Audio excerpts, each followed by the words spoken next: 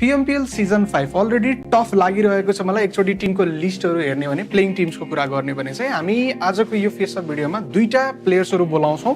दुईटै टिमको लागि चाहिँ एउटा राम्रो मौका रहेको छ यहाँ रिडिम गर्ने, आफैले आफैलाई इस्टाब्लिस गर्ने प्रोसिनमा एन्ड सो अन, बट उनीहरू फेल हुन्छन् कि सक्सेस हुन्छन् त्यो त हामी टाइम सँगसँगै थाहा पाउँछौँ। म कुरा गर्दैछु रबाट असल्टको अनि DAX बाट ग्यान्टेको।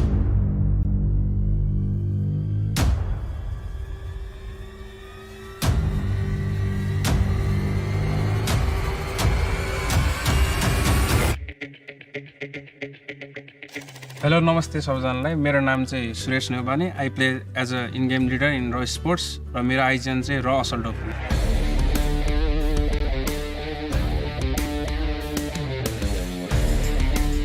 नमस्ते, मेरो नाम समीर गुरुङ, म डेट्रैक्स स्पोर्टबाट खेल्छु। मेरो इन गेम नेम DX गेन्टे, मेरो रोल चाहिँ आइजिएल।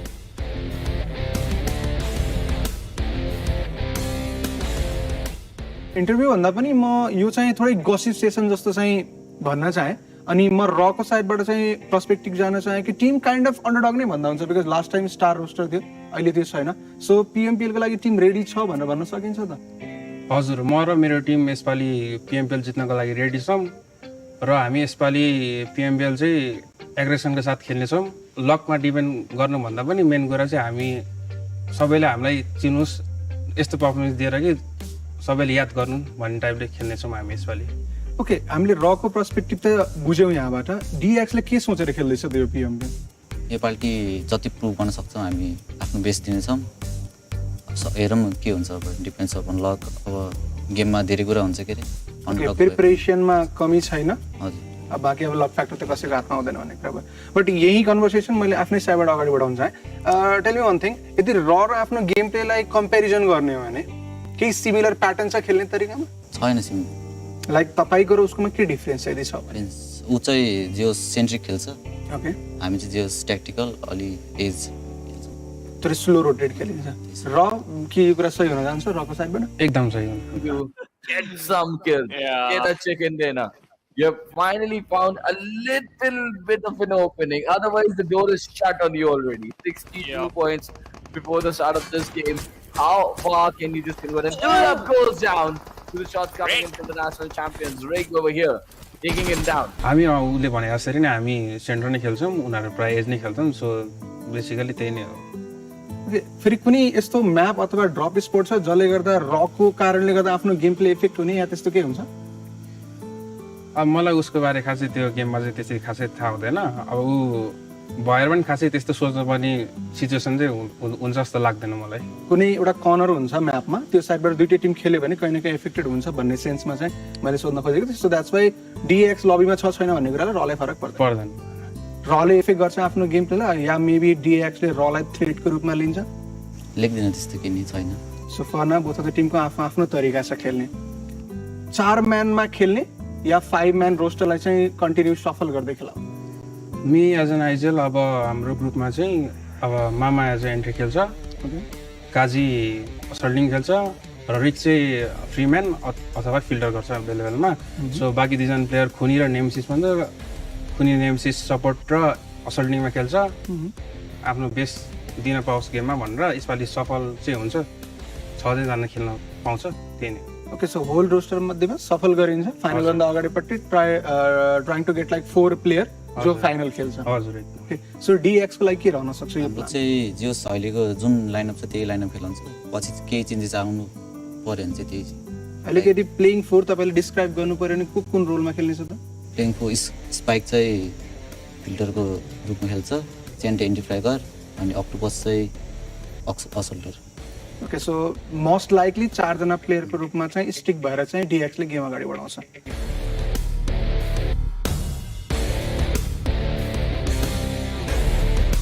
ओके असल्ट म आफ्नो साइडबाट रको बारेमा जान्न चाहे about the preparation and so on रको अलमोस्ट इच एन्ड एभ्री टुर्नामेन्टमा कुनै पनि रोस्टर अलमोस्ट सेम खेलेको छैन पिएमएनसीमा एउटा थियो पिएमसीमा एउटा थियो पिएमपीएलमा एउटा थियो मेरा च्याम्पियनशिपमा एउटा थियो बट आफू अलमोस्ट टिममा पहिलेबाट छ सो अहिलेको रोस्टरलाई लिएर आफू कन्फिडेन्ट इनफ छ यसमा परफर्मेन्स आउँछ भन्ने भयो हजुर अब स्टार हो भनेको अलरेडी होइन अप इन द स्काई सो हामी अन्डरडक्स भनेको चाहिँ हाम्रो एउटा हङ्गर हुन्छ कि एउटा जितौँ एउटा जितेर अब प्रुभ गरौँ होइन त्यही हुन्छ सो अब बाँकी टिममा जति पनि प्रेसरहरू आउँछ त्यो अब मैले ह्यान्डल गरिहाल्छु सो केटाहरूलाई चाहिँ अब पुरै आनन्दले खेल्न दिन्छु र यसपालि हामी सो गर्नेको छौँ कि अब अन्डरडक्स गर्न प्ले भनेर ओके र अन्डरडग प्लेयरलाई लिएर पर्फर्मेन्स निकाल्ने भनेर चाहिँ बारम्बार रिपिट गरिरहेको छ अडियन्सलाई सम्झाउनु पर्यो भने डिएक्स कसरी बन्यो अथवा पास्टमा के निकालेर देखाएको छ त्यो बारेमा कुरा गरिदिनु हाम्रो चाहिँ लाइनअप चाहिँ एकता स्पोर्टबाट फर्म भएको हो अनि त्यसपछि हामीले पिएमसी खेल्यौँ पिएमसीमा S2 आयो त्यसपछि अट्र्याक्स स्पोर्टबाट राम्रो अफर आयो त्यसपछि अट्र्याक्स स्पोर्टमा गयौँ अनि हाम्रो फोमेन लाइनअप थियो त्यसमा चाहिँ अक्टोपस थपियो अनि त्यसपछि अहिले चाहिँ हामी पिएमपीएल खेल्यौँ सो डिएक्स आफ्नो डेब्यू गर्दैछ पिएमपीएलमा कपल अफ प्लेयर्सहरूसँग अलरेडी एक्सपिरियन्स छ नयाँ प्लेयरको एडिसन हेर्दा पनि रिसेन्ट टुर्नामेन्टमा हेर्दाखेरि चाहिँ they are doing good so अब हामी बिट मारौँ यो कन्भर्सेसनलाई यदि पिएमपीएलमा आफ्नो ऱ्याङ्क कुन एक्सपेक्ट गरेको छ भने मैले रलाई सोधेँ भने के आन्सर गर्न सक्छु अब गोल भनेको चाहिँ #1 नै हो सो अब हामी खेलिरहेको पनि धेरै भइरहेछ धेरै भइसक्यो सो रिसेन्टली हाम्रो टुर्नामेन्टहरूमा पर्फर्मेन्स पनि राम्रै गइरहेको छ सो यसपालि पिएमपीएलमा चाहिँ हामीले यस्तो पर्फर्मेन्स दिन्छौँ कि जुन पर्फर्मेन्सले गर्दा सबैले रिमेम्बर गरोस् कि रले पनि यस्तो खेलेको छ है भनेर ओके सिम्पल अर्थमा भन्यो भने र टाइटलको लागि लड्नेवाला छ भन्ने चाहिँ यहाँबाट चाहिँ बुझ्न सकिन्छ सेम कुरा डिएक्सलाई सोध्ने भने कुनै पर्टिकुलर गोल रहेको छ फर्स्ट टाइम प्रो सिनमा हाम्रो चाहिँ यो फर्स्ट टाइम हो जो हामी चाहिँ आफ्नो बेस्ट दिनेछौँ हाम्रो त्यो हाई एक्सपेक्टेसन चाहिँ छैन जस हामी चाहिँ टप 8 फिनिस गर्नेछौँ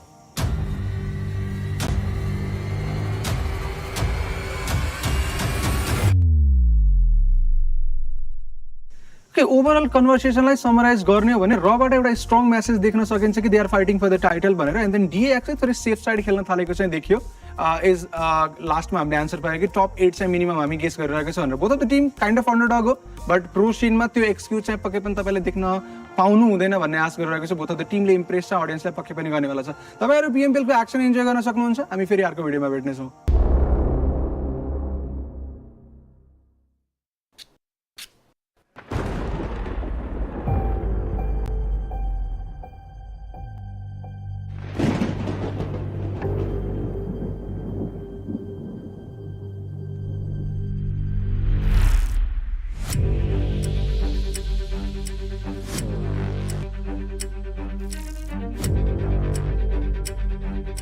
Each new era needs new champions.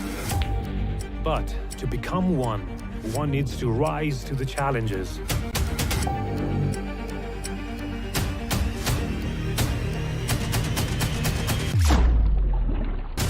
Persevere through failures.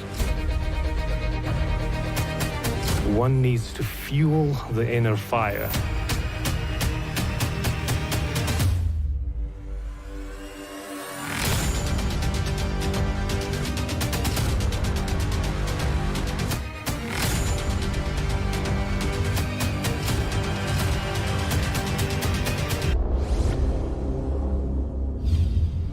PMPL South Asia Spring 2022. The dawn of new champions.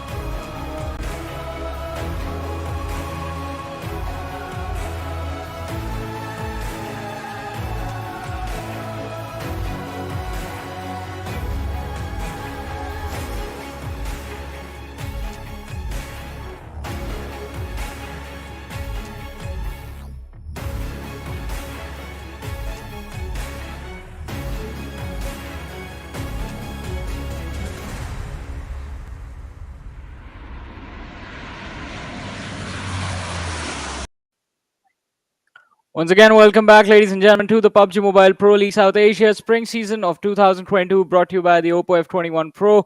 This is Super Johnny, joined by Ocean right next to me, ladies and gentlemen, and now begins begins the ending, basically, because it's the final day of the final Super Weekend, ladies and gentlemen. The top 16 teams will be finalized, and, well, the top 16 will head to the finals. We're in the end game now. That's what he wanted to say. Basically. But then again, it's like he wanted Captain America to say it rather than Iron Man, himself just, saying it for it. Because I believe your beard would resemble, if you just, just trim down the sidelines, you might just be the Iron Man coming up, and I would be Captain America. But then we'll talk about all those things later on.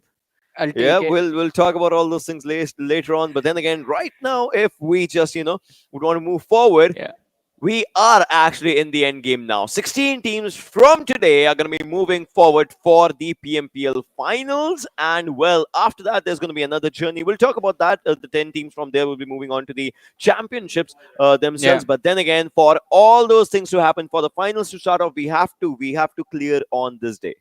Yeah, I mean, definitely. I mean, we have to finish this day, the 5 matches that are in front of us right now, ladies and gentlemen. And then we will have the 16 teams for the grand finals for the PMPL South Asia. And then we move forward to the SA Championship, where, as Ocean has just mentioned, only the 10 teams, top 10 teams from the South Asia finals will get an opportunity to compete over there and also compete for a lot more money, because money matters. And talking about money matters, ladies and gentlemen, we will have a look at the prize pool distribution for the PMPL SA in a little while. And again, I don't think we need to remind our audience as to what is at stake in every single game. $1,000 for the chicken dinner win, and along with that, the 15 points for finishing first in every single match. And yesterday, I think we were sitting at a very interesting point towards the end of the day, wherein DAX were closing in on the players of high voltage. There's not a lot of points separating the two teams, and today anything can happen. Day one, when we started the this final super weekend, we felt like, I think all of us felt like top 16 are somewhere fixed now. No one is going to be able to change anything in the top 16, but DAX have done a phenomenal job of proving us wrong. Well, let's have a look at the format itself when we are just having all these conversations as for what's going on, what's going to happen, what's not going to happen in all these scenarios. One thing is for sure, if you are not in top 16, well, you won't be a part of the upcoming journey. That's going to be a Pro League Finals, because today 5 games is all that you have to maybe secure a few more $1,000 for yourself, and then you definitely are just going to move forward. So it all comes down to today, and for that, Atrax, well, we'll see. Yeah, we'll have to see what exactly Atrax will be able to pull off in the 5 games that they have lined up. Although, I mean, high voltage, I want to know what is high voltage thinking. They are, well, being left a little bit behind from DAX in comparison to their performances just for this super weekend. So in the 10 matches that these two teams have played together, high voltage have only managed to secure 48 points in total, and on the other side, DAX have done 74 in the same time. So the average is definitely working out in the favor of Atrax at this point, and if this goes on till the end of the day today, then DAX is definitely going to be in the top 16, and high voltage, we're going to have to say bye-bye to them from this PMPL.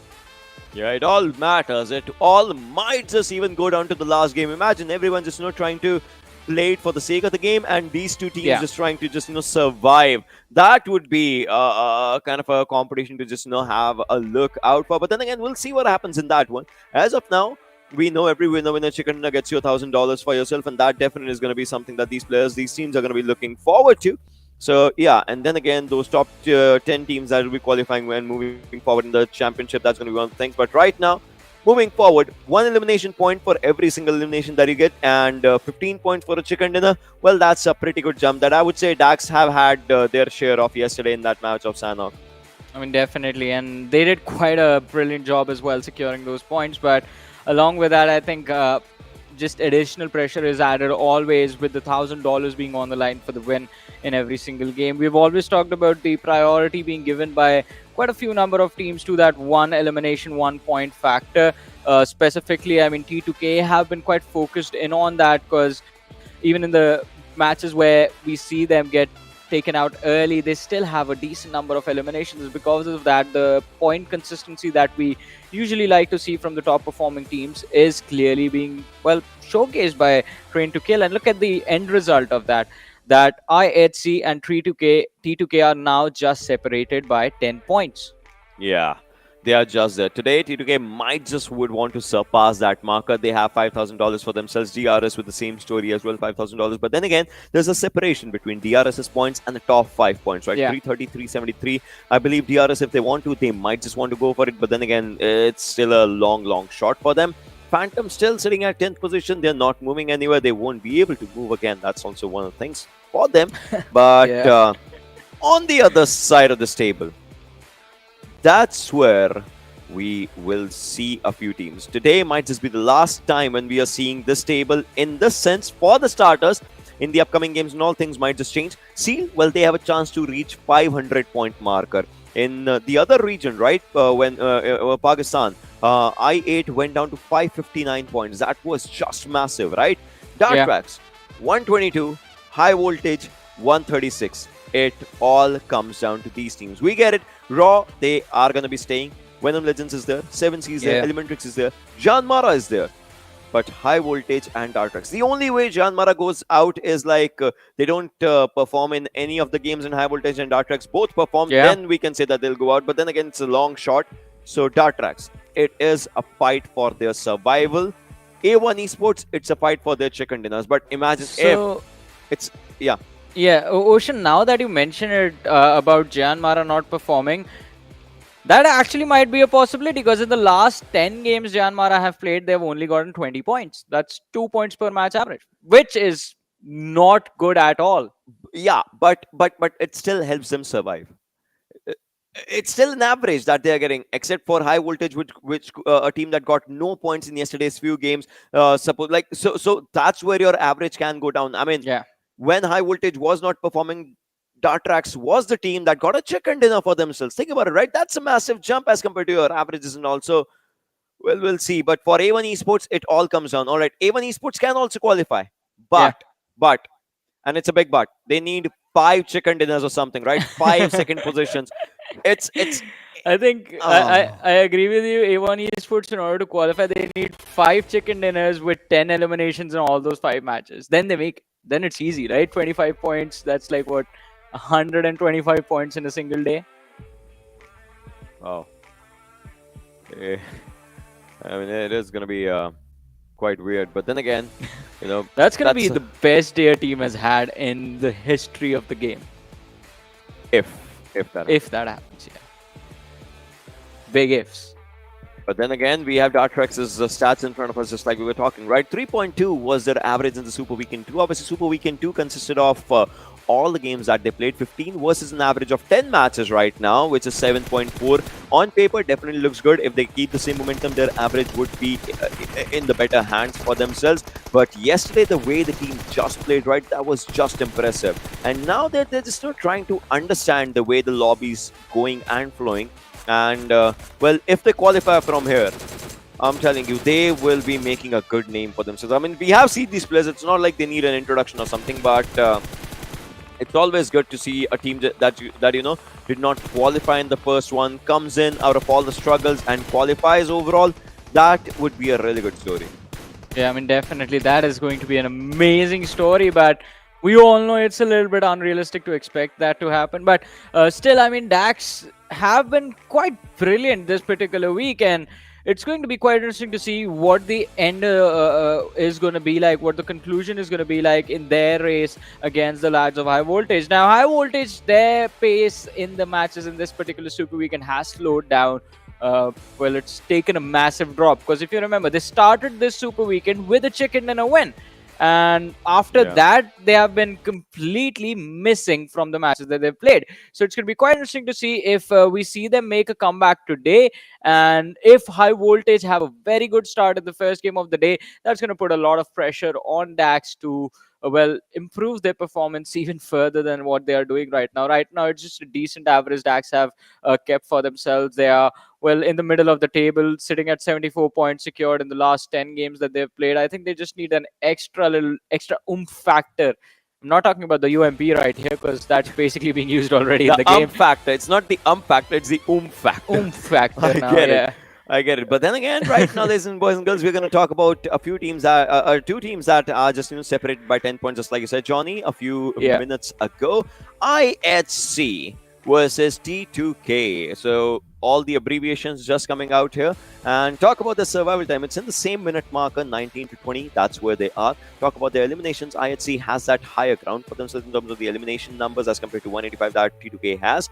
Damage dealt is such a good one with IHC that if they actually just manage to dish out 2,000 damage in each game or maybe 1,000 or something, they might just be closing in on 50,000 damage marker for themselves by the end of this day. But then again, we'll see if that happens. But this was a brilliant chicken dinner that just came on to the players. I remember this one. IHC, look at how they were just moving on, taking up the fights and everything. They were trying to pressurize the players, but then again, it was all kind of just in the havoc situation. But Alex, this player, you can talk about him. You can talk about him multiple times, and he is delivering. Yeah, he's definitely delivering, and it's definitely looking quite solid. But from the side of T2K, I think yesterday we saw a little bit of a slip up from Sandesh again and again. But on the other side, Jane, Legend, these guys stepped up quite nicely, and even Siyog was doing quite a brilliant job in the matches that T2K performed in yesterday. And It's definitely looking quite intense between these two teams, but I think the main difference, if I was to notice between the playstyles of both IHC and Train to Kill, is just going to be the flashiness of the fights that they go for. I think IHC tend to be a little bit more flashy because of how aggressive Alex can get when he's backed up by Godless right behind him, and how much of a monster Zeol can turn into when his back is against the wall. On the other side, Train to Kill, I think they have their own set of strategies that they like to stick to, and if it works out for them, which in majority of the cases, I mean, they are doing pretty well, so it is working out quite nicely. I mean, they look pretty nice, but as soon as they lose one or two players inside of the match, then they start to struggle, and survival is not something that I think Train to Kill will have completely like 100% figured it out. They are 90% done with it, but in those worst of the worst moments when you are just No. forced to just completely back off from the action and just go hardcore So- survival mode, kind of what Extreme did in game 1 of this week. You know, That is so- something that I'm talking about. Yeah. So I would say, just like you said, Extreme did that in the first game. I get it, but Train to Kill, they are still relying on their raw power. If Yeah, we had a chance, completely. if we could just have a comparison of maybe the game styles of Train to Kill and Vibes, we could have seen that difference in a massive way if you just think about it. Because Yeah. Vibes was playing so tactically, so flawlessly. T2K is doing really good, but then again, it is that miss comes up, and well, I guess they're not dropping good. Yeah, they I mean, they aren't. But talking about drops, we have some drops for you, ladies and gentlemen, and they are going to happen in the PUBG Mobile Esports South Asia chat. So make sure you're watching this broadcast on the PUBG Mobile Esports South Asia YouTube and their Facebook, or their Facebook. In fact, you can't watch both at the same time. Well, you can, but If why? you want a higher chance, you can. You can, yeah, if you want, if you're too hungry for skins, I mean, you can definitely just multiply your chances, watch on both, tune into Facebook on one browser, tune into YouTube from the other one, and just wait for the question and the drops to happen in the live chat. Keep your eyes open, watch the games, like, be entertained, and also wait for the skins. Skins are, like, fun to have. I think Ocean is going to be one of the spokesperson I can vouch for it. just yeah, Ocean is going to be the spokesperson for owning skins in game from this point. But talking about the schedule, ladies and gentlemen, we do have this game schedule starting from Erangel, moving to Miramar, then Erangel, then Sanhok, then Erangel again in the end, and that's going to be the final Erangel of the day of the league play days Today we're going of to be the Super Weekend. Yeah. Yeah, exactly. Today we're going to be looking forward to the final Miramar, the final Sanhok, and at the end the Yeah. final Rangle. But right now we're going to be moving from the third last Rangle as of now for the Super Weekend, because we have 3 Rangles only, and you can see Vibes has that higher chance now coming up as against Stalwart. So that's really good. But then again, it also comes down to the circles. Yesterday we saw a military circle Yeah. coming up.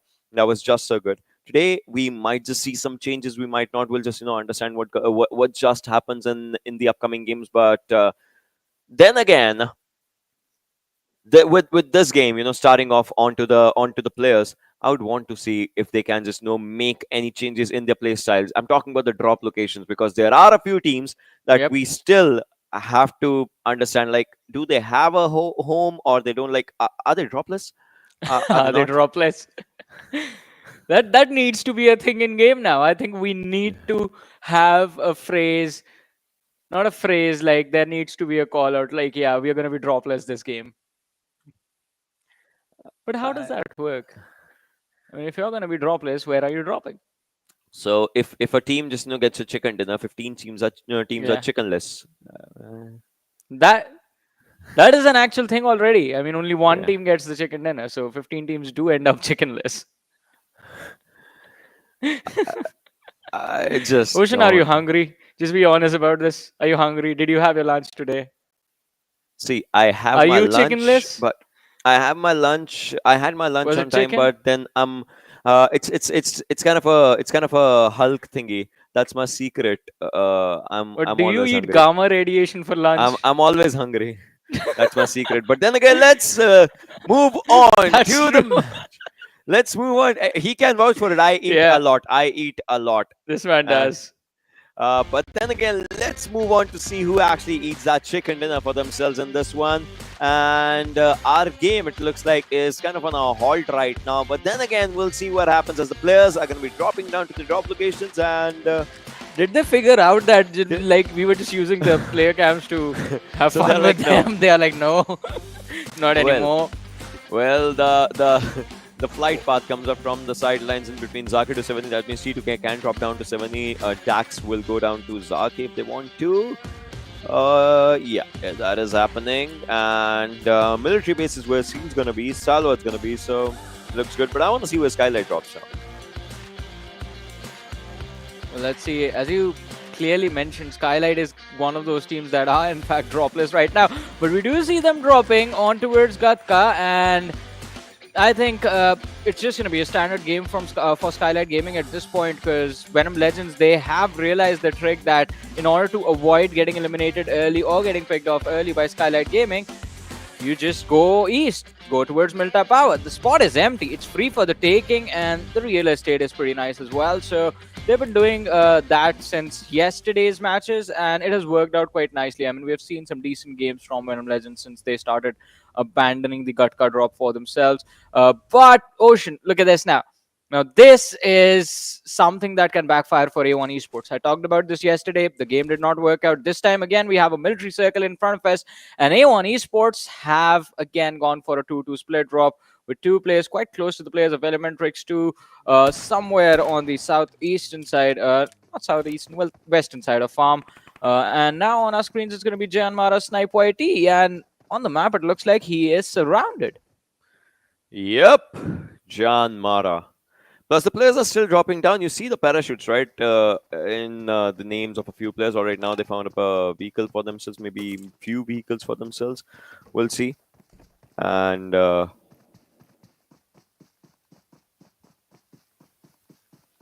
it's just about the initial loot point, right? That is happening for the players, so they don't have to worry about anything. Gunner, he has that buggy. He's coming to rescue his teammate, probably give him a lift, and Uber ride just arrives, and now they're going to be moving forward for their own loot, which obviously is needed for the starters, ladies and boys and girls, as the games have just begun. And right now, on the other side, we see ElementriX's players. Oh, Skylight's AJ just gets a vehicle and is moving away. Well, let's see. I mean, everyone is... Well, no one is interested in taking a fight right now, but I think Liquid does not have an option. All right, so just hiding underneath the truck, trying to protect himself, but I think it's a little too late since Memo has already spotted him out while he was running towards that truck, and now he clearly sees him out in the open. This should be an easy kill confirm right here. A lot of damage dished out, but what are you doing? Just finish him off. He's out in the open. Take him down. No! What? Oh, he got away. Yep, it did. It did. ElementriX just, feeling a lucky day for themselves. But Memo, I think he won't be able to get away from this one as he's spotted down. Look at the difference. Like, A1 Esports is trying to just, pressurize Memo, who actually has a safer spot for himself. But then again, he needs that backup. The other players of 7C on the other side, he needs them to maybe just, give him a lift or something. But I guess they're not coming to him. I don't know what's happening. I think they are going to go to him. It's just Sinister who needs to back off, because while the lads of 7C Esports were a little bit closer comparatively, A1 Esports, as we talked about earlier and saw on the map, they have gone for a 2-2 split. So Sinister is pretty much in an isolated position right now. So he needs to back off, and he knows the lads from 7C Esports are going to show up as well. If he goes for this fight, if he pushes this on Memo, then it is going to be a bad plan of action unless he manages to clutch out the 2v1. It is going to backfire on him. But let's see what is going to happen. We could have had the first elimination already, but Liquid just... Well, yeah, he just slipped away, so he lived up to his name. Ooh, revenge. Talk about revenge. Ocean 7C Esports now putting pressure on A1 Esports. And they almost have found the knock, but 6-9 from the Ray is going to take Memo down. And Pressure is going to be stuck in a 1v4, dishing out damage on 6-9, but Dante... Or in fact, Jax is going to be the man finding the opening. And ladies and gentlemen, that's the first blood. Fresh is being finished off. And Memo is going to be shut down as well. A1 Esports is enjoying it. They're enjoying every moment of this one because, well, they have taken players down. They have been returning the favors nowadays the way A1 Esports is playing. In fact, this Super Weekend, they wanted to make up a big mark. And they're still trying. They're trying to find a good place. I mean, we saw Dante doing really good in the first days. Miramar, in fact, for themselves.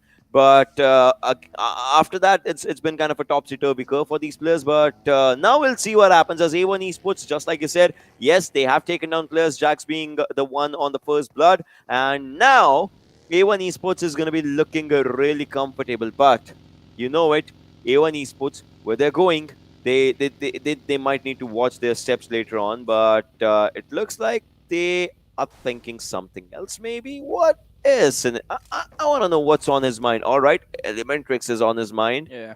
So we will see. I think since it's quite a similar circle to the match, I think it was the second Erangel yesterday. Correct me if I'm wrong, Ocean. Was it the second or the first Erangel where we saw the military circle?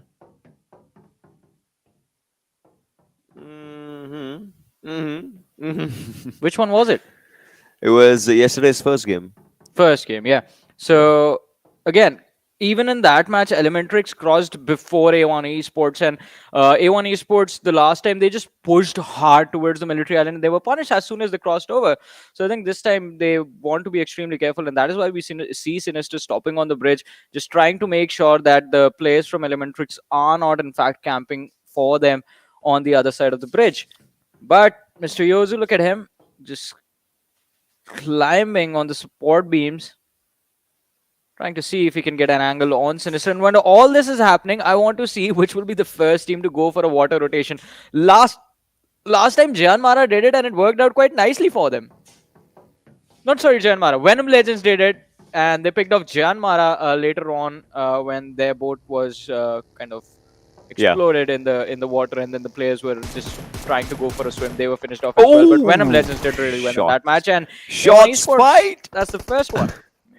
Fight! We wanted a fight. We're getting a fight, and now Orangey with his VSS is taking down A1 Esports' players. Dante, look at him just, on the sidelines of the bridge is where he is. ElementriX's players, you can spot them down. Hyozu is on one side. 6ix9ine, as we can spot him out as well. Jax with that smoke on for himself.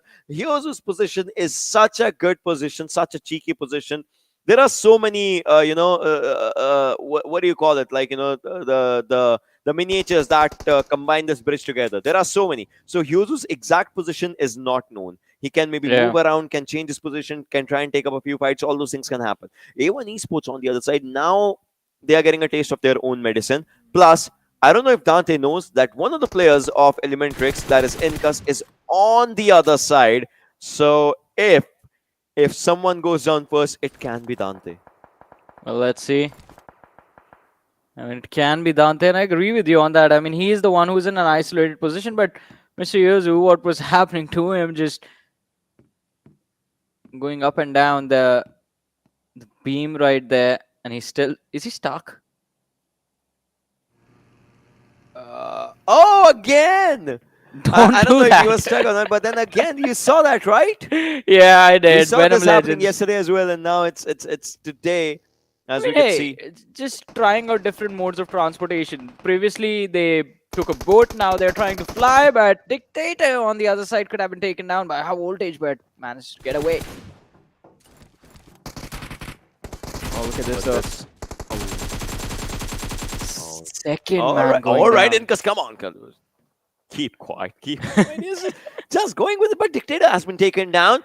On the other side, Venom Legends are just, faltering down in all these situations. JyanMaara's players, you can see them as well, kind of struggling around the blue, but then again, they need to get to the other side. That's important. That is going to be extremely important for the players. JyanMaara, as they are right now, they need to make up their marker, but looks like they would want to give up a few shots on the other side of the players of Venom Legends, who just arrived. But now they were on land, and we know how the game goes down. Although Steel Shot gives up a few shots and takes one play down. Yeah, I mean, going ham on the players of JyanMaara again. Venom Legends trying to salvage the situation that is looking pretty bad for them right now. They have lost 2 players from their side, and now in a 2v3 situation against the players of JyanMaara. Let's see, Ale was knocked out. He's getting a revive, but Reaper bot from the squad of DRS is going to try and take Legend down as he drives right in front of him. But utility exchange between No Fear and Steel Shot, none of them managed to connect on the other. M4 in his hands, being quite patient, no fear, hiding behind a rock, popping up those boosters. It's the painkiller that he is using right now. On the other side, the two teams that like to land on Military Island have collided. Seal Esports going up against Stalwart Esports, and it's Seal who have just found the opening pick. They have just found that for themselves. But right now, JyanMaara's and Venom Legends players, they are still struggling against each other. Now, this is kind of like, obviously, I get it. You have to rotate and everything, but your time's getting wasted, right? You're wasting your precious time, which could have been just utilized in the rotations. On the other side, IHC in front of Deadeyes Guys. Oh, I thought he would be ramming True Love, but then that did not happen. Alex on the other side, Godless goes for the finish, and he has spotted down True Love, I guess. Deadeyes Guys' players, they are just around here. Godless is shooting in the wrong direction, but then again, doesn't matter, as it was Godless who will take the player down. IC has been taken down on the other side. Now it's time to give him a cover if the players can. And we will see as Shari, with the 3 times, he's just trying to rain hellfire. I don't know if he can, but Chief was getting shot at. So he needs to survive. True Love's down as well. I don't know what Godless can do. Look at Zol's HP. So it's Godless all by himself. Yeah, I mean, Zol. Oh, he's Malik wipes! I thought he was just gonna heal up and come back, but no, Zol is taken care of. IC is gonna be there. It's just Godless and Alex. Zol is gonna be finished off by Joker from the side of Vibes, so they know there's one more team moving in from their rear, and IHC, they will have to be extremely careful about this. Godless finally securing the elimination point by finishing off True Love from the side of Deadeyes Guys, but he has been spotted out now. Joker is lining it up, goes for the trigger, pulls it quite nicely and sprays the clip onto the face of Godless, finding the knock. IHC, well, I think the elimination is just all but certain. Yeah, it is. Alex, look at him just, surviving. IHC not off to a good start. And you know what, Johnny? Yeah. If IHC is not off to a good start, T2K needs to understand that. Yes. Point difference. Oh my God. T2K already have. I hate to quote one of my friends, though. Fixes, but there is so much masala in here. Oh, did you just say you hate fixes? What? No, what? I don't want to quote my friend Fixes, but I know he just doesn't consider me as his friend anymore. What does he consider you as then? I don't know. What's the current status between you two? Looking for friends. Looking for more friends to rank push in the game. Oh yeah, that seems to be a trouble nowadays with us specifically, because you guys play a lot, and then some of us have taken, specifically me, have taken a long break. I can't grind anymore. I'm not as young. I can't just stay up all night. Well, don't worry. If you're just talking about it, don't just worry about it. But then again, ladies and boys and girls, this is how we are starting, as ElementriX's players are just being taken down one by one. Liquid's on one side, but then again, he's moving on, as Eisenberg was just wreaking hellfire. It's kind of a domination of the bridge. Firstly, it was one team, then the other one comes, then the other one comes. So all in all, now Savage is on the front foot for this fight. Although they have lost John on Hershey, but then again, no hate, just being coming down for the players for themselves, because they just understand what's happening. On the other side, T2K is on the receiving end from Stalwart side. Oh, train to kill. The players are going down as Top takes down 3 players. Wait, what? Top just going berserk, and T2K. Oh, Ocean, we were just talking about T2K and how they need to seize the opportunity where IHC were not doing too great. And keep in mind that IHC is still not out. They're still in this matchup. So if T2K get eliminated early, then they lose their opportunity in this game to topple over IHC and secure a spot in the podium in the top 3. And they will have to wait a little while. But for now, ladies and gentlemen, Eisenberg from the side of Savage Esports sees the players of Wipes closing in. Now takes a lot of damage from the flank guy. Is going to get taken out. It's Ryu from behind enemy lines. Just doing a phenomenal job reducing the numbers of Savage Esports after Eisenberg and Neef also falls. Sanchir is going to be the last player surviving, and he was just given one task to go find a spot inside the circle. But has succeeded for now, but finds himself up against the players of DRS right in front of him, and Wipes still on the bridge. Exactly, he's the last one surviving now. What can he do in the situation? Does not have any teammates, does not have any friends right now to look out for himself if he needs some cover or anything, a cover fire or anything. So that just, might just be a bad situation. But I guess he's gonna just find his way in that house, maybe for a while, and then would want to look forward. All right, Top gets 2 confirmations for himself. Leo on the other side was just there, but then again, no fear from JyanMaara is just wreaking havoc. Takes down 1, takes down 2 with the last bullet, connecting. And Praveen is just out there, just, goes for a retaliation fire, would want to go for that finish. Praveen and Extreme are surviving. And we'll see what happens as Praveen is trying to move forward. Extreme just gets that confirmation for himself. Will they be able to save their teammates? That's one of the questions. And look at that sealed shot. Sealed shot. What can he do? Grenades are coming onto him. He needs an umbrella right now because there is a hellfire pouring over on this individual from all the directions. It's Seal. And he understands it. He's taking up a fight. He still wants a fight. But then again, the circle might have a different story for him to write. Well, let's see what's the story gonna look like. But on the other side, let's see. Venom Legends, all the players are really low. Just 1 bullet each, and they're gonna be taken out. Leo trying to connect his shots, but misses the mark. Now he's gonna take a lot of damage in the trade. But DRS, look at them. Killer YT has been knocked out. Rules, he's trying to see if he can finish off Sanchir, and Sanchir, just a one-man army, just looking to destroy the players of DRS. Rules is barely left with any HP, but goes for not a drop shot with the PP buys, and he prone first, waited for Sanchir, and Sanchir just, well, I don't know what he did. He just ran in his crosshairs and just got taken out. Look at that. Top is starting off again. Top with the mini takes down 1 player from Skylightz. I know what's gonna happen in all these situations. And Seal's Wally is moving on to the other side. The circle, A1 Esports' players. Skylightz, they are inside the circle.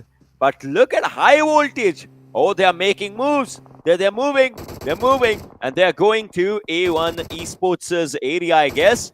And I guess that's going to be a fight. A1 Esports versus High Voltage is definitely going to happen. Look at this High Voltage players. They're just moving in. Takes down 1 from A1 Esports. That is going to be the end game for the players. But then again, there's 1 more. They spot him out. But 6ix9ine just takes 1 player down. Want to go for the finish. It's desperation finish that he's going for. But then again, did he go for it? No, he does not have any kills for himself. Oh, he gets taken out. High Voltage. They acquired this place. And A1 Esports is out. Well, A1 Esports also forced to take an exit from this matchup. And now, let's see what is going to happen to the rest of the teams, as T2K also picking up a fight against Venom Legends. Skylightz Gaming also had them pretty much pinned out in the open. So it's going to be quite interesting to see if Venom Legends can be wiped out early in this matchup. High Voltage is the last 2 players surviving. Extreme and Vadu are going to be there. It's the Alex. Oh, no! Wow. Joker just quite lucky spotting this man out completely off guard, just finishes him off. And Ocean opens up the floodgates for T2K to capitalize in this game. But the unfortunate thing is that T2K are just down to their last player as well, Legend. And Legend somehow needs to make it into the top 4, into the top 5 with a decent number of kills. But after INC, no!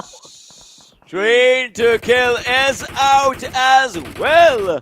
And now we are down to 10 teams, 29 players surviving. If we just talk about it, Seal, they have 3 players. They have 3 eliminations. They would want to go for more. But they can be stopped down from Stalwart on one side. That's playing on the edge, surprisingly. This team likes to play not much from the edges nowadays. But then again, they are just, moving on to their old guards. Vibes on the other side, they are just out there, and I guess DRS would want to go for a fight against Vibes. Will they? Because I guess the players have been spotted down. Jiggle just going for a few shots. He has been spotting down players left, right, and center. But then again, he would be taken down by Reaperbot, and the vehicle follows onto him by Delta, taking him down. Malik's on one side as well. A smoke might just be deployed right next to him. AJ takes down 1 from DRS. It is not at all looking good. Vibes taking down for the confirmation, and DRS is left with 2 players as 1 more will follow down. Killer would be taken out of the lobby, and that's a confirmation for Skylightz. Oh, DRS still taking up a fight. They are doing good as they are taking down the players of Stalwart. Yeah, they're doing pretty phenomenal, but I think they completely forgot about the players from the side of Vibes and Skylightz Gaming, in fact, because Delta is going to be taken out. And, well, the entirety of DRS is just going to be completely wiped out in a matter of seconds by Skylightz Gaming and the lads of Vibes just collapsing upon them. But let's see, Venom Legends still present in this matchup. Steel Shot, as we do see him finding an opening on the players of Seal Esports, will instantly be finished off. Baron now going for a revive onto Leo. Seal Esports left in this match with just a 3-man roster. Stalwart Esports are doing quite well for themselves, and Vibes as well. Look at that. Vibes have secured 9 eliminations so far in this match, and they are left with 3 players. Yes, they have. They have just secured good elimination numbers for themselves, and as of now, just like you're saying, right, they would want to go for more and more and more for themselves. We'll see how that just comes up. Pika is moving forward, just getting and making those covers for themselves if they can, and slowly and steadily though, these players are still trying to make up good places inside the zone. Look at Seal. They might just be struggling because they're looking at ElementriX. That's a long picture, but they are not looking at the immediate threat. Incus is still actually spraying down on these players, trying to pressurize them. Pika on the other side. Is he moving on Skylightz? Oh, Stalwart is moving on Skylightz. This is going to be a good fight to witness. Nima had a grenade in his own hand, but then again, he's just waiting for the information to flow. But let's see when exactly will it happen on the other side, though. I just want to say this, that Dax and High Voltage, both the teams that we were talking about, they are present in this game. They're still present in this game, and this, I think, could be the match that decides Ocean what the top 16 are going to look like. And not decide exactly, but make the fight more interesting. But Skylightz Gaming, look at the utility exchange. Wally's quite close. And that wasn't a position you could comfortably hold. So he's going to be knocked out. Now Leo's going to be the last surviving player, and he gets taken out as well. Skylightz Gaming doing a phenomenal job, just finishing off and dealing with the players of Seal Esports. Now we're down to the top 7 teams. 17 players alive. Where's the circle going to shift? Who is going to have the advantage? Yes. And the airdrop is in there. And also, Stalwart Esports, look at their position. Stalwart has a brilliant position in the zone. Vibes as well. We wanted this old Vibes. We're getting it. High voltage. Well, they wanted points so that the gap actually increases between them and Atrax. This game is such a good game for so many teams, so many players. Skylightz, this might just be their game to just change of their destiny so far. Atrax is there. High voltage is there. Both the teams struggling, surviving, doing everything, whatever it takes for them just to move forward. On the other side, Erangel goes down, ElementriX is going down. High voltage would want to go for those confirmations. Get it as soon as you can, otherwise Skylightz has the eyes, but there it is, ElementriX, they get eliminated as AJ just takes down Incus. The other players being taken down by the players of High Voltage. 6 teams and 14 players. Well, let's see. 16, 14 players. Skylightz Gaming with all their players still present. High Voltage with 2, Dax with 2, Stalwart Esports with 3, and Vibes with just Malik and Joker left. Skylightz Gaming, they're looking to just be the king of the hills at this point. Just taking on everyone around them. Mafia Ninja, we did see him take a few shots onto top from the side of Stalwart Esports. Pika is a little overextended, and that could backfire for the team as nades and utility are going to be lobbed upon him. And he has taken a lot of damage. One more is going to be tossed out along with a Molotov being lined up, but it falls right in the front of the tree. So it's not going to accomplish much, but oh, Galson's nade could do the trick. And there it is. Pika is burning alive, takes a lot of damage, is going to get knocked out. And I think that's just going to be a finish on to the players of Stalwart Esports as Cry has been knocked out as well. That means it's just stop the last player surviving for the side of Stalwart Esports. And Vibes actually collecting those. Yeah, they're collecting those, but I've never seen Skylightz getting so angry. They're angry on everyone that they can see right now. And Johnny, man.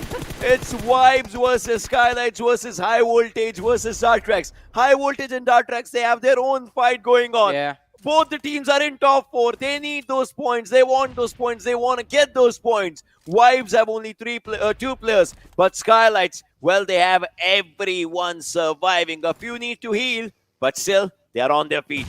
I think Skylightz Gaming is in the perfect position to win this game right now. But as far as the situation between High Voltage and Dax is considered, I think High Voltage are doing much better because they have more elimination points. And look at that. As I said, Vibes Malik is just going to spot out Gyante from the side of Atrax and finish him off. So Dax is down to the last surviving player, which is Spike. And it's not going to be easy for him to make it into the top 2, into the top 3, since he's all alone outside, quite close to the blue zone. Really far away from the safe zone as well. So it's a long crawl that he has to work upon, and well, somehow figure out a way to survive to the late game stages, to the literal end game of this match. Look at Malik and Joker. This can work out for them, but oh, not for Spike. He's just out, down to the top 3. And hey, high voltage are here in the top 3, by the way. No one can steal this game away from Skylightz. Yeah, for sure. But there's a thin line in being confident and overconfident. We'll see what happens. Mafia Ninja, look at him crawling down to take the information. He can spot down Malik, but will he be able to spot down Joker? That's one of the questions, because Joker is quite close to the ridge and Malik is on a slightly lower side. Mafia Ninja's there, agent. Look at them just throwing everything that they have: smokes, nades, covers, whatever they can just form for themselves. They're just going for it. Their vision from one direction, they want to deny it. They are trying to deny it, but then again, look at that high voltage. The players are on the other side. Skylightz want to take a fight against high voltage, but in this, Vibes might just be having a really comfortable chance for them. Look at the players just sitting in that vehicle. The bug is taking those TPP angles for themselves. Badu is spotted down. He might just be taken down slowly and steadily. The players are going for it.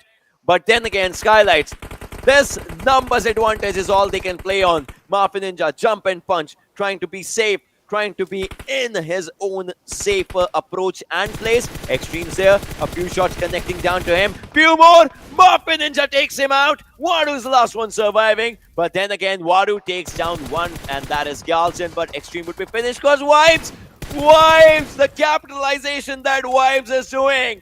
Oh my god. But look at that, Vibes' Joker goes down and the capitalization gets done by high voltage. Oh no! Skylightz so many elimination points, just not theirs. I mean, Skylightz Gaming are going to be very upset about this. They could have had 20 eliminations in this match had it not been for Vibes for half the match. And well, now also the players from high voltage. But let's see, it's a 3 versus 2 versus 1 versus 1. And well, first Dax high voltage was out, and then in the end Vibes were finished off as well. Skylightz Gaming securing an amazing chicken dinner at just 12 eliminations. This Wow. 12 could have been 17 if I'm not wrong. I mean, Of so 16, 17 if I'm not wrong. I think 17 is very easy. I'm just assuming 3 eliminations getting stolen from you in a game is not a big deal. So I'm just going to add 3 to that and say 20 eliminations should have been the marker for Skylightz Gaming based on how they were playing in this game and how aggressive they were. And plus, I think Ocean, we were quite critical about Skylightz Gaming this entire tournament. The entire league stages, in fact, from day 1 till yesterday. I think Well, we they get get $1,000 for themselves, right? Yeah. That is important. They get those $1,000 coming up, and they're gonna be happy for that. But oh my god, those elimination points, just theirs, but not theirs. Also, another thing I need to mention is now, as we talked about earlier, there's going to be a lot of pressure on the players of Dax because high voltage actually has a lead at this point. They got 10 eliminations plus they get 10 placement points. That's 20 points. There was a 14-point difference already. 34 points separating the two teams. Well, 34 points based on where Dax were before. I still need to look what the calculation is going to be like for Dax because I don't remember how many eliminations they got. They have 8 I guess placement only points, 1 so. or 2 or 3, something like that. That like not So more than that. 10, if I'm not 11 wrong. points they got from this game. We'll find out, ladies and gentlemen, but after this very short break.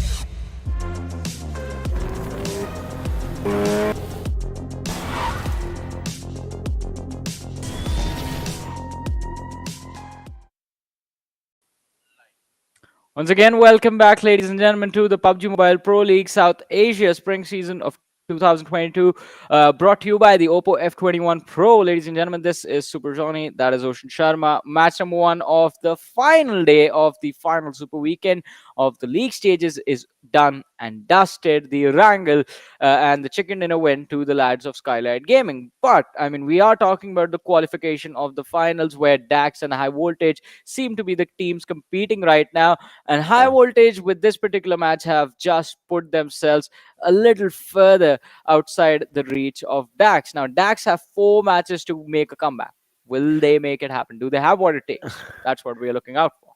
I mean, they definitely got more points for themselves, but that just, that keeps it, that still keeps it in the question if Yeah. Dax can do it or not, because it was just one game. Just like you said, 4 more to go. Those 4 can change a lot of things. And well, let's talk about someone who changed everything in this game. We're talking about the MVP, the most valuable player, and it's going to be AJ with 8 eliminations.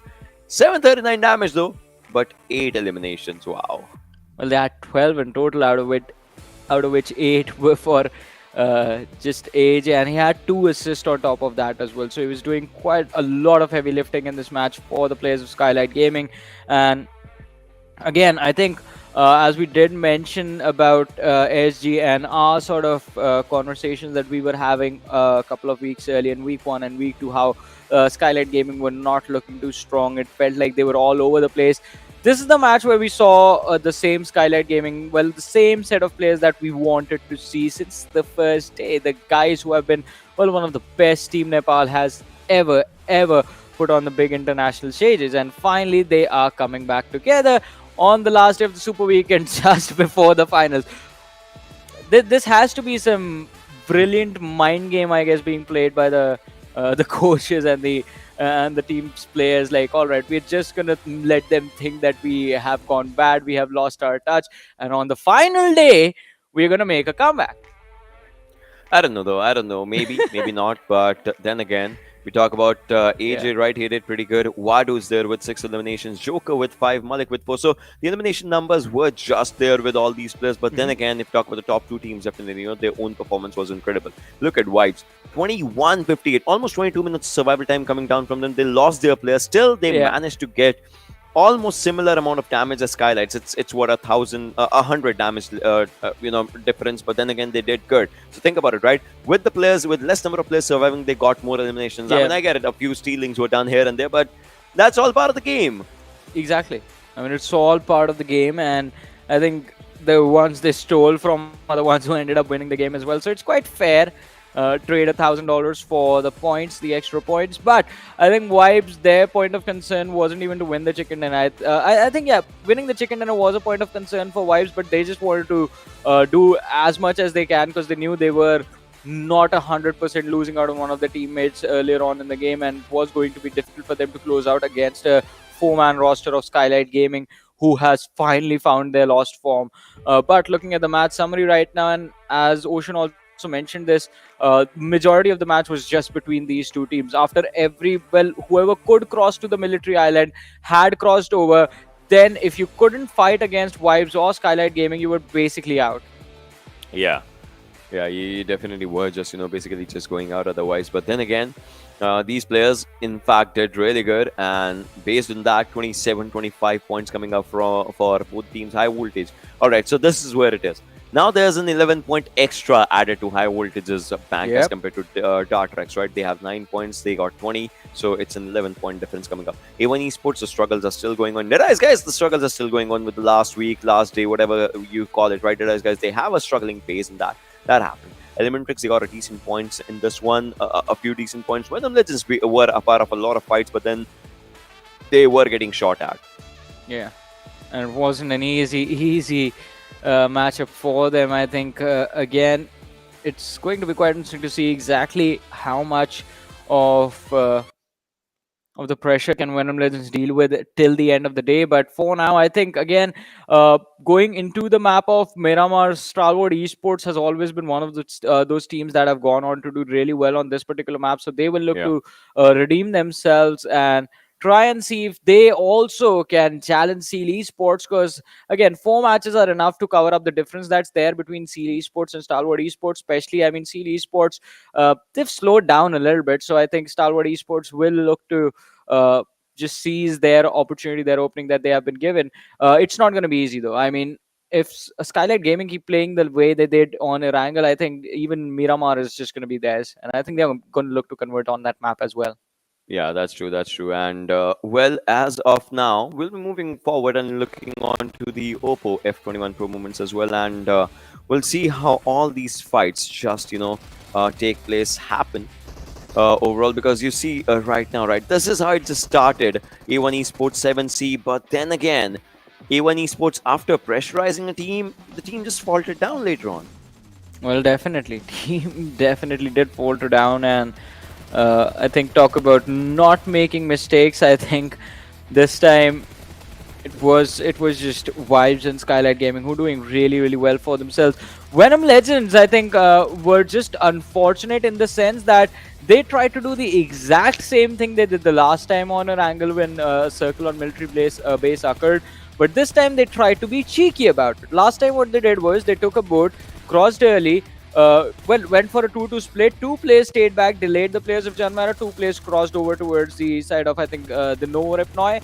And from there, they let JyanMaara go on purpose, tried to sandwich them, and then we saw JyanMaara getting finished off in the water. That was the story last time. This time, they just got picked off early and just couldn't move at all, because of which they had to struggle. But then we moved to basically the late game stage, where it was just a free-for-all at a certain point, wherein no one had any cover. Everyone was out in the open. You saw even the slightest hint of a player being present in any certain position, you were going to go for it. There was nothing stopping you.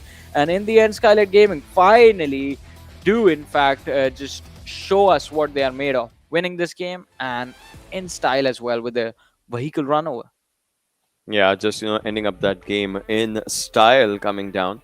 So it just looked quite good. And if you talk about it, right, Skylight's, Vibes, High Voltage, these teams did pretty good, in fact, for themselves, with the multiple points getting secured amongst these 3 teams. Think about it, right? They got like what? They wiped half the lobby themselves, whilst the other teams were struggling. So yeah, it was good. Yeah, it was good indeed. But let's see. I mean, can the form be sort of transition into the next match, especially for High Voltage? I mean, the team that's literally chasing them chased them even in this game. But let's have a look at the overall rankings, because from the damage graph, it looked like only 3 teams are playing. But I mean, Skylight Gaming have taken the 7th position away from Deadeyes Guys, with just a 6-point difference between the 2 teams. And I think they're just going to look to keep on moving further and further into the overall rankings. But now there is going to be a slight pause in their climb, unless they just pop off in a very unpredictable manner in the next match, because DRS, they are sitting on the 6th with 334, and Skylight Gaming have just gotten themselves on the 295-point marker.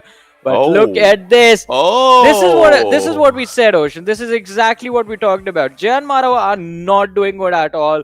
They need to step up. Otherwise, they are the ones going out, and not High Voltage. But Dax, the pace needs to be picked up. I think this is not going to do it, because Dax, even though they survived in the late game stages, they did that with, I think, just very few elimination points. So they definitely need to just be a little bit more aggressive inside of the game and try and secure those elimination points, which, trust me, they will be very important, and they will be the reason if Dax makes it or not. It's just going to be those elimination numbers. Oh my god. So right now, if we just think over it, Dax, these 4 games, they'll have to 22 make points. Yeah, the most out of it, given the fact JyanMaara doesn't, given the fact High Voltage doesn't. So it is going to be extremely important for them. Obviously, we are left with last Miramar, second last Rangle, last Sanhok, and then the last Rangle coming up as well. So for a few teams, it might just be their last. So they have to make the most out of it. So let's hope for the best. Yeah.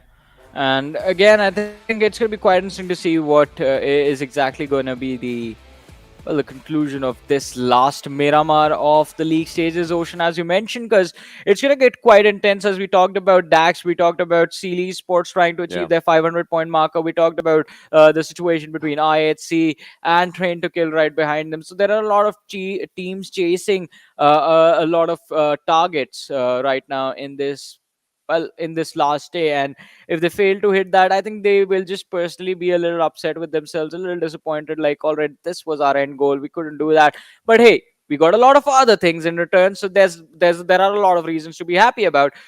Not for Dax though. If they fail to qualify, then you have every reason to be upset because you're not going to be playing the finals. And I think it is going to be quite clear. Ocean, as you mentioned, I think 22 points. The difference is not that much between them and JyanMaara, but I think Dax, they need a chicken dinner right now. If they don't get a chicken dinner on Miramar, and if the next Erangel they also don't win, then I think the chances of Dax making it to the finals, they're going to be very, very slim.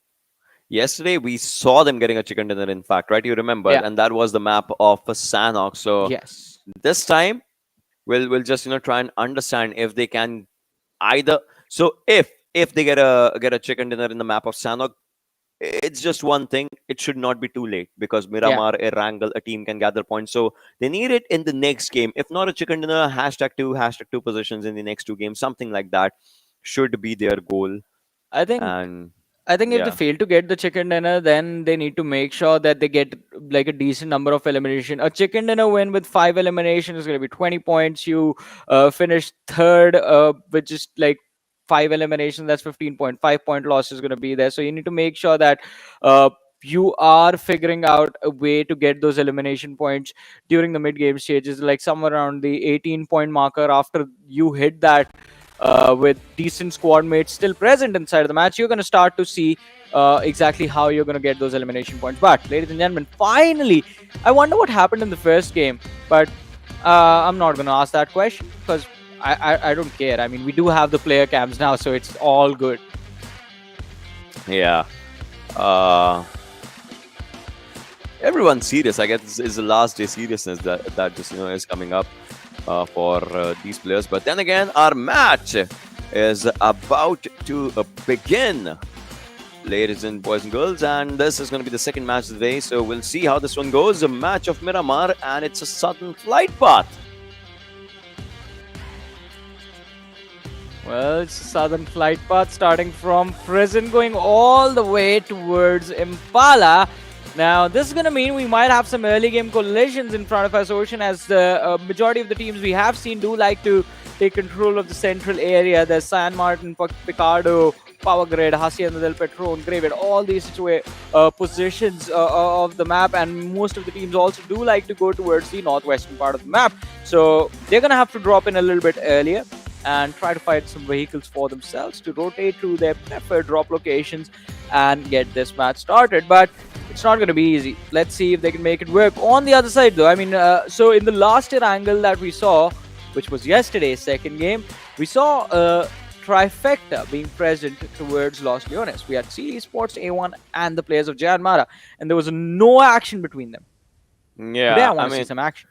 I mean, this is how the games are actually going, right? Sometimes we see the games with a faster pace, sometimes with a slower pace. So, I mean, all those things do happen. But then again, well, the players and the teams are dropping. And look at the cluster in the Los Leones, right? JyanMaara is going there. A1 Esports, the seal is there, that cluster forming up. I don't know. I don't have a good feeling about this one. But then again, chaos is all we want. So maybe that's all we'll get. I mean, chaos is all we want. That's gonna be a wallpaper from now on. Yeah, I'm just gonna write it on like a document, screenshot it, and then just turn it into my wallpaper. That's very deep, a philosophical statement from Mr. Sharma. But talking about other things, I mean, what's happening towards Valid Elmar, High Voltage, Dax, Skylightz Gaming, all in the same point, and well, finally, I see some movement from Skylightz Gaming, who seem to be moving up north, while the players from Dax are going to look for some safety. But the action has started as with a bolt action and the UMP on his back, Scry has found an opening. ElementriX's orange was taken out a few seconds ago, and then now they're looking to finish him off. That's it, first blood. It straight up starts and it straight up ends, right? This time, Stalwart, the players are angry. They understand that they would not want any form of mistake happening onto them. So Stry just goes. He collects one sample for himself, and he just comes back, and that's one elimination. T2K on the other side, you see Jane. I guess Jane might be trying take a few players down. If it been a bigger scope, it would have been a different story. But then again, oh, he needs to switch to a different weapon. That is Thompson that he has. And he needs to understand that someone's coming from behind. He's not seeing. He's not looking behind. He's not looking. Action's there. Pika's quite close. Jane needs to move away. He needs to move away as soon as he can. Well, let's see. Will he be able to get away? Pika is going to be quite close to him, and Janie is just holding still behind the rock. But Legend closing in from the other side might just be spotted out. He's making a lot of noise while he moves in with the buggy, and Pika, he hears it, headed in his direction. Is just going to be waiting for an opportunity to see Legend. And look at this. Look at his face. I mean, a lot of communication between the lads of Stalwart Esports. Pika just relaying all this information to his team. Top was taken out. Well, just pushed a little low, but he's still alive. Action does not have a weapon. Well, a proper weapon has the Winchester on his back, but I think it's been a long time since we saw the Winchester being used in this particular map. It's what's been like more than a year, I guess, for me. Yeah, I mean, there have been long time. But then again, look at the Seawag is starting up as he takes down one Stalwart. They are in shambles right now. T2K is just trying to turn everything against Stalwart. The players will have to understand whatever's happening might just have a wrong note to it. Tops on low HP. He cannot heal. Obviously, does not have any heals right now. And Pika might just be the next one to fall down. Does not have any bullets. Oh, 7 bullets on Jane as well. But Legend does the job. And Stalwart. Oh, the misery. Well, Tops there. Top getting shot at as well. I mean, Mini with a holographic scope. I mean, the words fit perfectly for Stalwart Esports right now. Oh, the misery. Everybody just wants to be my enemy. And, well, this time it's trained to kill. Action. He's just barely left with a sliver of HP. And on the other side of the ridge, Legend trying to see if he can get himself into the line of fire. But Action has managed to put a lot of distance between himself and the players of trained to kill. So he should be able to get away. Oh, he gets away quite nicely. Stalwart Esports almost making a massive blunder in the start of the game. Do manage to survive. Just 2 players left remaining. Top and Action. And neither of them have any HP or any heals. They are going to struggle. And I think they might just be taken out if they get spotted out again. Because they can't heal. They'll be stuck with this HP. Yeah, they will be. They will be just stuck with this HP. So that's how it's going to be as of now. And then again, if we talk about the players and their understandings, so we'll just, see how it goes.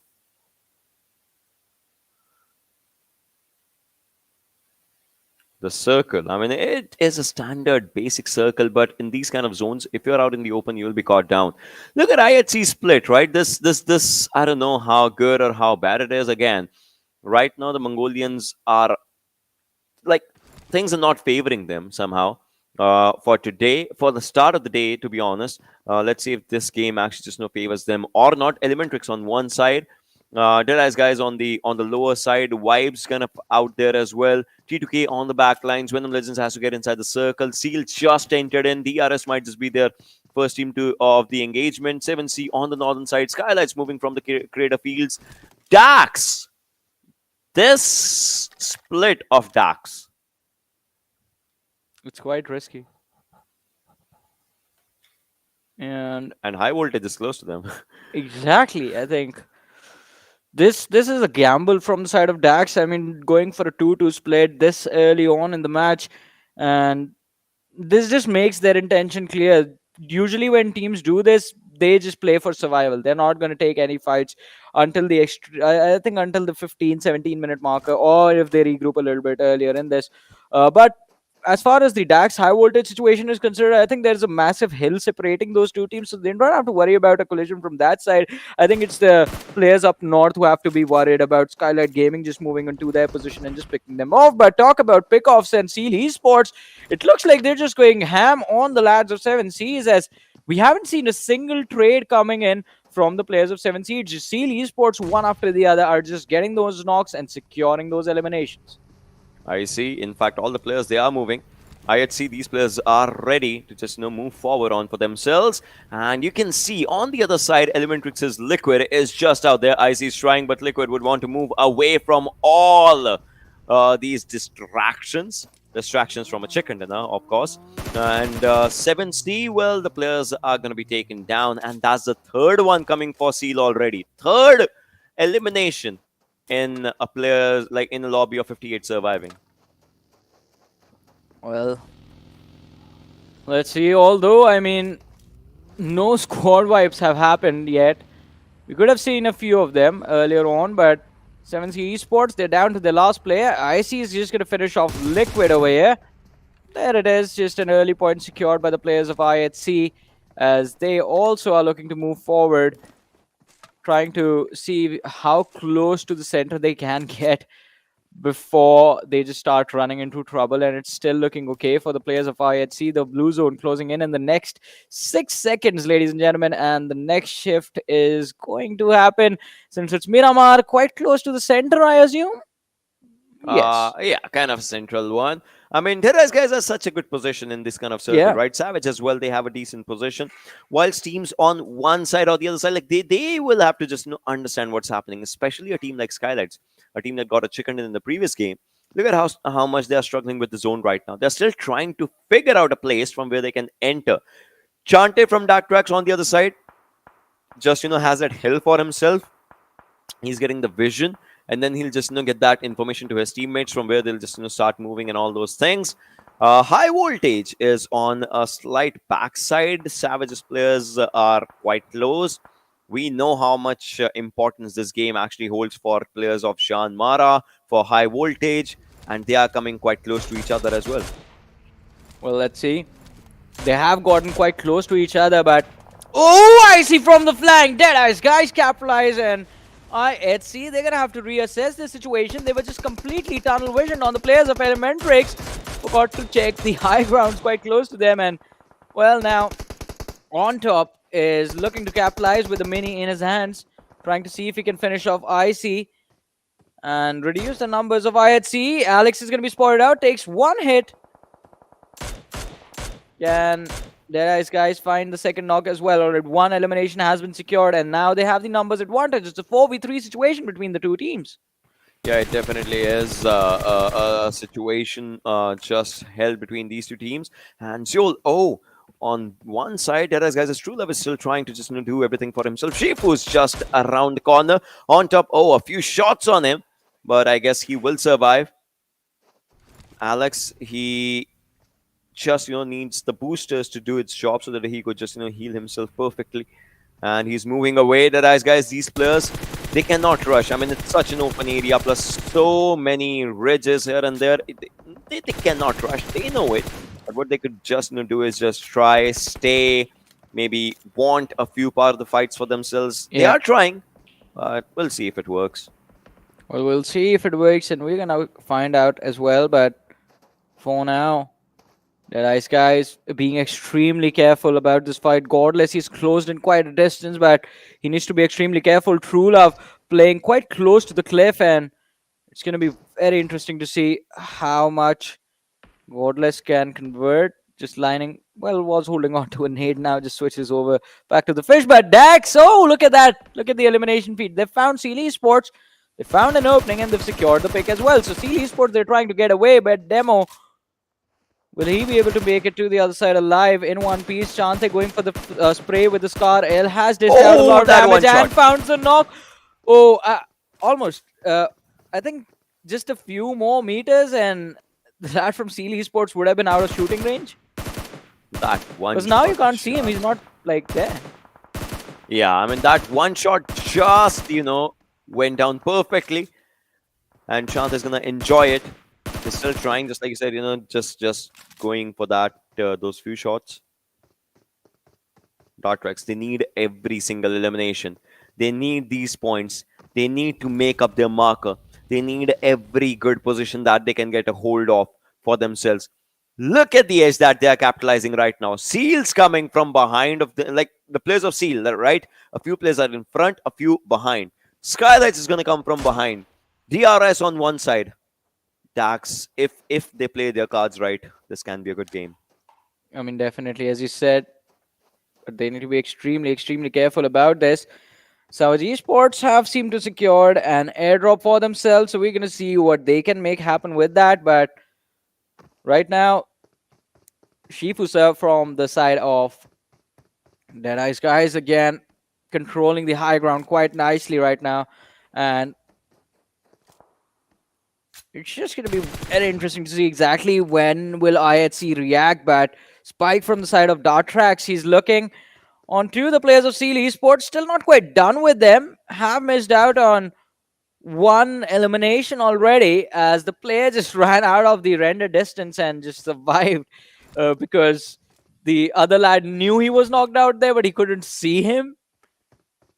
Yeah. Just could not. And now Deadeyes Guys' players are still trying to just find someone else if they can. ElementriX, just like we said, on the lower side, lower ground. But the informations are not being relayed to the teammates. All right. Nowadays, Miramar just has one trend, and that is if you stay on top, you get those, you get that area to just. Ocean, I have a question for you. Like, since you are the numbers guy, you remember like basically all of this information. The max render distance. That comes down to 320 meters. But you can mark up to like 700, 800 meters in the game, but it's like the proper rendering does not happen. Alright, you can see a few things rendering that is like the smoke of the airdrop and all, but players. So you're telling me we just missed out on an opportunity to actually see a 320 meter elimination, but this was not even 20 meters. Forget about 300. Reaper bot just point blank takes down Nima, who I think just came over to the shack thinking no one was here. Grenade was thrown, but the zone's gonna do its job right now. Nima cannot be saved. Skylightz, they are already faltering down. Skylight's players, they thought a slow rotation can work, but it did not work for them. DRS, they look at them moving with the blue only, just trying to find out their place, and they have spotted on the players. Wait, were they exchanging their vehicles? I mean, that's a wrong decision. And now that's a blunder of a decision as the players are going down. Oh my god! Why did they stop? Why did they STOP? I mean, we will never know, and why? Neither will they. It's the same team that won a phenomenal chicken dinner in the previous game. And ouch! This just reeks ouch. Yeah, just a massive owie right there. And I think kudos to Dax for just being present in the right moment, like at the right place at the right time, I guess. Let's see. I mean, TDM Session, they still haven't given up on this, have they?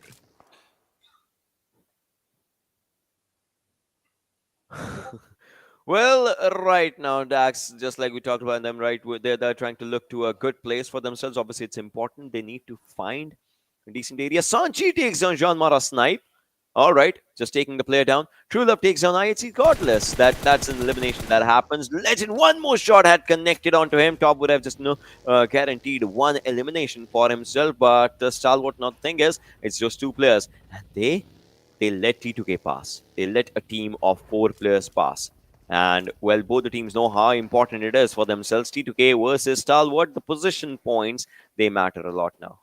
Yeah, they definitely do matter for both the teams. Is not just one, but let's see which one of the squads will be able to secure this quite nicely. DRS on the other side, Killer just out in the open, lining up the nade.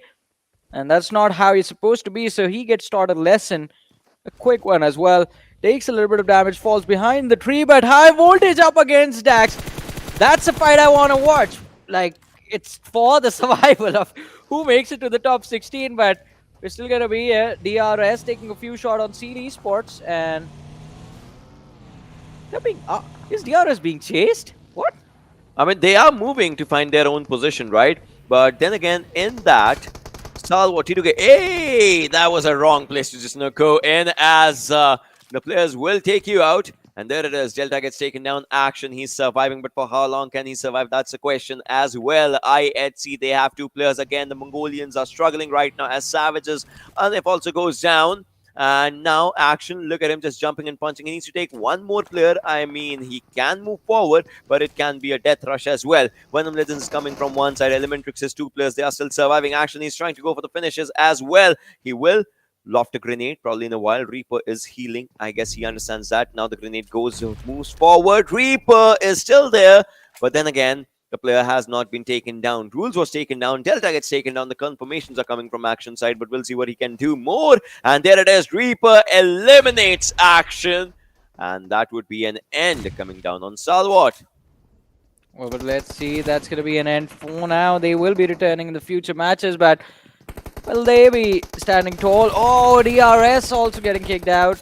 But let's see. Savage Esports, they have the players of JyanMaara in front of them. Just trying to destroy those vehicles as quickly as possible, but Hershey takes a lot of damage through the windows. Eisenberg, he has closed in the distance, is going to line up the nade. It doesn't go in though. And JyanMaara, they are feeling the pressure right now of Savage Esports pushing in their direction, and they need to be extremely careful about this as well. It's not going to be an easy exit. Is Inkas a part of Savage Esports at this point? He's right behind them. He's just there, yeah. And he's focused on JyanMaara as well. I mean, he That's is a different kind of third party. That definitely is a different kind of third party coming up, but look at that. Eisenberg just putting down a few players. He's dishing out damage. He's just trying to find that pixel. I guess he understands where the other players are.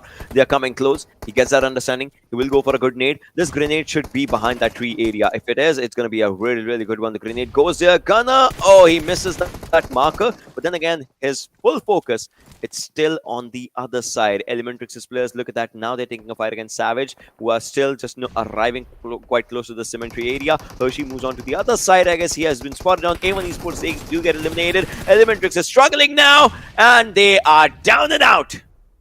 Well, they're going to be down and out. Just no countdown. Instant knockout for ElementriX. But let's see. Savage Esports still present. Dax have been reduced to just the last surviving player. High Voltage are down to their... Well, High Voltage are doing quite decent. They have all their players remaining. JyanMaara on the other side. 4 eliminations secured. I think should be enough to keep them in the race. And just keep them a little bit ahead of the players of Dax. But let's see. Only 2 eliminations in the hands of Dax. IHC quite close to them. 2 eliminations for IHC as well. And they are kind of pinned down by Seal Esports for now, though. I think they're looking to find an exit out of this, and it's not going to happen until somewhere someone else eliminates the players of T2K on the opposite hill. And it has to be Seal Esports, because they're the ones who have the line of fire available. Yeah, definitely. They are the ones. But look at that. JyanMaara's players are going down as well. And oh, that buggy just flipped. So Jiggle might have had a full chance to take him down. UMP is what he's switching on. Takes down damage of 17 only. JyanMaara, they do get eliminated from the other side of the players of Savage. Now we're down to 8 teams, 26 players surviving. And look at that. Look at that. The circle going out in the open. Deadeyes Guys has such a good place for themselves. T2K, the struggles are still going on as Vibes is coming quite close to them. And I guess this might be the last time we'll be seeing this team. Oh, the grenade from the teammate takes the player down. But then again, that elimination just comes in the hands of players of Vibes. Look at them just moving forward. One player goes down. Malik is out there. He's wreaking chaos in the situation as he just, moves in, takes on a few players. T2K, they're not surviving this. Vibes have, well, they are playing on a whole another level today. I think they just want to take the 4th position away from the competition, and 9 eliminations secured already by the 4-man roster of Vibes that's still, well, doing quite well for themselves in this particular game. Let's see if they do, in fact, walk away with the winner chicken dinner and the $1,000 from this finish on Miramar. Although, I mean, Savage Esports, High Voltage, they can sort of just take this win away from them. Deadeyes Guys smack in the center of the circle, trying to see if they can control the high ground. It's not going to be easy with Savage pushing on them from the southeastern edge of the circle. Spike, oh, Assassin. That's unlucky. Spike could have had that pick, but now he's been spotted out, so he's going to be finished off. Yeah, he would be just finished off, and all these situations. Look at that IHC. They also mark their exit. The circles going small. It's getting small. High voltage. The players are just there. Atrax get eliminated. High voltage. They have such a good area for themselves. That just means that now they are comfortable.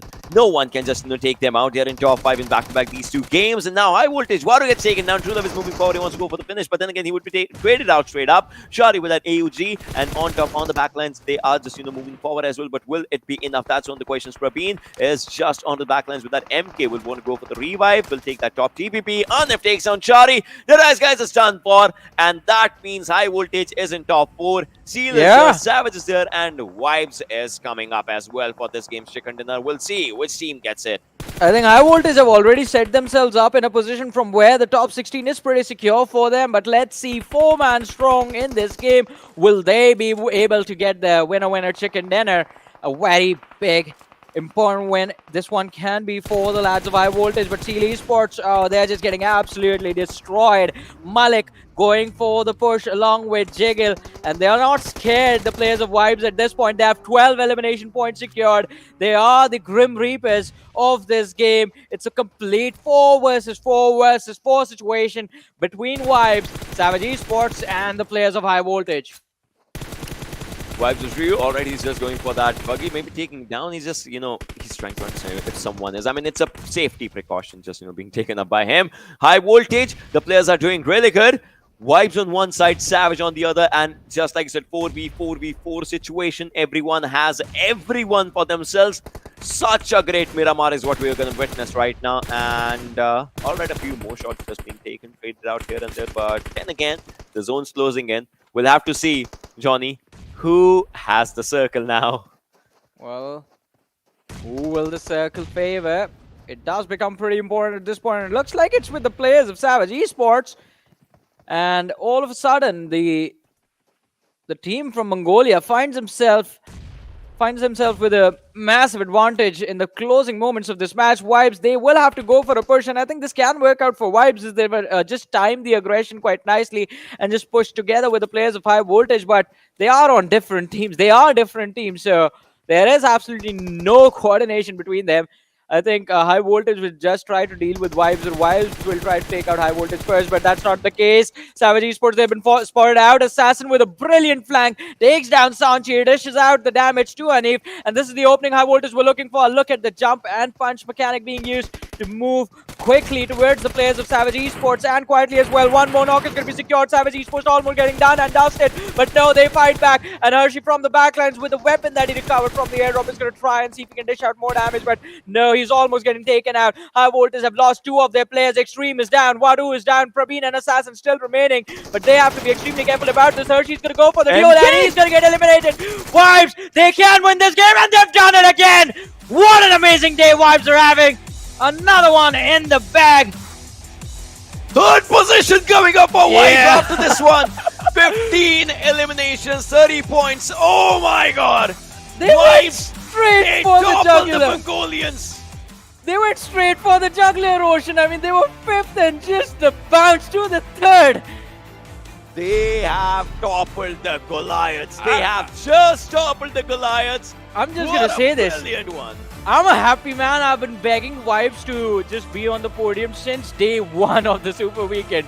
Since day 1, they were struggling. They were just always very close up against the players of IHC, who were on the 3rd position for a long time. Then Stalwart Esports was close.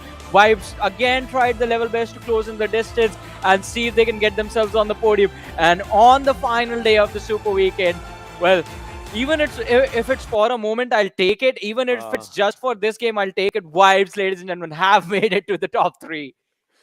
Oh my god, this time South Asia, they finally have just, they have woken up. The alarms were at the right time. They have just known what it is.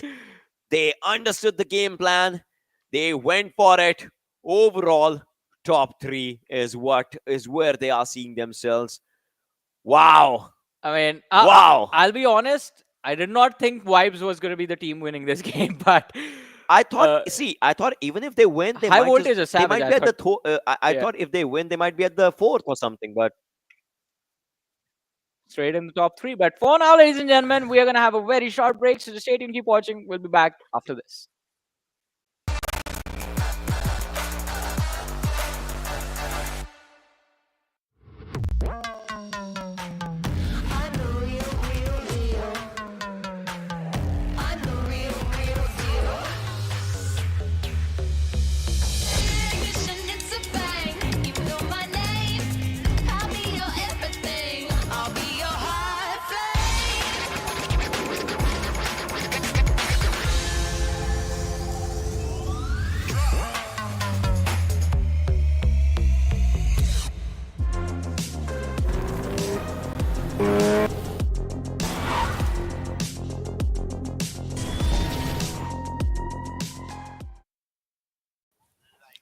Welcome back once again, ladies and gentlemen, to the PMPL South Asia Spring Season of 2022, brought to you by the wonderful, ladies and gentlemen, Oppo F21 Pro, which is out in the market soon. I believe Necro just went to check it out yesterday. I am going to get his reviews as we are trying to figure out how to get our hands on this device.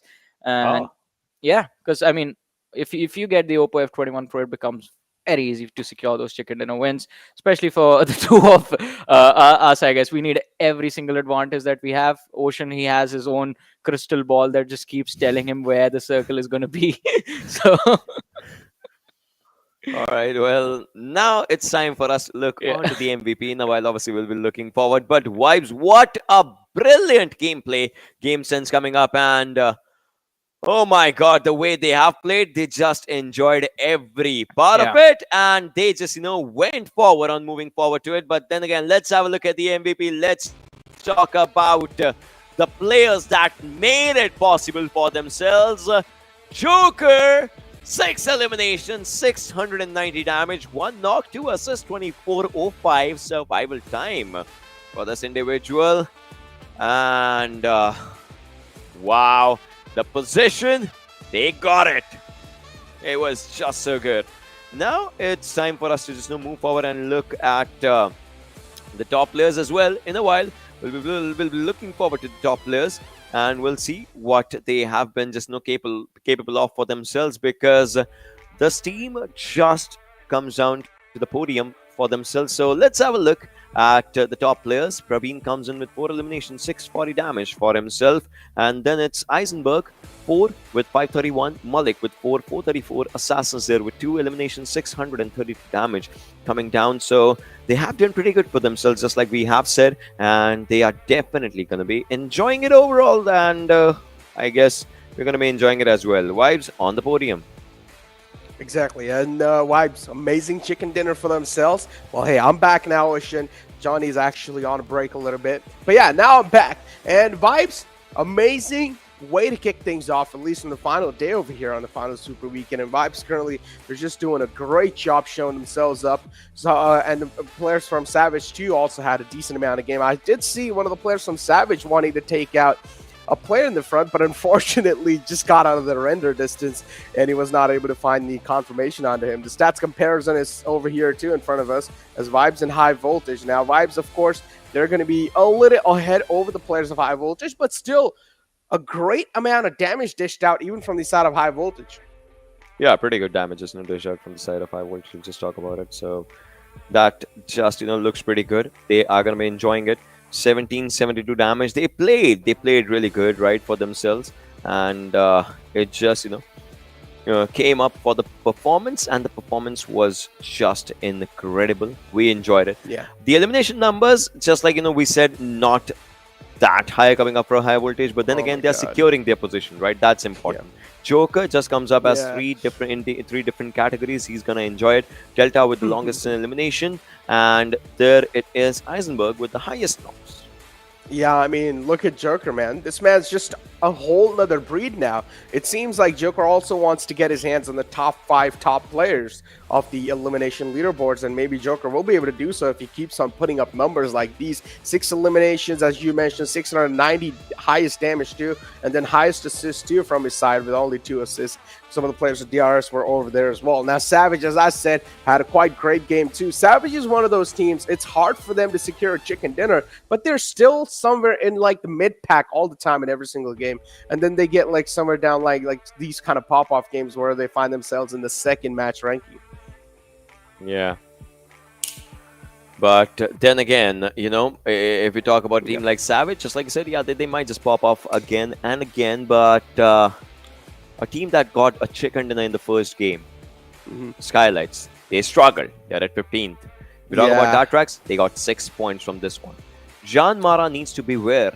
Although JyanMaara did get points, but then the gap, it's slowly and steadily coming down. Atrax, they're still out of top 16, but then they have to get in there. And with 3 games remaining, they can, they might not. It all depends on how they're gonna play till the end, till the last game. There are still chances. Last time we saw Wizzes with Vibes winning the championship in the last game, whilst the team was at 4th position, right? They jumped till the 1st position. This time a team might struggle, but they end up getting in the top 16. So there are still chances. I mean, the chances will definitely be there, but let me tell you, chances won't be here anymore for Avon Esports. I mean, at this point, just count them out there. It's done, dusted. I mean, again, me and Johnny have been talking about this. Even if Avon Esports aren't really able to make it, there's no point in hating on the players of Avon Esports. Even they're trying their best to stay up top. But unfortunately, sometimes, I mean, the players do have the mechanics down, but sometimes it's just a team error, right? It's just the communication error that teams have. I mean, again, we're not amongst them, so we don't exactly know what sort of problems they're having. But for now, let's take a look at the Oppo F21 Pro moments and let's find out how things really did kick off in the previous game. We did see quite a lot of we did see quite a lot of long-range duels in that previous game. This is how it just, started off. Stride just moving forward, getting the player down and just, going back onto his with own the iron safer sight. spot.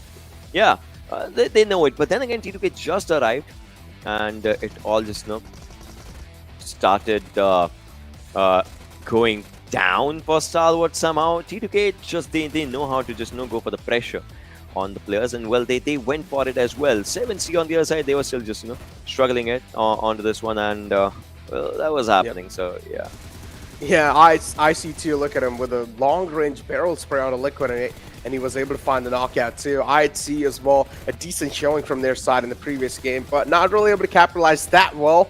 And then Deadeyes Guys over here, they were just creating so many problems for the players of IHC. A great spray from Delta all the way from the top here, was able to just be the Overwatch, and he blows out the second vehicle too. Man, I mean, I knew Delta is like one of the best clutch players in the squad of DRS, but damn, those are some clean sprays.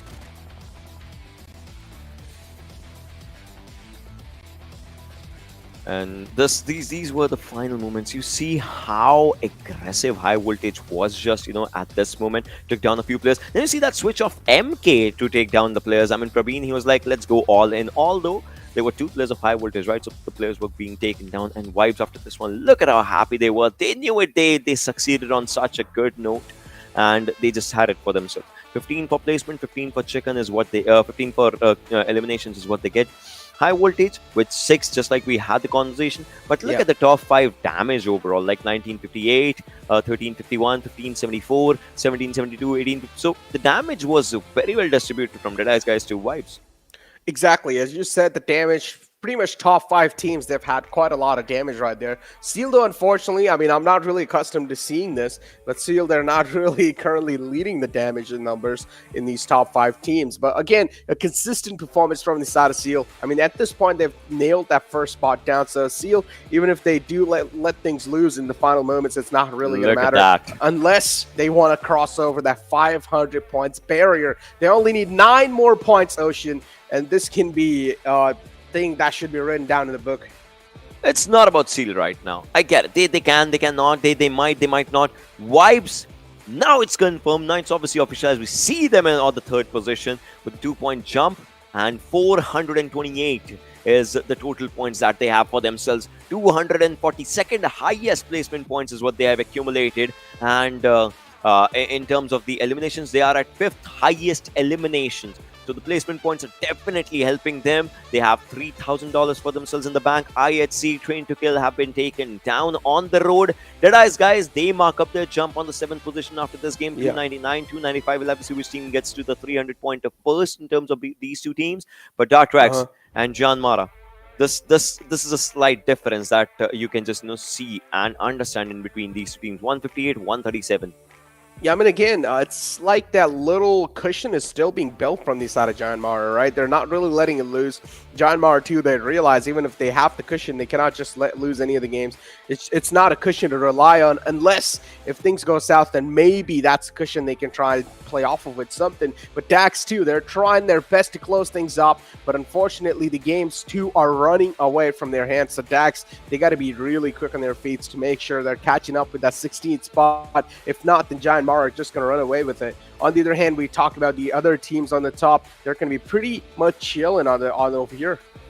Yeah, definitely. And well, ladies and boys and girls, if you guys are enjoying it, make sure that, obviously you take part in the live item drops as well. You can go to the official esports channels. You can watch the stream on Facebook, on YouTube, PUBG Mobile Esports South Asia channel. And definitely, there are going to be drops that are waiting for you, those gifts that are waiting for you. I mean, the players, the teams are winning.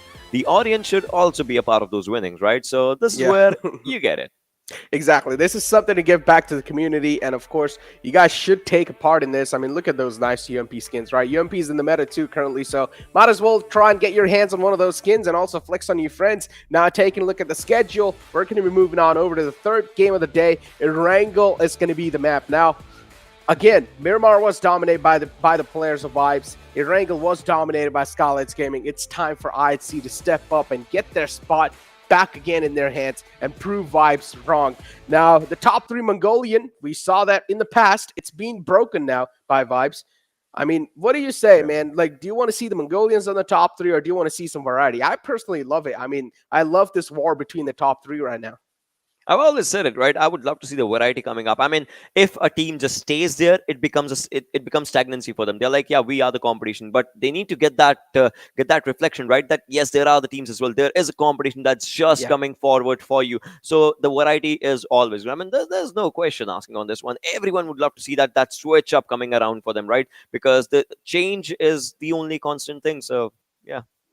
Well, I mean, makes a lot of sense too. Yeah, like this also brings up a lot of surprises for every one of us. This also brings up a lot of emotions, a lot of dramas for every single fan in the chat too. But Vibes now, they're currently in the top 3, and the Mongolians are not going to be happy about that, especially IHC. It's their time to take a revenge. It's their time to take a toll now. And in this Erangel game, it's their time to pop off. It's not going to be the case, though. That's what we need to find out, because playing flat path is one of those things that's been screwing over these teams so hard these days. At least in the final week, though, I've been seeing a lot of hard shits from the circle. I've been seeing a lot of plain fly path that's just screwing over a lot of teams. So again, it really does come down. But what I love about IHC is that they have 2 drop underneath their belt. Even if the plain path is going to be on the right side, they like to drop near shelter. If it's going to be on the left side, then George Bull has to be their main drop. Yeah, that's true. But then again, we'll be moving forward on to this game to just understand what is going to happen in this one. And we can see a few players here and there. And obviously, they're going to be ready for this game for themselves. And let's see if a new team just actually comes up or not.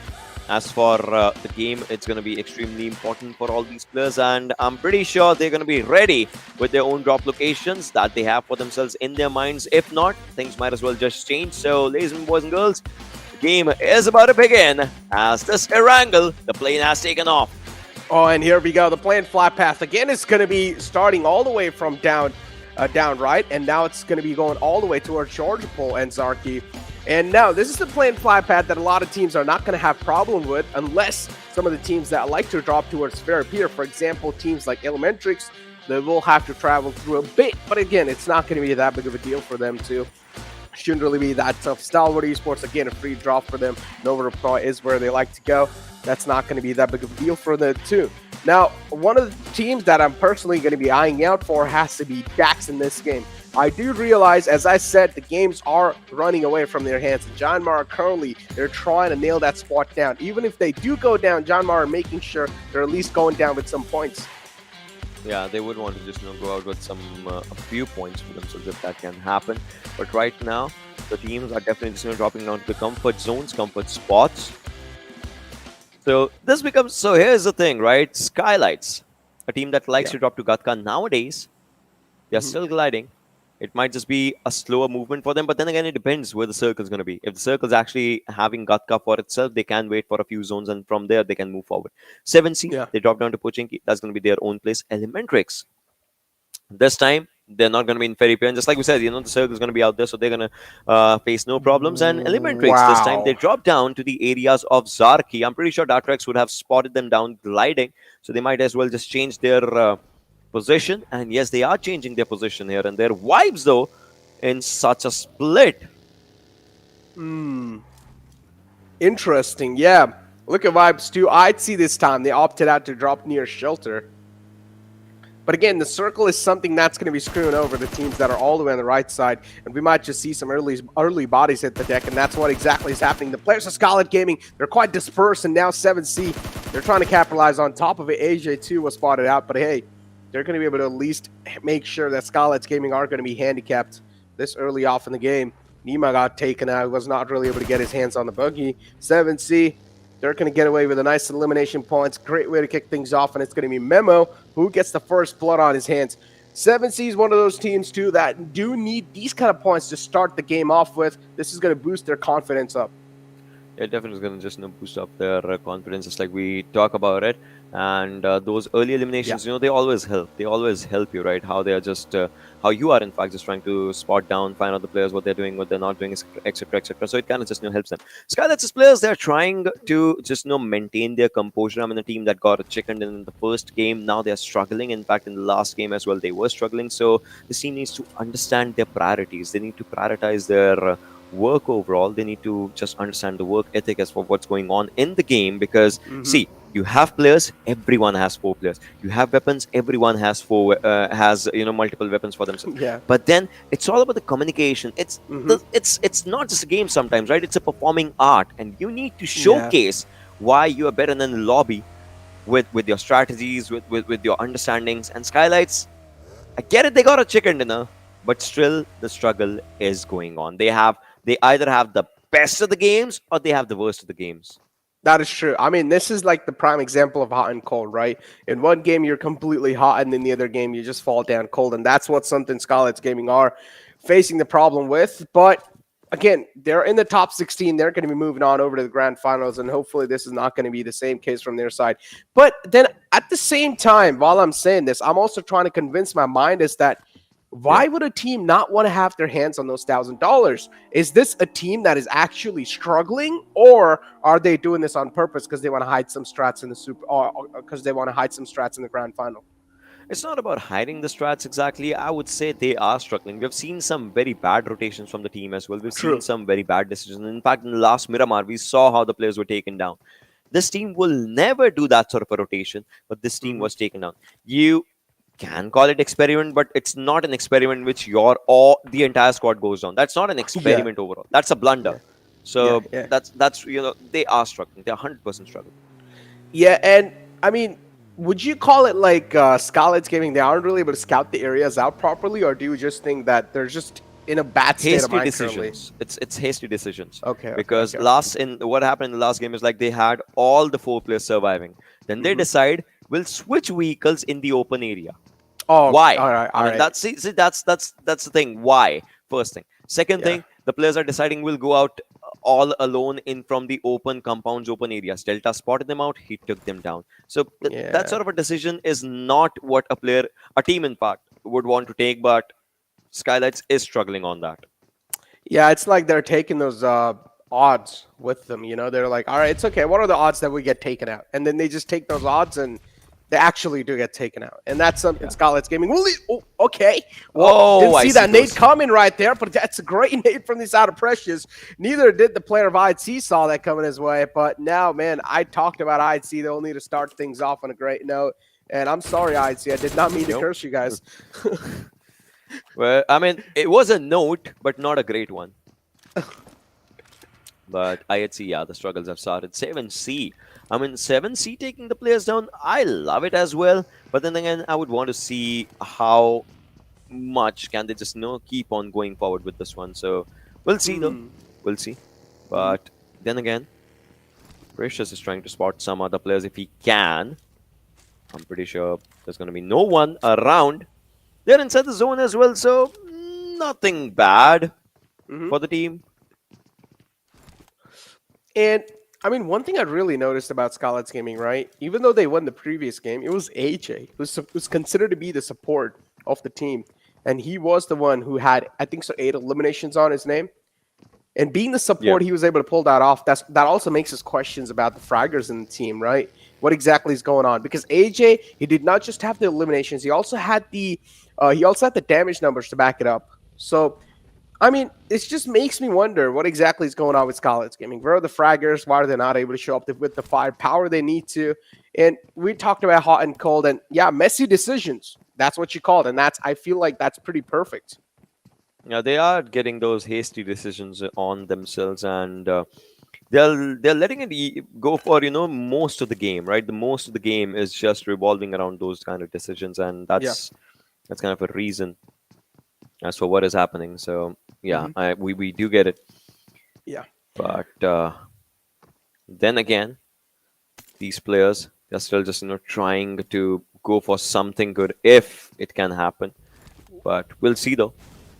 As of now, the struggles for Skylightz still going on. Well, there we go. Indeed, they are. And look at that. Coin exeg. They had to do it, huh? They had to do it. They had to do it. They also like. I want to see our observers, showcasing a normal buggy in this cinematic way someday. Buggy lives matter. Come on. I get it. There are Jescos, there are Lamborghinis. Buggy lives matter, man.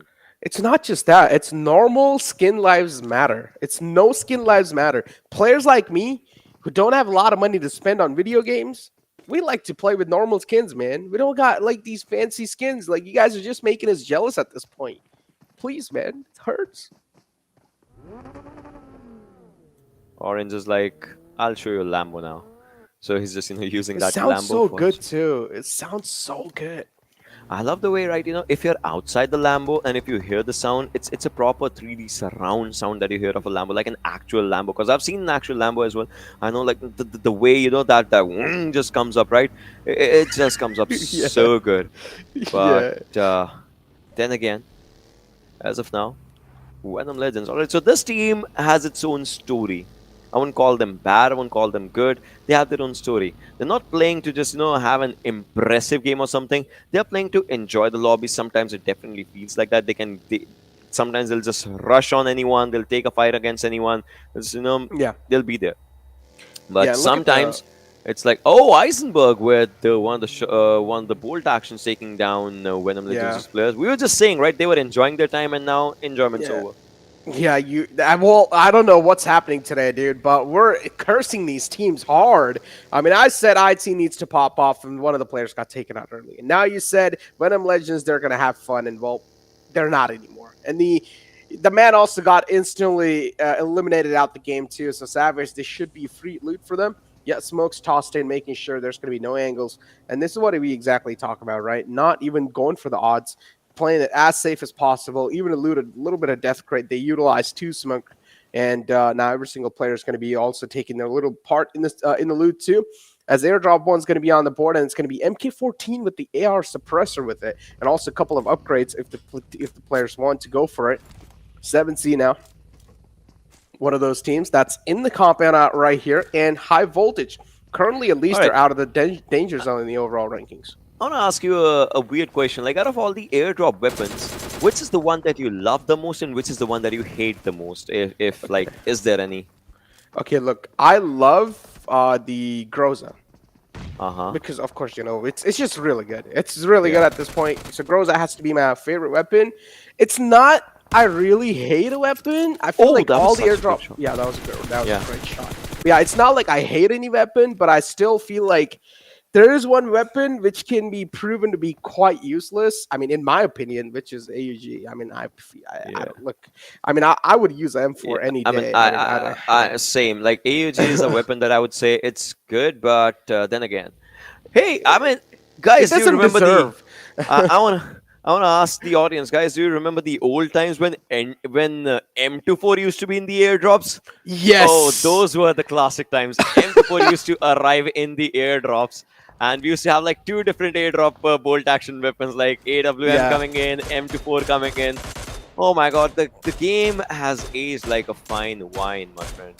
Yeah, and then I also remember the time when DBS was in the airdrop, and I was like, how are you supposed to use a shotgun in the late game? I mean, back in the day, we But weren't. DBS's arrival was like not the DBS arrival was just it was just so early, like so close. But that Mhm. is just like the prime pristine time of Yeah, PUBG that's Mobile, like the right? So, OG times, yeah, yeah. when it was like just new. But yeah, But then again, again, M24 was like one of those things. I was like, okay, if you have Car 98 and M24, it was same thing oh like AUG and Dante. M4. A grenade, just the grenades are flying close to Mhm. Dante, but then Seal is coming quite close to these players as well, so they might just want to get hold of a few eliminations. On the other side, Stalwart Stop takes down one player from Deadeyes Guys. Look at them just using everything that they have in their power, but then again, nothing's touching Dante as he's just out here. He sees that. That Molotov's splash damage as well. Oh, since he gets shot from the backside, just like we were saying, Seal's gonna enjoy it, and looks like Seal is enjoying this one. And Stalwart on the other side taking the fight against Deadeyes Guys, taking the players down. So yeah, it has just been happening. A1 Esports is down, is on low HP, but look at the cover. That's such a brilliant cover being given up by 6ix9ine. Obviously could not take down the player, but then again, his job is done. The rush did not happen on Dante, and the team is playing so boldly. I love it. Yeah, absolutely great way to play things out. But again, A1 Esports, unfortunately, one of the players got eliminated. So even though this fight is getting pretty close for them, but they're still already taking a casualty. Somewhere down line, fight really not worth it for them. I mean, they're all the way like bottom in the overall rankings. So at this point, A1 Esports might as well just try and camp some teams out. They might as well just start targeting some teams if they don't like them, because this is their chance to try and ruin someone's game, and they can try and do so without a doubt. RXJax is going to find another opening. Oh, that's Rafa taken down. Great precise shots from his side. Venom Legends now, the pressure is going to be felt. Yeah, the pressure definitely has to be felt down here. As if we talk about the players, right, they are trying to maintain the composure, but that's exactly not happening with a few players, a few teams. In fact, A1 Esports and Venom Legends, the fight is still going on. They're inside the zone, but then again, that doesn't matter. What matters is like who will survive, who will be the last one having a good final laugh for themselves. Oh, 6ix9ine's on such a low HP. Steel shot. He can maybe push, maybe he cannot, or he's not deciding to push. That's one of the things right now, but he's spotting down the players, and that is an important thing. And look at that, 6ix9ine just heals himself, and now they're ready. Alex on the other side takes on one from ElementriX, and Venom Legends, the players are trying to just find good spots, good places for themselves. Venom Legends' Rafa is the one that we can see in all these situations, all the good purples. That's why he's just trying. But then again, think about it, right? Venom Legends cannot push in the open. If they do, Jax is there. Jax needs to connect a few shots then. Oh, he needs to. And then Rafa right here too. Look at him. He's just trying to eye out the players in the front. And now A1 Esports. This fight has came down to at least stalemate for now. We do hear some shots ringing though, but they're not able to find any connections, and that's something that needs to be found as quick as possible. A1 Esports, at this point, they're just trying to find a nice knockout that will buy them enough amount of time to try and enter in. And there you go. That's something that they were looking for. A great find from the side of 6ix9ine boy. Steel shot taken down. Nade was cooked into prime too. Another nade tossed in. It's going to be a little overshoot right behind the player of Rafath. So 6ix9ine boy is now going to try to charge on in. He knows one of the players was knocked out. RXJax too, able to bait out a couple of shots. A1 Esports playing this one pretty patient. As of now, yes, they're playing it out pretty patiently. But And then now- again, they are being taken down. And now look at this. A1 Esports needs to understand if they can put a full stop on this fight, because Vibes is coming from the backlines and for that 6ix9ine is coming, but then he'll be taken out. Oh, they need to heal. Well, Legends' players, Rafat needs to heal, but Jax with one good nade, but he needs to understand Vibes is on the backlines. T2K, the players are taking fight against IHC, and in a turn of events, IHC gets to say GGWP. What's going on with IHC? I mean, IHC too is one of those teams that's been cold after the first Super Weekend, pretty much. And that's something IHC will need to try and capitalize on. JyanMaara too will take it on the 15th spot. Oh, now maybe Dax will have a huge chance to try and capitalize, but unfortunately, Spike X has went down. That's one of the style players, or that's one of the showmans for the side of that team. So Spike X needs to be up for Dax having a great performance. But again, the rest three players also can try and put on some numbers. Now, all they need to do is just close in a bit. Maybe even like 5 or 6 elimination points with a decent amount of placement. That should be more than enough. That definitely should be. Just not coming out. More than enough. Just like I said, Vibes is Malik onto the back lines right now. A1 Esports' players on the other side, just like we said. They are there. 250 meters a distance for a few teams to get inside the circle to find a safer spot, a better spot for themselves if they can. That's going to be an important one. A few smokes just, being deployed. A few bait smokes, in fact. Jax understands that. He just stays there. And now, ball is in the court for Jax because he can switch to FPP, can sit down, and maybe take one player down. But look at that, shots are coming on Jax as well. He just, changes his position. Two players are coming in. First one enters, tries to take him down, but no, Jax takes one down, switches onto the weapon. But that weapon switch animation was his demise as he would be taken out. Yeah, and he gets taken out. I had a little question for you. Which is your favorite color on a supercar? I mean, My favorite. Yeah, My like favorite. Lambos and stuff. So I'll tell you, I don't like Lambos that much. Okay, which do you like? Then? I like a Bugatti or a Pagani Okay. Huayra. Okay, if you ever buy Bugatti, which color would you go with? Black with a hint of blue. I would honestly go with black with the red neon stripes on it. Like cool. That would look pretty cool if you think about it. But again, let's get our heads back in the game as Joker is on a move from the side of Vibes, and the entire squad too is now on a move. They do spot out the rotation from the players of Venom Legends, and Venom Legends is now there in a big world of hurt, as now there's going to be so much trouble piling up on top of each other. It's a little grand theft for the players of Vibes. They're just trying to chase down those elimination points. Jiggle too now will get the call, and Vibes, these should be some free points to wrap up. Seal too, they're trying to pepper some shots, just trying to take the advantage of the same situation, but that's not the case just yet. Stalwart Esports is still alive, one of the biggest threats in the lobby. They should be taken out and neutralized. They would be just taken down right now. Skills players, they are just here. And look at that. Venom Legends are going down one by one, though. Right now, Rafat, he gets a taste of his own medicine. And Jiggle is going to move forward. He's going to go for that elimination for himself. They're going to open their bank account for this game. Slowly and steadily. And look at him. Came through the smoke. Conquered through the smoke. Went through the smoke. We'll talk about conquering things, though. TDK, right here. All four players up, too. I mean, TDK has been like one of those teams that's been the burning torch, at least from the Super Weekend 2. Final days of Super Weekend 2 to now Super Weekend 3 of like a complete consistency. Every single game, they just get taken out with like at least a decent amount of points to back himself up with. What a nade. Yeah, also kind of mispositions the buggy a bit. Yeah, pretty decent one, just, coming down from the players right now. As we see them, DRS All Right rules is just, around the corner. 36 players, 11 teams still surviving in all these situations. Vibes, well, they're definitely moving forward as of now. They have 3 players, but then they are started off their elimination markers. Stalwart's here, Seal. They have 8 points remaining to touch a 500 marker if they can do in this one. High voltage, I mean, again, they have secured good place for themselves.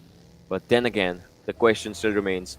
Atrax, if not this one, if not next one, well, we'll be having a top 16, 100% seal.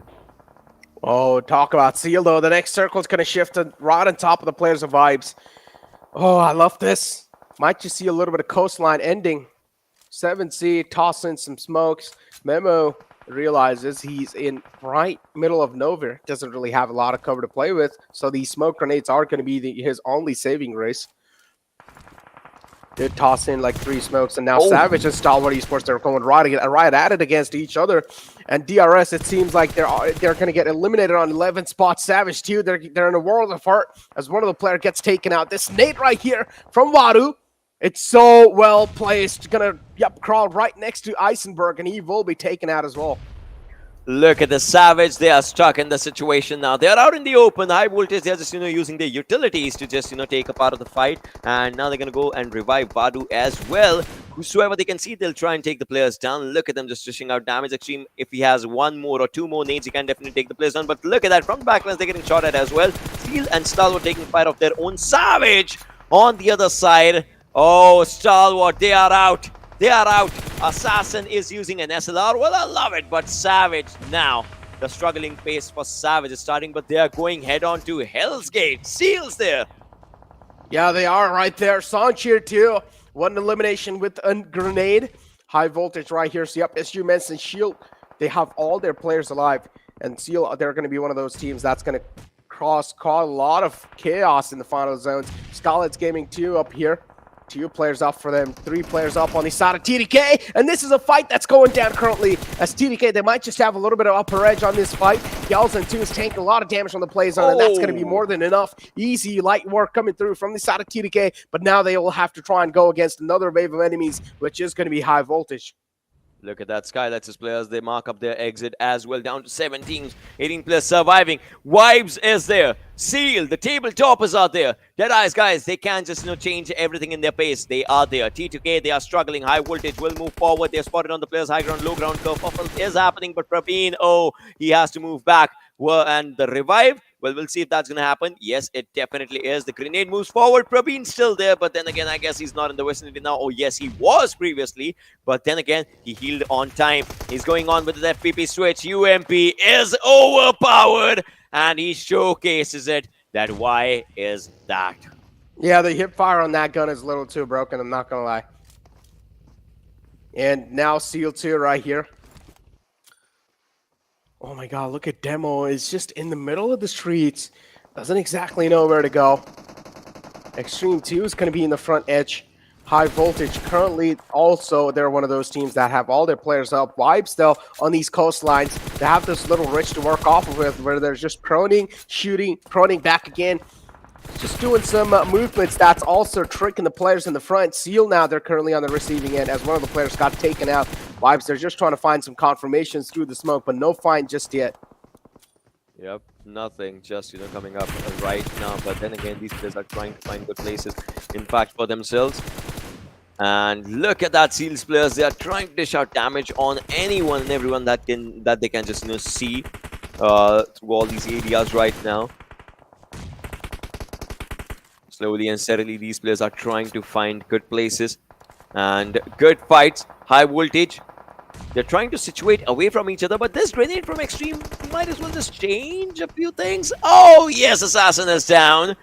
It was Demo taking on Assassin. High voltage would be taken now. This circle, it's a shoreline circle. And look at how Venom Legends is securing points. They're in the water. Oh, they are. Look at Ale. Yeah, as you said, he's just able to dodge all the eyes on him. And so far is also safe, at least for now, though. A 7C right in the front. Seal 2, I mean, they're still able to make it alive with all the players up, even though the zone wasn't really favoring them. Seal currently, they're just able to clean up the lobby. And look at Ale. Yeah, as you said, he's in the water, making sure he's dodging all the eyes. He does spot out each and every single player from the side of Vibes. He has so much info to work with, only if he had teammates that could be used to something. 7C again. Will the second curse prevail for them? That's the question. I mean, they always come down to the second position, although right now there are still 4 teams surviving. But 7C, they need to just stay here for a while. They need to let Seal engage with Vibes on the other side. I mean, Vibes is the only team inside the circle. These teams need to stop worrying about fighting outside the zone, and they need to start worrying about how to get inside the circle. But then they're just not thinking about it. Look at this. I mean, Wally is just getting a few more things from that crate. Maybe did not find anything. And now they are thinking of making up their marker. Look at them just throwing everything that they have. Molotovs, grenades, everything just, right around the players. But now Seal, I guess they understand it, that getting inside the zone is going to be important. And Seal will try to make a run for it. But if they do, if Seal runs onto Vibes, 7C can win this one. Because 7C would want to third party in that situation. Indeed. And look at how sealed players are crawling down. At this point, every single team in the lobby, they're just trying to take an advantage from each other's demise. And Ale now finally spotted out. Joker misses those shots, but it's okay. Ale 2 is going to be quite quick in the water lines. Seal now, they'll need to try and take this fight. Finally, they spot out the players of 7C moving out in the open, and they capitalize on that. Joker is still trying to look for that little shark in the fish, and Ale will be pretty much taken down by the play zone anytime soon now, and yes, he will be. 7C getting eliminated on 4th spot, and the final man was able to secure his team the 3rd spot too, and now it's all down to Vibe and Seal. It definitely is happening. Vibes, the players are just out there. Seal's players, they are trying to move forward. Seal, the table toppers. Vibes, a team that has just toppled down the Mongolians. Can they do this in the final zone? That's the question. That grenade was so close to Malik. Joker is the one with good HP for himself. He needs to just give cover God, so that Malik can heal. Another grenade comes in. Malik goes down. Joker surviving. Oh, those throwables were just brilliant. But Joker takes on one. The MVP of the last game is just at it. One by one. But no! Seal just gets it for themselves.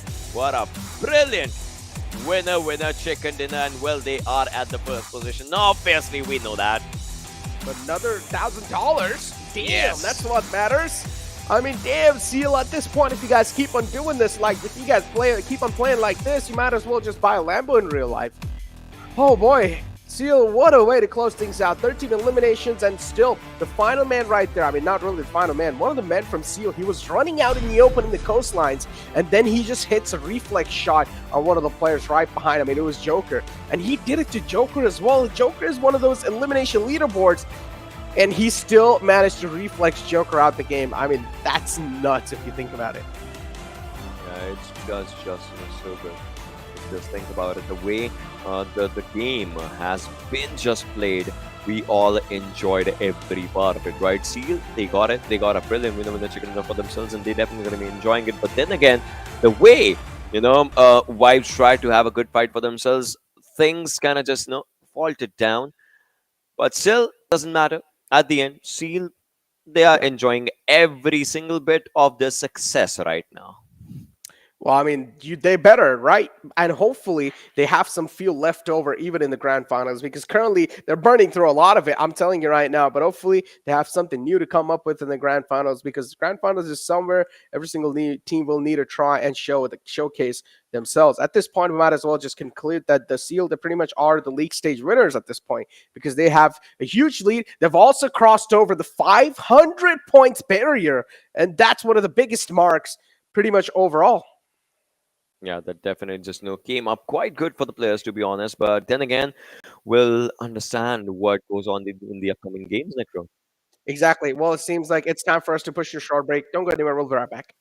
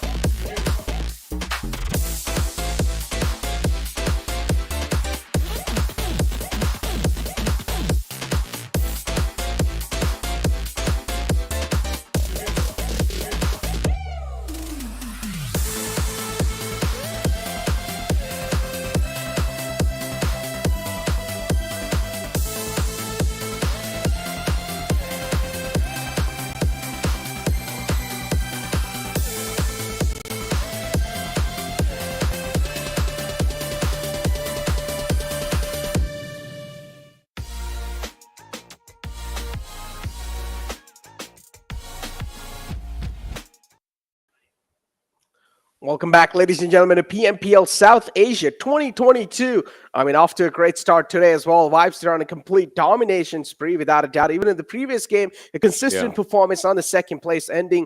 Vibes now, they're trying to overtake even Stalwart Esports, which can be a little bit of struggle.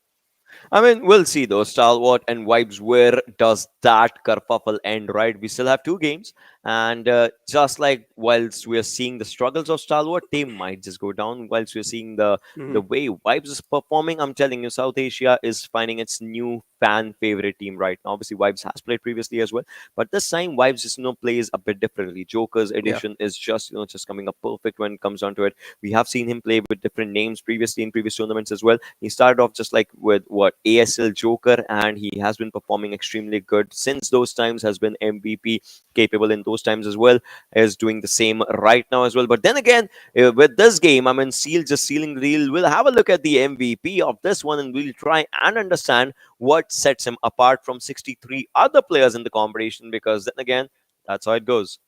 I mean, yeah, let's take a look at the most valuable player of the previous game, and let's find out who is going to be the man of the hour. As you predicted, well, Joker, well, that's not the case. Demo is going to be here on the MVP side, and this time with 6 eliminations and 6 knockouts and 3 assists with damage of 910 all by himself, ladies and gentlemen, and the survival time of 25-11. Demo has proven to be one of the best players that Seal has ever had. And I mean, without a doubt, right? We've been talking about Seal 2, one of the most consistent teams, and now Vibes 2, they're pretty much doing the same thing throughout the tournament. We talked about burning through a lot of fuel in these end days, and hopefully they have something left over in the tank moving on over to the grand finals.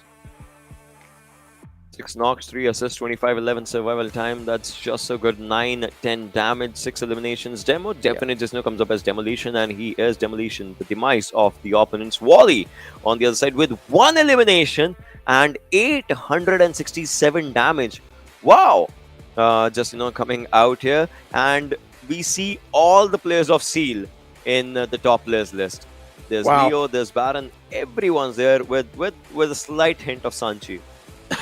I mean, at this point, if there was 5 players, then even the 5th player would have been there. But yeah, jokes aside, Sanchez is able to find himself in there in the 3rd spot with 4 elimination points and also 433 damage wrapped up.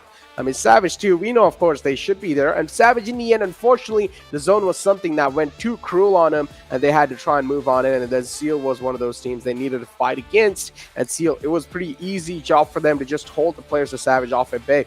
Stats comparison in front of us, and Seal this time, they're going to lead the charts miles ahead. Look at the eliminations, 2 and 13. Damn. That's actually, quite good. And the elimination numbers that Vibes got, obviously not a lot. But then again, think about the knocks, right? That means they were giving knockouts, but they were not being able to confirm it. That's one of the things that just, showcases here. 846 damage received on Vibes with 1130. 1130 damage in only 2 eliminations, right? There's a difference that just showcases out here. And obviously, their average survival is quite low as well as compared to Seal, because till the end, Seal had all the players surviving. Vibes, they lost one of their players early on. They had 3 players, and they were trying to just maintain the game overall with those 3 players only. So, yeah. Talk about maintaining the game, though. I mean, Vibes, again, we talked about it. They were just being a little mature in the lobby this time because they realized the zone was being really cruel on every single team in the lobby. So they prioritized the rotation first instead of those elimination points. And it kind of paid off, too, with a decent amount of points wrapped up. 14 points with 2 eliminations to add on as well. So a decent amount of showing even from these side of Vibes. I want to take a look at the match rankings, though. And I want to find out, are Vibes going to be on the 2nd spot in the match ranking? Or is it going to be some other team who got a lot of elimination points? Because indeed, we saw a lot of teams trying to be the cleanup crew, just trying to clean their way inside the lobby. And now Matt Summer in front of us, as Demo is going to be there pretty much almost all over the place. But then Wally too is going to be there, and top from the side of Stalwart Esports with the longest distance elimination.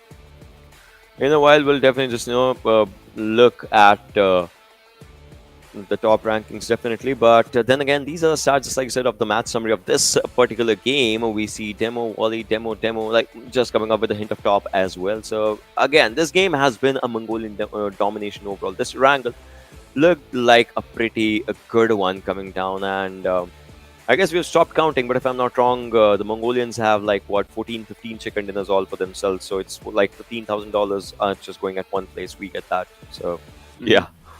I mean, yeah, as you said, just $15,000 going at one place to one particular region. But yeah, moving on in though. I mean, Stalwart Esports too, as you said, they're one of those teams. They're kind of like faltering out in the end days. And I mean, again, if they want to, they can just sit back, chill, and relax. If they really do care about their spot in the overall rankings, though, then they cannot. I mean, Stalwart Esports, they will need to start putting up numbers right now, right here and right now, or else Vibes, they're going to start catching in. Because Vibes, it doesn't seem like they're even letting lose one of the games unless some of the teams, they start just capitalizing on Vibes early off and they just start targeting them. Vibes, they're actually going to be in the second place. So the previous game, we didn't really see a lot of teams going for a lot of eliminations. I mean, we're not really, unless TDK is on 7. Yeah, unless that happens, right? But talking about this game, again, that A1 Esports struggle still goes on. DRS, I don't know what's happening. A team does pretty decent in one game and the other one, it just falters down. I just, don't get it. IHC. Oh, boy.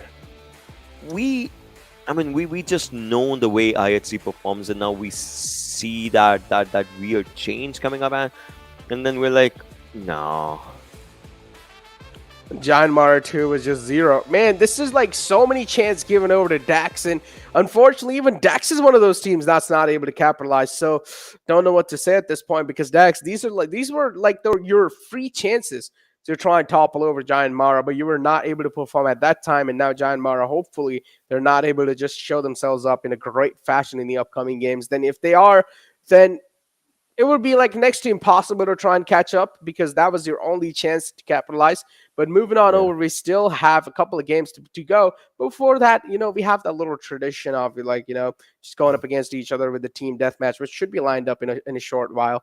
But now, previous game out the equation, Vibes doing absolutely phenomenal. This kind of proves that a little bit in the in the grand finals, what sort of air we're going to be seeing. So I feel like Vibes in the grand finals too, they have to dominate, but I personally feel like Savage can be one of those wild factors that will come in and just dominate the grand finals as well.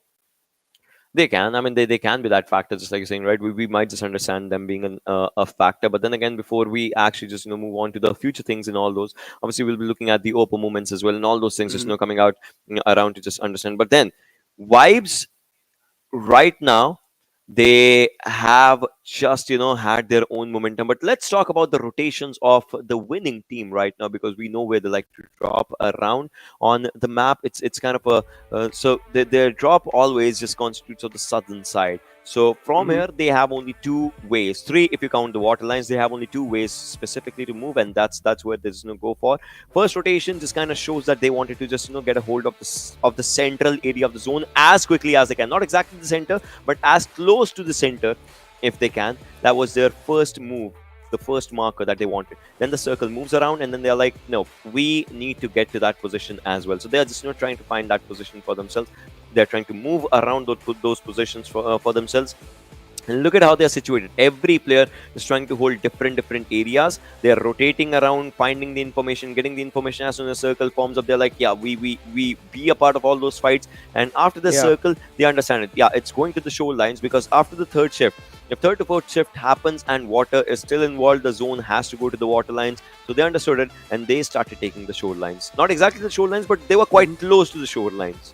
Yeah, I mean, over here, the rotation isn't really something that's catching our eyes, right? They had straight rotations all the time in the zone. They didn't really have a lot of problem. What's catching my eye is the split that they had. What's catching my eyes is the amount of info they were able to gather while they were trying to make those pushes too. And they were just being so quick and proactive on their feet, is that what just paid Seal off of in the end. In the end, I honestly thought when Seal, they're going to try to cross the open ways, that's when Seal might just be capitalized, but that was not the case. These two teams, they were quite, I don't know. I felt like if they wanted, they could have tried and made Seal's day even more miserable, but that was not the case. Seal, they were pretty much free, even though they were quite open, and then they also had those little bit of smoke pathways built up for themselves. But again, we've seen a lot of times in the past, some teams, they do like to spam through the smoke, but that was not the case here. Yeah, that was just not the case, just coming down onto this situation.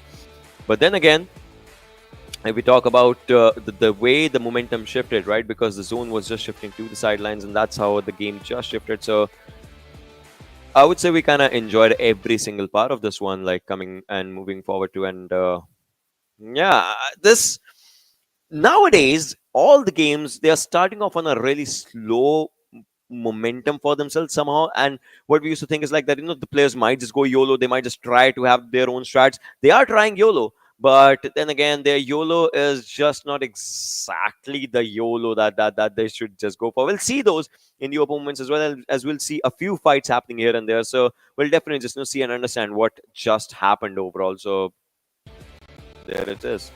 Well, there we go. Let's take a look at the Oppo F21 Pro moments and let's find out how things really kicked off. And yeah, this is where it really did come down. Is one of the players from Skylightz Gaming got caught off guard. Beautiful way to take him out the game too. And it was Nima who got capitalized quite early off. And then this one of the players from IHC got a handicap too quite early. Some of the big teams got handicapped, and that's something that caused a lot of problems. We saw this nice skull cracking shot as well from the side of Eisenberg, and instant confirmation to follow it up. Deadeyes Guys as well. Talk about switching vehicles out in the open, and Deadeyes Guys too made a similar sort of mistake. And look at this, right? You're trying and you're watching and you're understanding what was happening overall, right? ElementriX's players, they were just, being taken down. T2K, they had their own good, decent fights, in fact. But T2K could not convert it. And then the fight that was dragged on for such a long time, the Venom Legends versus A1 Esports fight. Yeah, I mean, it did come down to quite a lot of stalemate in the end, but hey, at least in the end, they were able to get rid of them. And now Venom Legends over here too. Look at him just charging on in on the final man of A1 Esports. He got taken out the game too. ElementriX just doing some light work on the players of Dax. They got caught off guard in the rotation.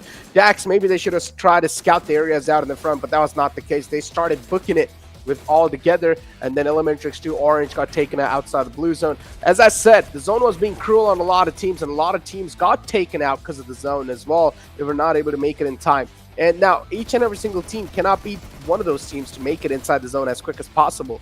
No, there has to be some of the teams who will try to play on the outskirts and who will try to rotate late, and that's where things do tend to go south. Again, playing late has its own pros and cons.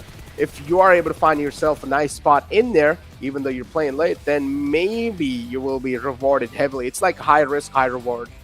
Yeah, it's that sort of a situation, right? Obviously, high risk gets you high reward, and this is the risk that he just took in the last moment, right? They were like, yeah, we have players down, but then again, Demo is just, going for 1 feet of those throwables, and he definitely went for those throwables as he pressurized the team, and Seal, they enjoyed that win for themselves, and that definitely just, comes up, it definitely just, comes up pretty good. So they enjoyed it.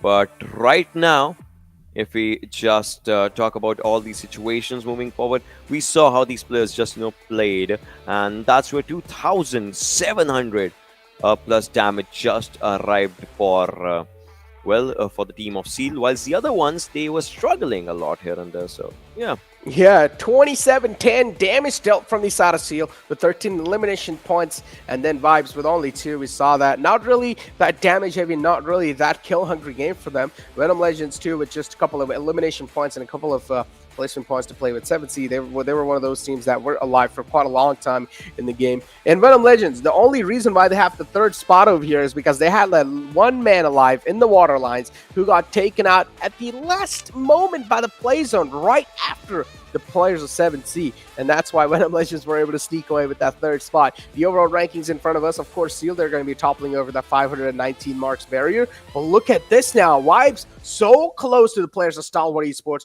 Stalwart with 455 points and Vibes with 442. Not a lot of distance. Yeah.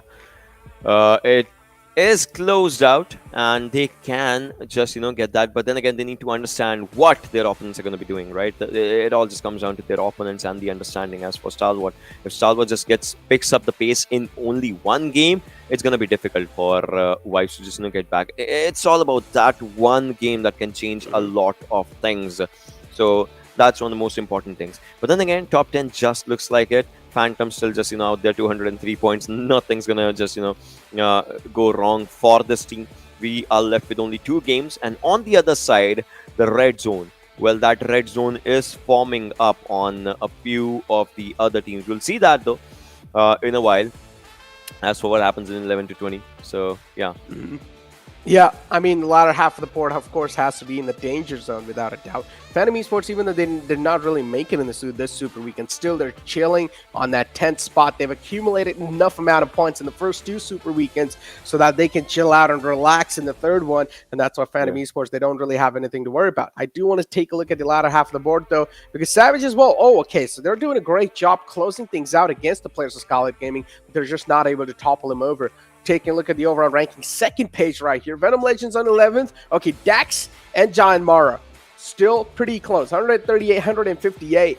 20 and points. the cushion is just right there. It's not taken over. 20 points. I mean, Dax do understand that JyanMaara is also going for it.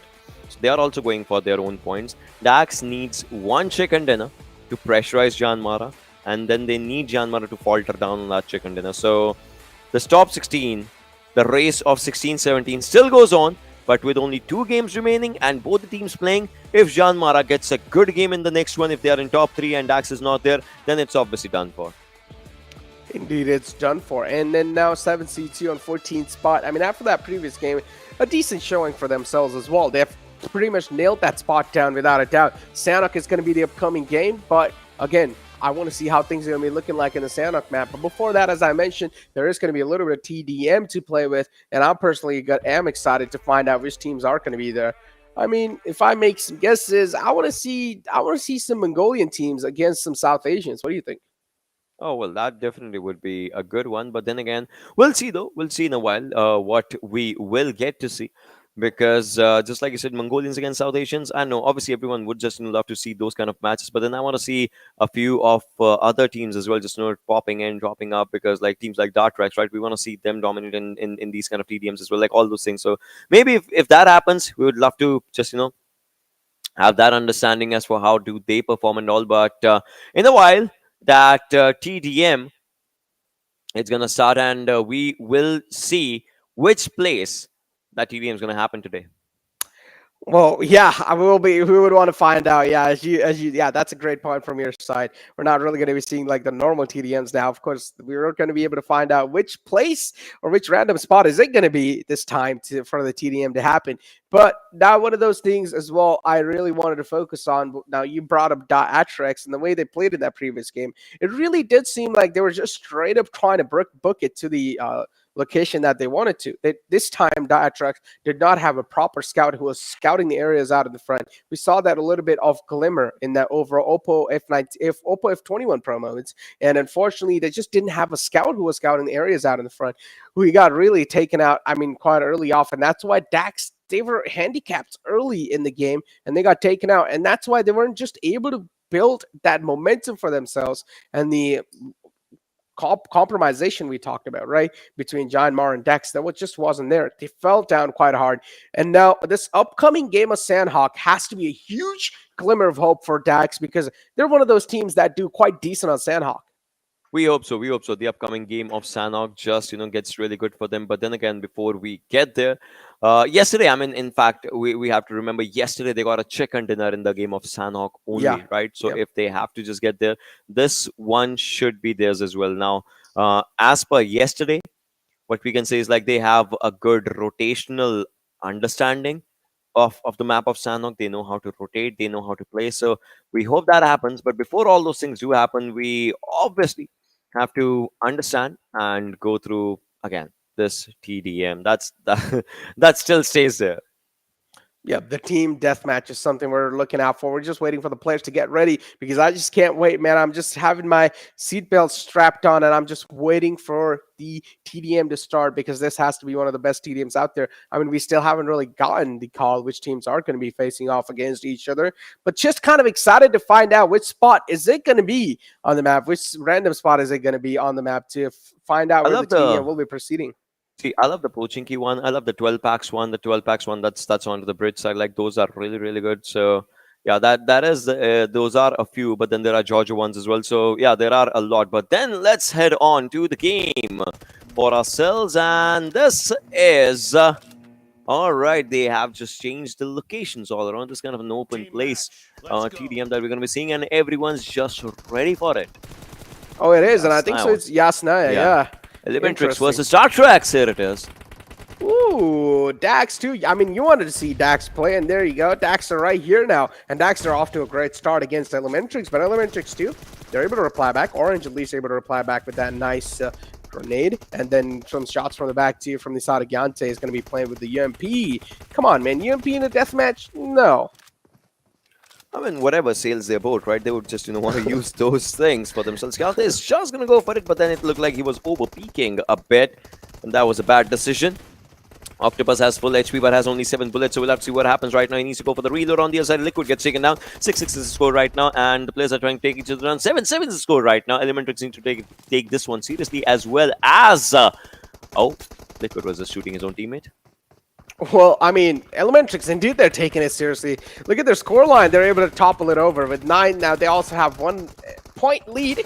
Well, it might just be taken away. No, make it again, 10-9. Elimination for now. ElementriX, there you go. They are still on 1 point lead right here in front of us. As one of the players, Octopus, okay, well, he's just chilling, enjoying the eyesight. The players of Dax having a bit of issues here and there, but now it seems like they're back.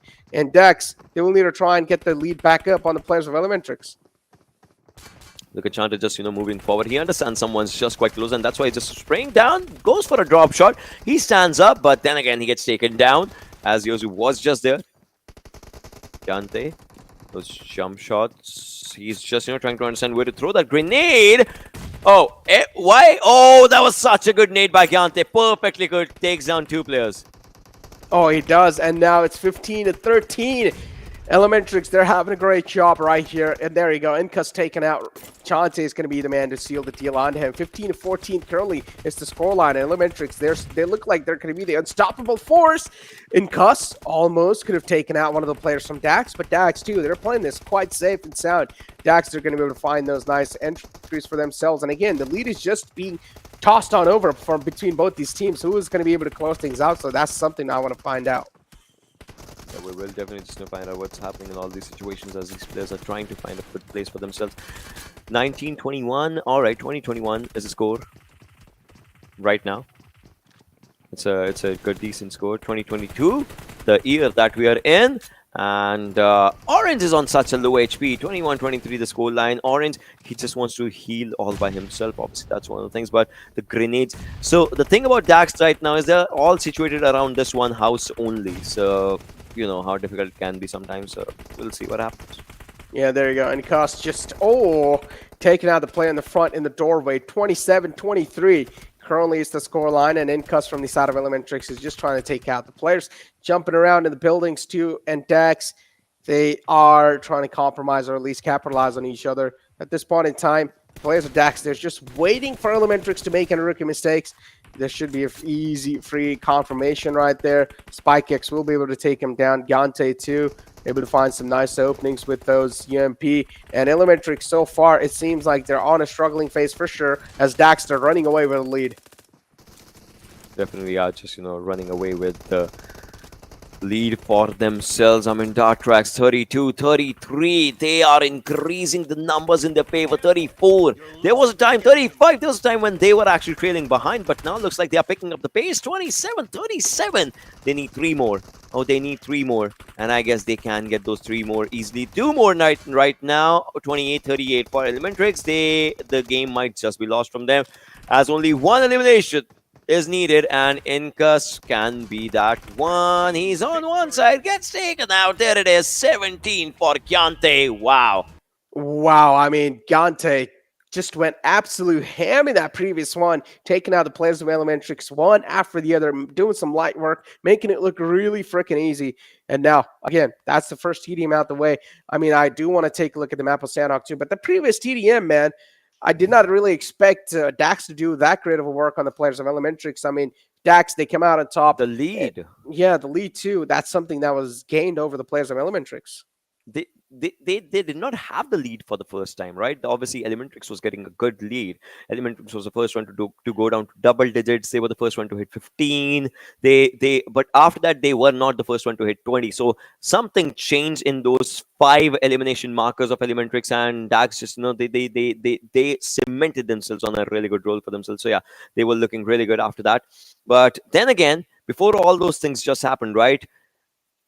we know what Dax is capable of. We understand their close range fights are really good, etc., etc. But I missed this Dax in the actual game, so I hope we see them in the last two games.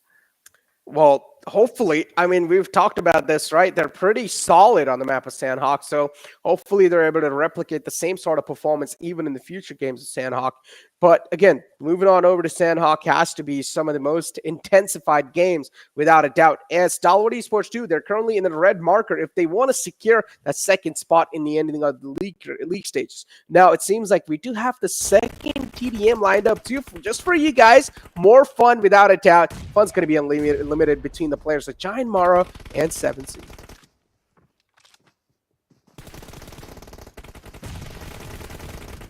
And well, here you go. There you go. Kujad just able to start nice in a great fashion. Susan there too to try and able to take out the players in the front. No Fear is going to be there as well with a half HP. Precious as well, taking down a half HP. Memo as well. Now it's going to be taken down from the back lines as JyanMaara. They were running away with the lead, but now some are down line. The players of 7C, they're trying to capitalize and they're trying to just make or at least equalize things over here. Precious now just jumping around here and there. Precious too now taking down 7C. Well, things are really not going that great for them. 7C, 6 points, and now JyanMaara with like 10. They have a decent lead. They definitely do have a decent lead just coming up for themselves, and now obviously they would want to just move forward with more and more coming down right now. But look at this situation, right? 12-8 is what the scoreline reads right now. 13-8 is how it is. It's slowly just going forward, moving forward, in fact. 14-8. So JyanMaara is definitely getting that good lead for themselves. But 7C, I mean, they would want to just come back onto this one. But the thing for them is they haven't reached 10 double-digit markers. And JyanMaara is just getting points, even with the Scorpion. Suzanne, oh, those 6 kills. Yeah, and then Precious right there too. Oh, look at that. Nice shots from one of the players from the side of 7C. And then JyanMaara too now. Well, they're running away with a huge lead without a doubt. 18-11 is the scoreline. 7C, that needs to be acknowledged, and 7C will need to try and put on some insane numbers. Precious barely surviving on survivor health. I mean, the HP bar wasn't even visible at that point. JyanMaara, but they're still trying to fight back as strong as possible. On the other hand, 20 points, and now let's look at 7C. Oh, they're closing in slowly and steadily as it's 16-22. And now, well, 7C, they're indeed going to be having a bit of pressure here. Yeah, they're definitely going to be having that bit of a pressure for themselves. 22-16 is the score right now. Suzanne has 6 eliminations, definitely, just like we talked about it. And Gunna's using a P18C. They're just trying to bully down their opponents, as you can just see whatever it takes. They'll just go forward with it. They'll just try to move forward with it, and they'll just do everything that just goes down on for the players right now. So yeah, it's looking really good. Only 13 points remaining for JyanMaara to win this one. Looks like they are trying to finish every elimination in style. Maybe just going for a few grenades here and there. The damage was done, and that grenade was perfectly lofted. It was as like he just read the player. Yeah, exactly. It indeed did. And now look at this. Again, huge lead gathered by the players of JyanMaara. They're just doing some light work in 7C. How are they going to try and capitalize on this? Well, this is something I'm wondering too. Ripson from the side of 7C just trying to find that sweet tuning, trying to take out the players in the front. Finds one, but that's all he's going to get, as the other player of JyanMaara will be able to secure that 35-22 scoreline. And now JyanMaara, they're just running away with the lead. 24-36, make it 36. JyanMaara, what's going on? They're just making it look so easy. 7C, they're being proven unparalleled. 38, it is going down 39. And definitely now we are moving forward to see the final elimination. There it is. Suzanne gets it for the final one. And 40-27 is the score line right now. You can see the players. Definitely their KDs coming up. And No Fear had 2.6 KD. That's just so good. That's just so good. Yeah, it's insane. And then, yeah, as you said, 2.6 KD right there with 13 eliminations, or 13 defeats, as you like to call it. Insane KDA, without a doubt. And now moving on over. Well, that's hopefully, that's pretty much it's going to be the final TDM, if I'm not wrong. And after this TDM, we're also going to be moving on over to the Sanhok map, which has to be one of the most interesting. So without a doubt, the aggression should be amped up a bit, because we know it's the final week. It's time to just go all in, all guns blazing. But on the other hand, teams like Dax, if it's their time to approach the game a bit more clinical and tactical. Well, the Sanhok is arriving. That map that we were talking about, right? Dax's favorite map, probably because they got a chicken dinner yesterday in that one. A map that can save Atrax. A map that can make up history out here. But then also depends on how JyanMaara is going to play it, right? JyanMaara, the momentum should be with them. If that does not happen, things might change. Things indeed might change. We'll talk about changing things. It also seems like it's time for us to toss to a short break. We'll be right back.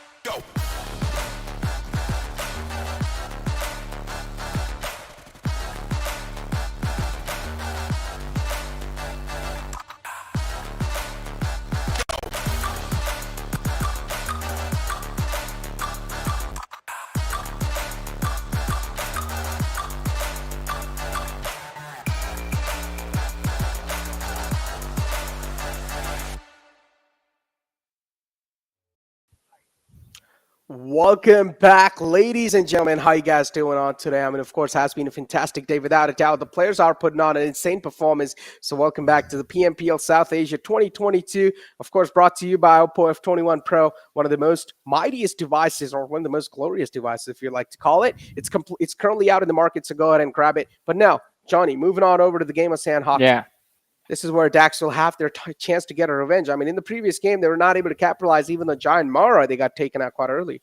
I mean, exactly. And JyanMaara is also one of those teams that is definitely standing in their way. So, as you mentioned, I mean, it's a chance for revenge and redemption for Dax at the same time. And let's see if they will step up to seize the opportunity in front of them right now. And it is going to be the map of Sanhok, ladies and gentlemen. Stalwart Esports, we do see the encouragement coming in from the players for each other. And what is that? Just some snacks. Wait, where? Wait, someone's camera is completely in the dark. Wait, is he sitting in the dark or the camera's just gone? Man. All right, well, here you go. Match number 4 on the way, ladies and gentlemen. It's going to be the map of Sanhok, and the plane's going to be flying in the sky as the plane fly path will be in front of us in a short while. It's going to be starting from Sami all the way down south and all the way to the north side. A little tilted on the left, but still, it's the map of Sanhok. The teams there are not going to struggle to make it to their designated drop spots. Yeah, teams are definitely, they never struggle on Sanhok. This is, one of those maps wherein you do have quite an easier time getting to your preferred drop location, but after that, I think, is when things get very, very tricky. And especially if you were one of the players from the Deadeyes Guys side in the early days when we saw them clash again and again against the players of IHC, but that hasn't been the case in the last few matches they've played. But this time, Deadeyes Guys once again heading towards the Camp Alpha Island and going for a 1-1-2 split drop. On top, sir, he's quite close to a few of the players from the side of IHC, but they are not looking to engage. And we do have the circle this time as well centered around Query, a southeastern circle on Sanhok. It's quite rare, but it's going to be exciting as well. Indeed, it's going to be quite exciting. Well, as you said, it's going to be tilted a little bit on the bottom right side. That means Skylightz Gaming might just have a decent showing. Look at this split from them, though. This is something I'm not really a huge fan of. 2 players down south, 2 players up north near Camp Bravo. At 7C, they might just surround the players of Skylightz Gaming and they'll try and take them down because they know it's just 2 players in the front and the entire squad of 7C. If they decide to push together, then Skylightz Gaming will be screwed big time. Yeah. It's definitely going to be quite difficult for them to survive, but let's see if that is actually going to happen. 7C Esports, as you mentioned, they do have the opportunity, but talk about opportunities for Dax. Look at where RX Jax is from the side of A1 Esports. He was in the middle of Stalwart, Dax, and Savage Esports, just quite far away from the rest of his comrades, and it's going to be quite difficult for him to actually regroup with them. But as we were talking about 7Cs, we do see them on our screens, and they are, well, currently just pushing further south from where they dropped, headed towards the city. Kujod is who we are seeing, and now switching over to Memo. I think just looking for those early loot items, all the players from 7Cs. Ooh, interesting. And now Dante, right? Oh my god, 9! No! 6-9 boy got taken out by Seoul, and he's not one of those players that's going to miss those shots like that, and he actually takes him down from a bike. This shows the amount of skill set this player has. It's tough, man. With a bike, especially, just to take out a player like that and also track him like that. It's only some of the most skilled players can make it happen. And, well, there you go. What better than Zol? Well, yeah. They're very quick. And A1 Esports called it a little bit earlier as well. They were going for an interesting split, but not the lad that I expected to get taken out. I thought Jax was going to be the first casualty of the game, but 6-9 just being very unfortunate. And now Sinister is looking to get on the bike as well. Just be extremely careful about this one, though. He's going to fall back, pick up Dante, and then move towards Jax's position. Since he is the one quite in a safe spot inside the circle. And again, ladies and gentlemen, a replay of the first blood in the game. Zeol just spotting out 6-9 and going for a wonderful, wonderful spray. I think just the fact that 6-9 was heading right towards him made it easier for him to aim the first few shots on his head, and then him just turning around, finishing him off was, well, quite easy for him. He made it look very easy. But on our screens right now, it's going to be Sanchez from Savage Esports, as we do see them on the northwestern edge of the circle in a very safe spot for now, at least. But Savage Esports, they will have to think about the pressure that's headed towards them, because T2K are going to be right next to their spot. Venom Legends is going to be closing in from the north. So Savage Esports, they need to be extremely careful in about the next 5 minutes. Ooh, the next 5 minutes. And A1 Esports, they already took an early blow. At 6-9 boy, we did see him getting taken out, and again, the series for unfortunate starts continues for them. One of those teams that has been on the struggle or on the unfortunate side of things in the entire PMPL.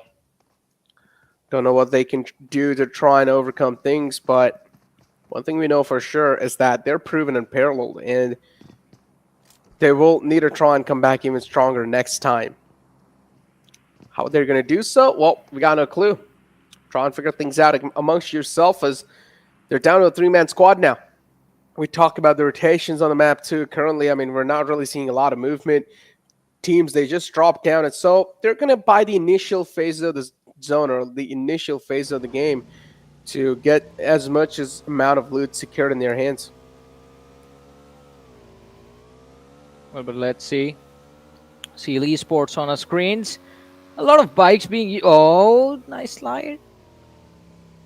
So to do that in real life, it's going to be very scary just to slide your rear tire like that. But inside of the game, it's all good. It makes you look cool.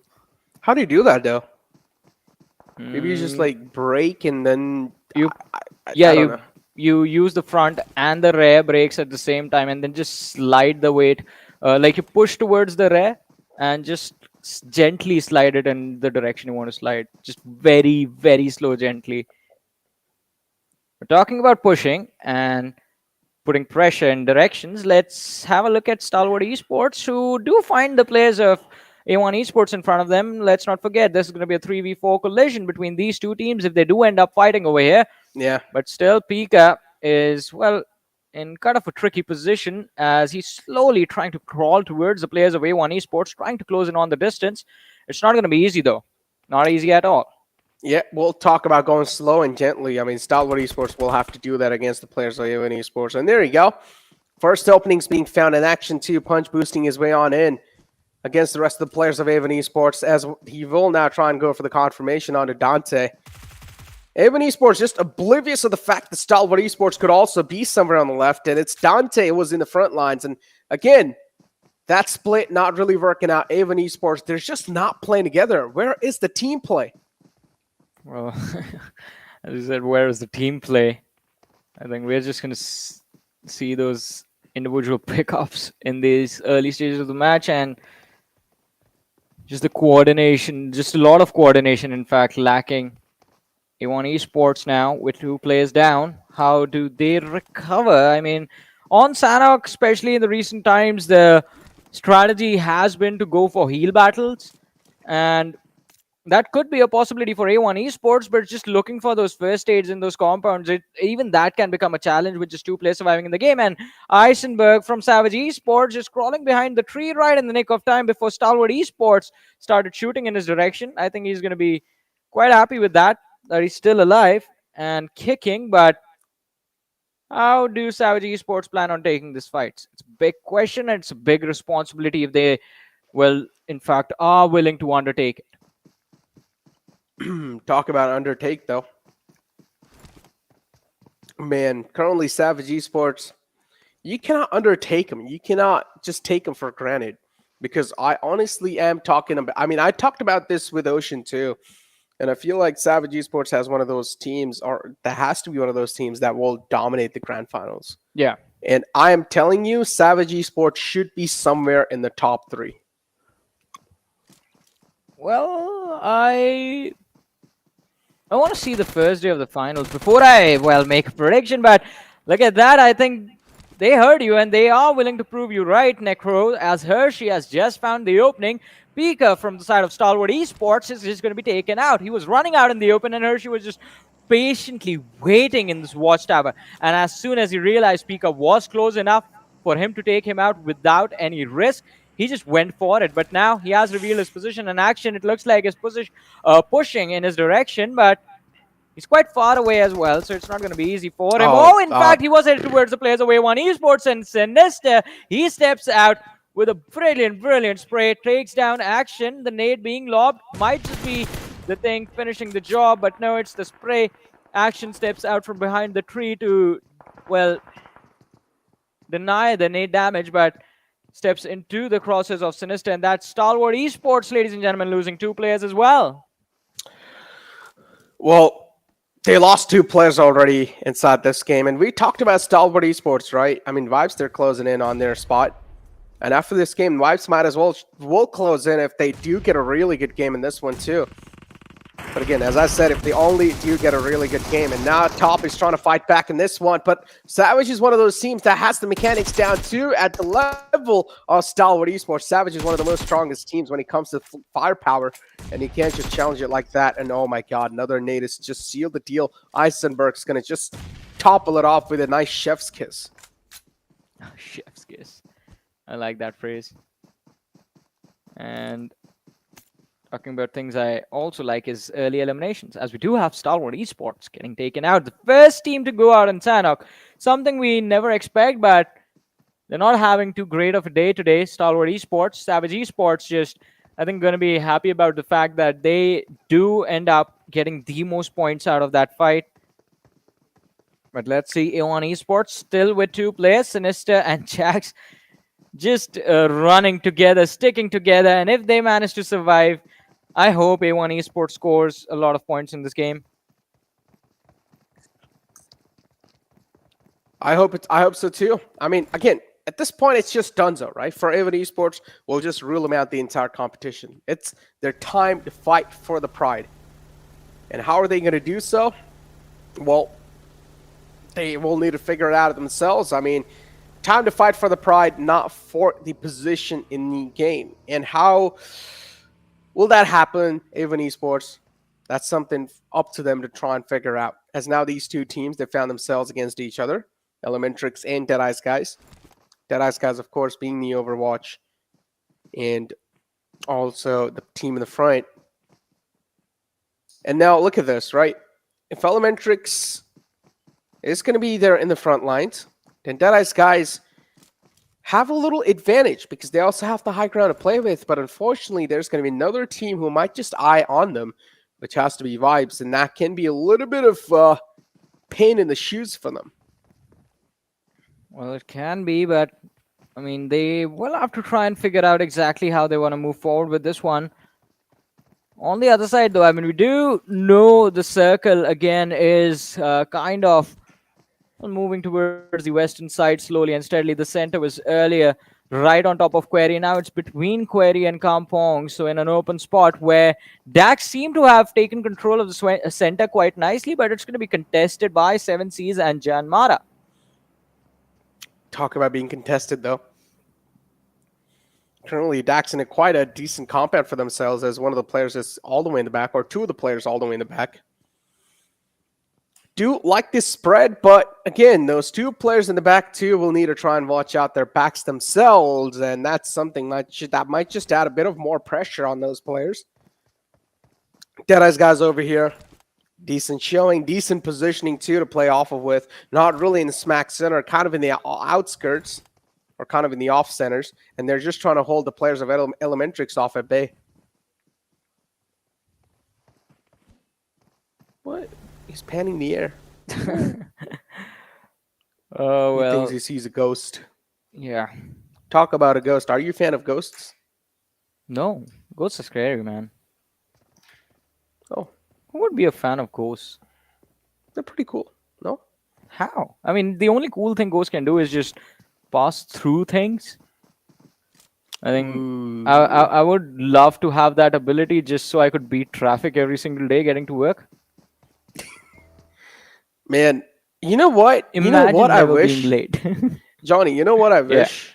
Yeah. Okay, so one thing that I wish that humans should have been able to do fine even if they do not sleep, you know?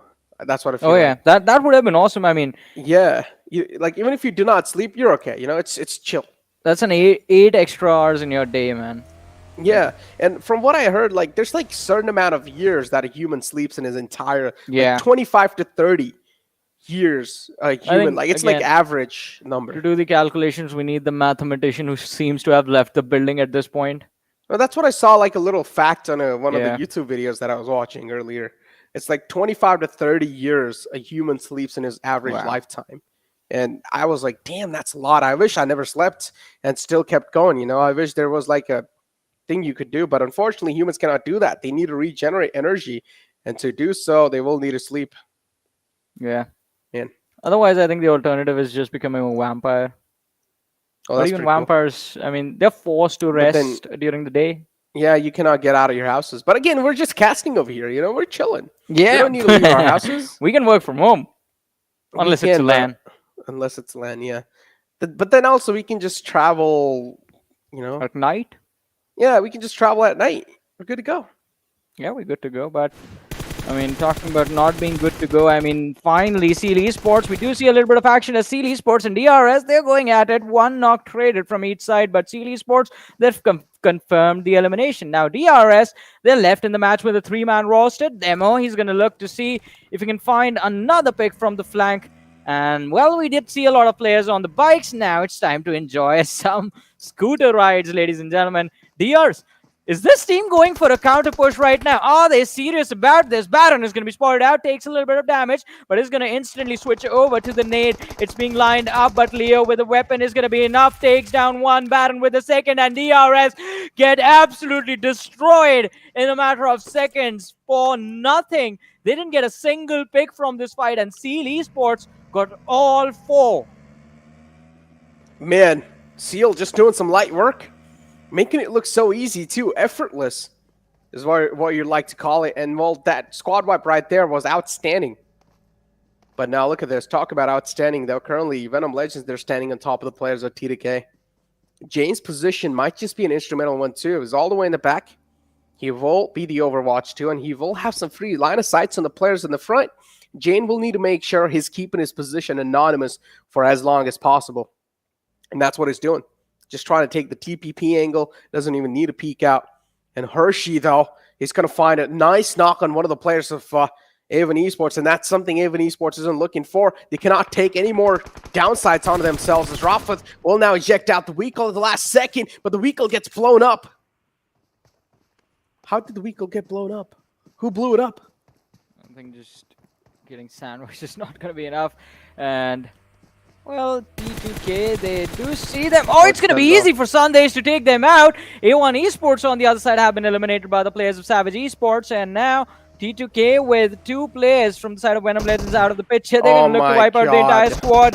So a steel shot will have a vehicle run over him. I mean, he's going to be not going to be able to do anything about it. Venom Legends, they are down to their final surviving player. And Ale, it's just a lot of pressure for him to be the man responsible for securing all the points for his team from this match. TDK, why so good? Why?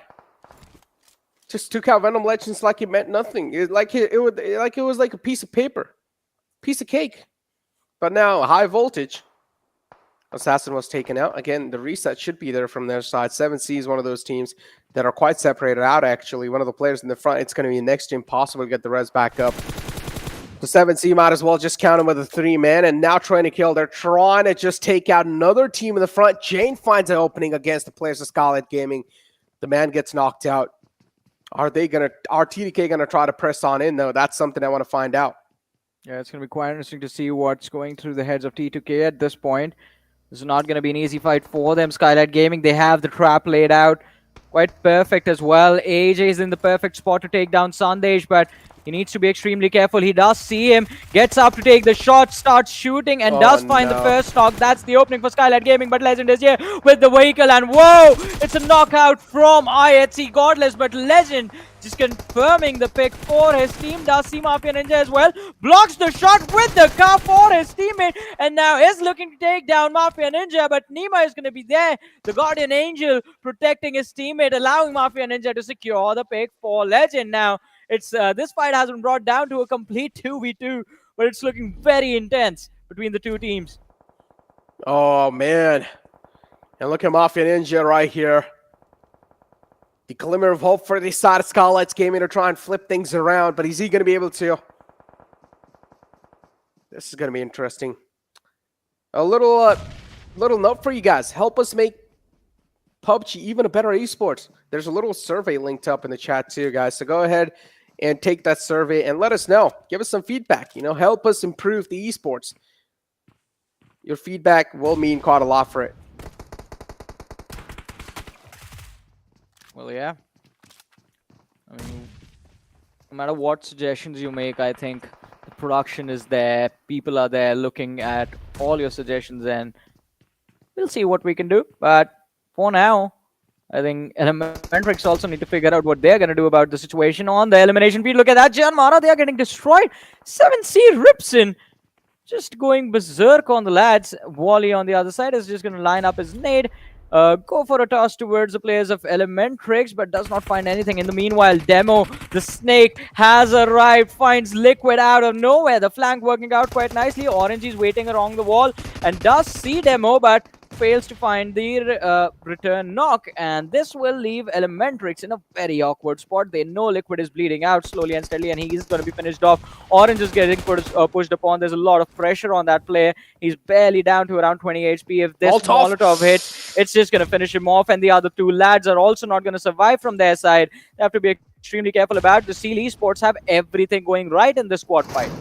Yeah, I mean, they've just surrounded the players of ElementriX, and they cannot even move out at this point. They're trying to suffocate ElementriX down to their death. It's Savage Esports too. Another fight panning out between Deadeyes Guys and Savage Esports, but this time it's going to be Deadeyes Guys who steal the cake from them, and they're going to come out on top. And oh, what is this circle? A Kampong circle. Did not see this coming, though. As High Voltage, they're going to be in the prime spot. And High Voltage, you better start taking some base positions for yourself, because there's a high chance the circle might just hard shift outside the city. Well, let's see if the hard shift is going to happen. In fact, it's right on to Kampong. High Voltage, as you mentioned, for now at least, are in a very wonderful position, but the other teams not so much. Icy, look at him, just laying down the smokes, trying to protect himself. Dax on the other side only have one elimination till now. They're trying to disengage from the fight that's headed in their direction, trying to keep themselves safe, but it's not going to be that easy. Icy is completely sandwiched from either side. Dax, they know that once Icy is taken care of, T2K, well, they will have to deal with them. And Shane, he's looking to, well, go for a counter push, but Icy gets up, starts shooting, takes Spike down. A few shots in his direction from the flank, and he's still staying alive. But the blue zone is dishing out a lot of damage, and Icy could have done a lot more to cause a lot of trouble for the players of Dax, but they are getting delayed. The blue zone this time is not going to be as merciful as it would have been in the early stages of the match. Ladies and gentlemen, ElementriX, they have been taken care of already. We're down to the 8 teams, 17 players surviving. Deadeyes Guys are going to be eliminated from this match as well. And now 16 players left alive in this game. Vibes Esports still just with a 2-man left behind. They're trying their level best to survive. 7C Esports are going to be shown the exit as well. And now Stalwart Esports, Wally and Demo, they have 6 eliminations already for their team. Can they get a few more before they get taken out? Oh man, their eyes are just so sharp. Able to find a nice opening against the players of High Voltage, buying enough time as well to be a little comfortable inside the zone. And now Demo is going to try to charge on in. It's just trying to march on in. Does realize maybe the compounds to play off of it has to be one of the best things they can try and go for. And Skylightz Gaming, Mafia Ninja, position's kind of compromised. High Voltage knows exactly what's going on around them. And they also have all their players up. I mean, it shouldn't be that tough of a task for them to get the reset back on to follow them in. And look at Mafia Ninja, is just trying to punch boost around. So High Voltage, they have no clue just yet where Mafia Ninja is. Maybe now a little bit as he's giving some foot cues away. Tossing in some nade, trying to delay the push, find some more time off for himself. Is the final glimmer of hope alive for Skylightz Gaming. And now is catching some insane amount of bullets. And High Voltage, a really good way to take him out. They just wrapped him around. Yeah, they knew a head-on fight would be risky, so they just went for a collapse from multiple directions, and now it's down to the top 4 teams. Stalwart Esports, T2K, High Voltage, and Vibes still present. Ryu knocked out, but Jiggle is still going to be there.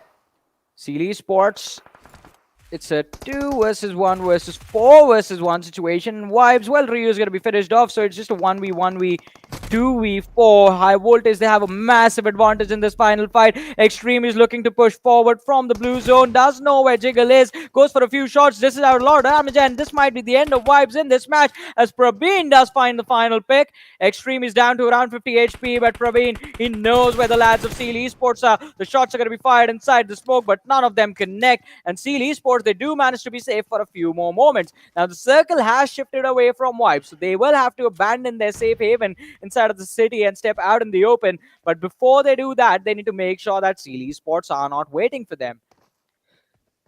Indeed, they're not. And now Seal, look at him. Tossing in some nades in the front lines. Creating a nice pathway. But this nade, though, finds a return knock in the front. Assassin able to take care of Demo. Wally all the way in the back, phrases as well. And this nade from Assassin, another nade tossed on in. It's going to crawl right next to the players of Seal. Oh no, still a bit off mark. That rock is just being the saving grace. Another smoke tossed in. Now this Molotov is going to try to buy some more time. Nice nade from the side of PUBG. They're able to pin down the players of Seal. A nice amount of pressure, insane amount of pressure utilized on the players.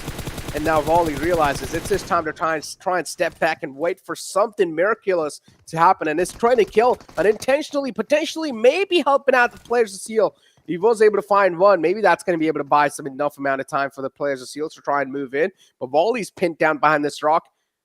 Is he going to try to go for some plays, or is he just going to keep on medding? That's what I want to know, because he realizes he's the final man alive. Now, he can try and go for some med strats without a doubt, but again, he's not going to be able to win this game. High voltage, they've got this win secured. I completely agree with that. I mean, winning this game, it's not going to be easy for him. Wally, I mean, with the M249, is just running out of opportunities. Burns himself alive. Now, that is a way to go out in style, but still, I don't know how is that. It is high voltage. Walk away with the chicken, and then look at that necro. Oh my goodness. I mean, they are making us eat our words. They are making us eat every single thing we said about them yesterday. At the end of the day yesterday, I mean, we said they were struggling. We said high voltage was not doing good, and now who is the one who is having the final love? They've made it to the top 10 all the way from the 16th position. Yeah, that's kind of insane, right? Not even having a lot of days to play with, and still high voltage is able to make that mark for themselves. And what a great showing in that previous game. Nice things to win, and winner chicken dinner from the side of high voltage. Great way to end things off right there. Yeah. And I just want to see much more greatness. Oh man, I'm telling you, this is just a great setup for the grand finals. We're just getting warmed up. Well, definitely, and it's going to be quite interesting to see exactly what the last game is going to look like for high voltage, because they've done phenomenal today. I mean, they have been very consistent so far and have secured a few extra cash for themselves as well. Plus, I think, again, as we said earlier on, high voltage, they were struggling to just stay in the top 16, and all of a sudden we see them sitting on the 10th position in the overall rankings. I mean, I'm getting hyped up. I want to see where they end their day. Hopefully not on 10, at least they end on the 9th position. But this team is just fun. And now it begs to question, like, why weren't they playing like this since day one? They could have secured a lot more money. And, well, we would have seen high voltage in the top 3. Based on right now they are playing, I think definitely top 3 is where high voltage need to be. I mean, I don't know about that, okay? That's a bit too much. Come on. Like, You're trying to... Very well. Yeah, they did really freaking well, without a doubt. But, I mean, hey, look. Vibes, they've got themselves the top 3, and the only way they were able to do so was because of the consistency. Now, form cannot be forever, but what can be forever is consistency, and that's what Vibes has. But it seems like it's time for us to push to a short break, so don't go anywhere, ladies and gentlemen. We'll be right back.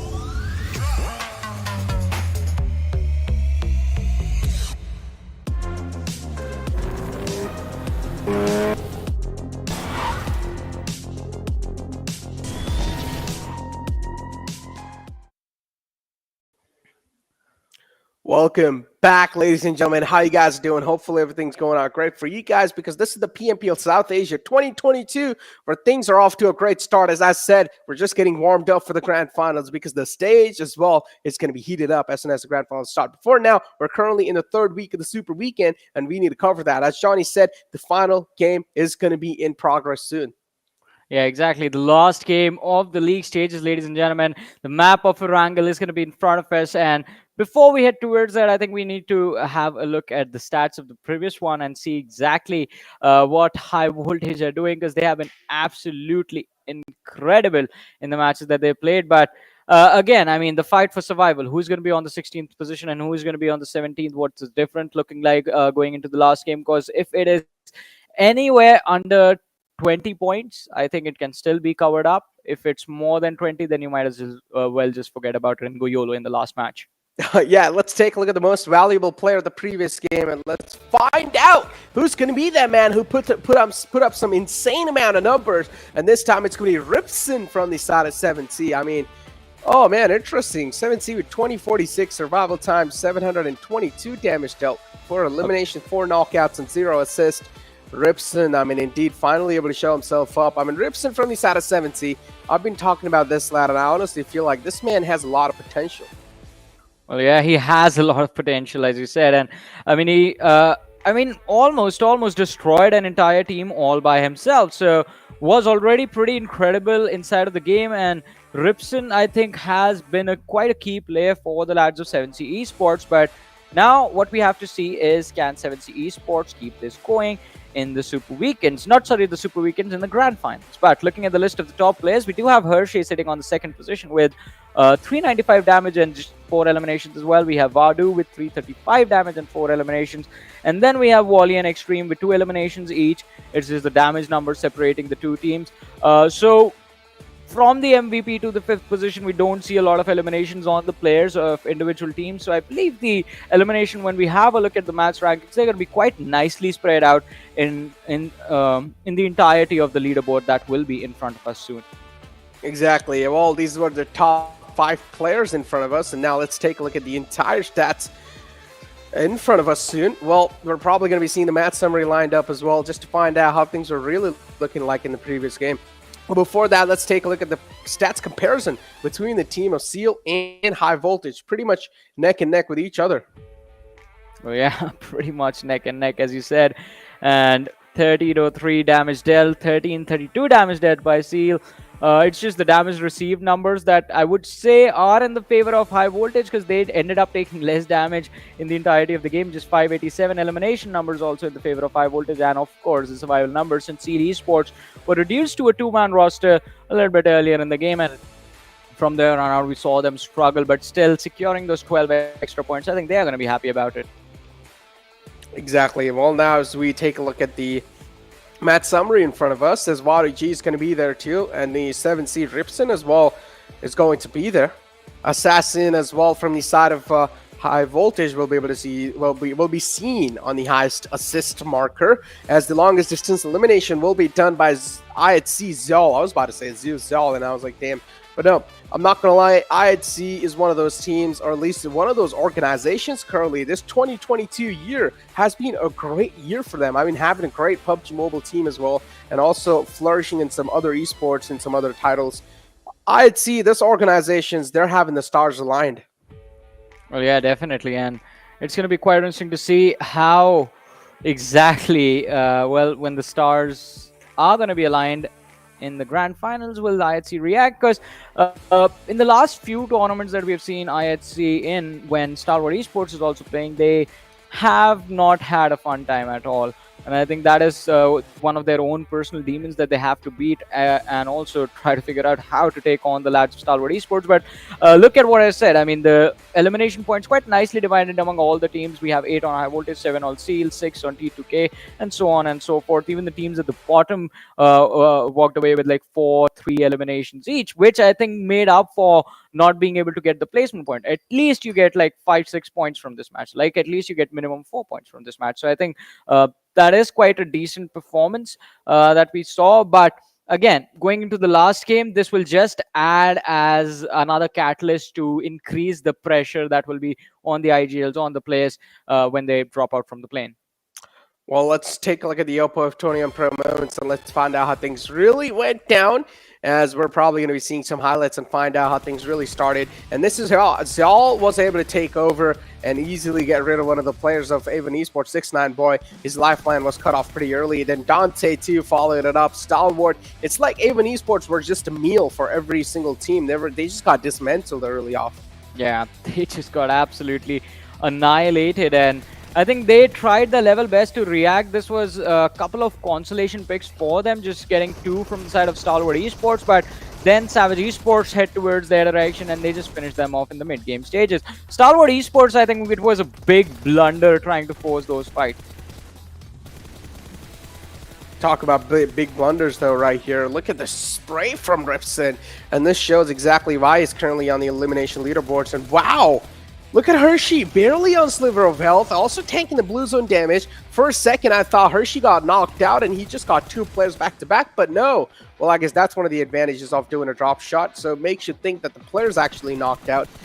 But that's not the case. Well, yeah, this is something I also had a little conversation about in some other region, and this is like drop shot just has some of the most insane things, right? Well, let's see. All right, so there's the final molly, and all right, He just goes, sheesh, let's go. That's what I'm talking about, high voltage. Yeah. You know what? Just because of that, I'm going to start rooting for you guys from now on. I love it. I mean, they Let's jumped go. up 6 positions, and that wasn't enough for you, right? That So a wasn't little bit of enough. a backstory. The lads of high voltage, I believe, the same meme was used the last PMPL as well. And since all of us are boomers over here, apart from Necro, he's the youngest of the bunch. None of us knew what that was. Only he was able to figure it out. Like that means they were right. That's a meme. Just means sheesh. We were all like, whoa, what's that? They're like, oh, what is a sheesh, man? It's a sheesh, dude. Yeah. But yeah, damage graph in front of us, and look at that. The previous game was definitely a lot of damage heavy, without a doubt. This is what we expect from a game like Sanhok. Moving on over to the overall rankings, and still Savage, they're not able to topple over the players of Skylightz Gaming. Skylightz Gaming, they're just maintaining that distance Yeah. with Savage. It's like not a lot of points distance, but they still have that going, and Savage, they're still struggling to take over from the side of Social- Skylightz Gaming. Yeah. Just a little bit of social distancing between the teams. Someone Skylight quarantined Gaming is them. just like, yeah, they're just like, yeah, this is far enough. We are not going to let you move any closer. But talking about moving closer, JyanMaara. Well, Dax, they are not looking good now. That's what, like 16 points? 16 points is the difference. Dax, they have to. I'm gonna say it, Necro. Like, win this game to qualify for the finals. Otherwise, imagine getting so close and not being able to make it. Yeah, That's gonna be heartbreaking. Yeah. Oh boy, talk about heartbreaks, man. I mean, yeah, I feel like Dax, as you rightfully mentioned, if they're not going to be able to do so, that's like one of the most like heartbreaking things. I mean, A1 Esports, they're not going to have that much of a heartbreak because they just did not have anything to expect going inside this. But Dax, they're so close and they're trying to fight back to back. They're trying to make it in the top 16. They're giving it all they have, and they still have one more chance to go in and try and do so. As we do take a look at the live item drop, make sure to go to the official esports channel of the PUBG Mobile Esports South Asia, and you can also tune in on the Facebook page. But now taking a look at the schedule, we're done with 4 games for the day. We're going to be moving on over to the Erangel in the final day. A final chance for Dax to try and make something happen, Johnny. Are they going to topple JyanMaara over? Well, let's see what is going to happen. I'm super excited for the last game of the league stages, ladies and gentlemen. Rangle is going to be the map, and as Necro has made it clear, this is going to be a fight for survival between JyanMaara and the Atrax. Now, I would love it if throughout the entire day we could just see, throughout the entire match, we could just see these two teams' perspective, but we know that's not going to be possible, and that's not going to be fun at all, since majority of the time in a game of PUBG Mobile, you are trying to protect yourself, you are trying to survive, and not necessarily just running towards the gunshots. So, I mean, we're going to look at all the teams, but you guys believe us. Me and Necro will keep our eye on that elimination feed, and we'll make sure we are keeping a check and keeping track of what is happening with these two teams in particular. But along with that, I think it's going to be super exciting to see what is going to happen with high voltage. Will they move up the rankings? What is Savage Esports going to do? That desperate to just move ahead of Skylightz Gaming at this point. I mean, it's been a while since they've been stuck on that 9th spot.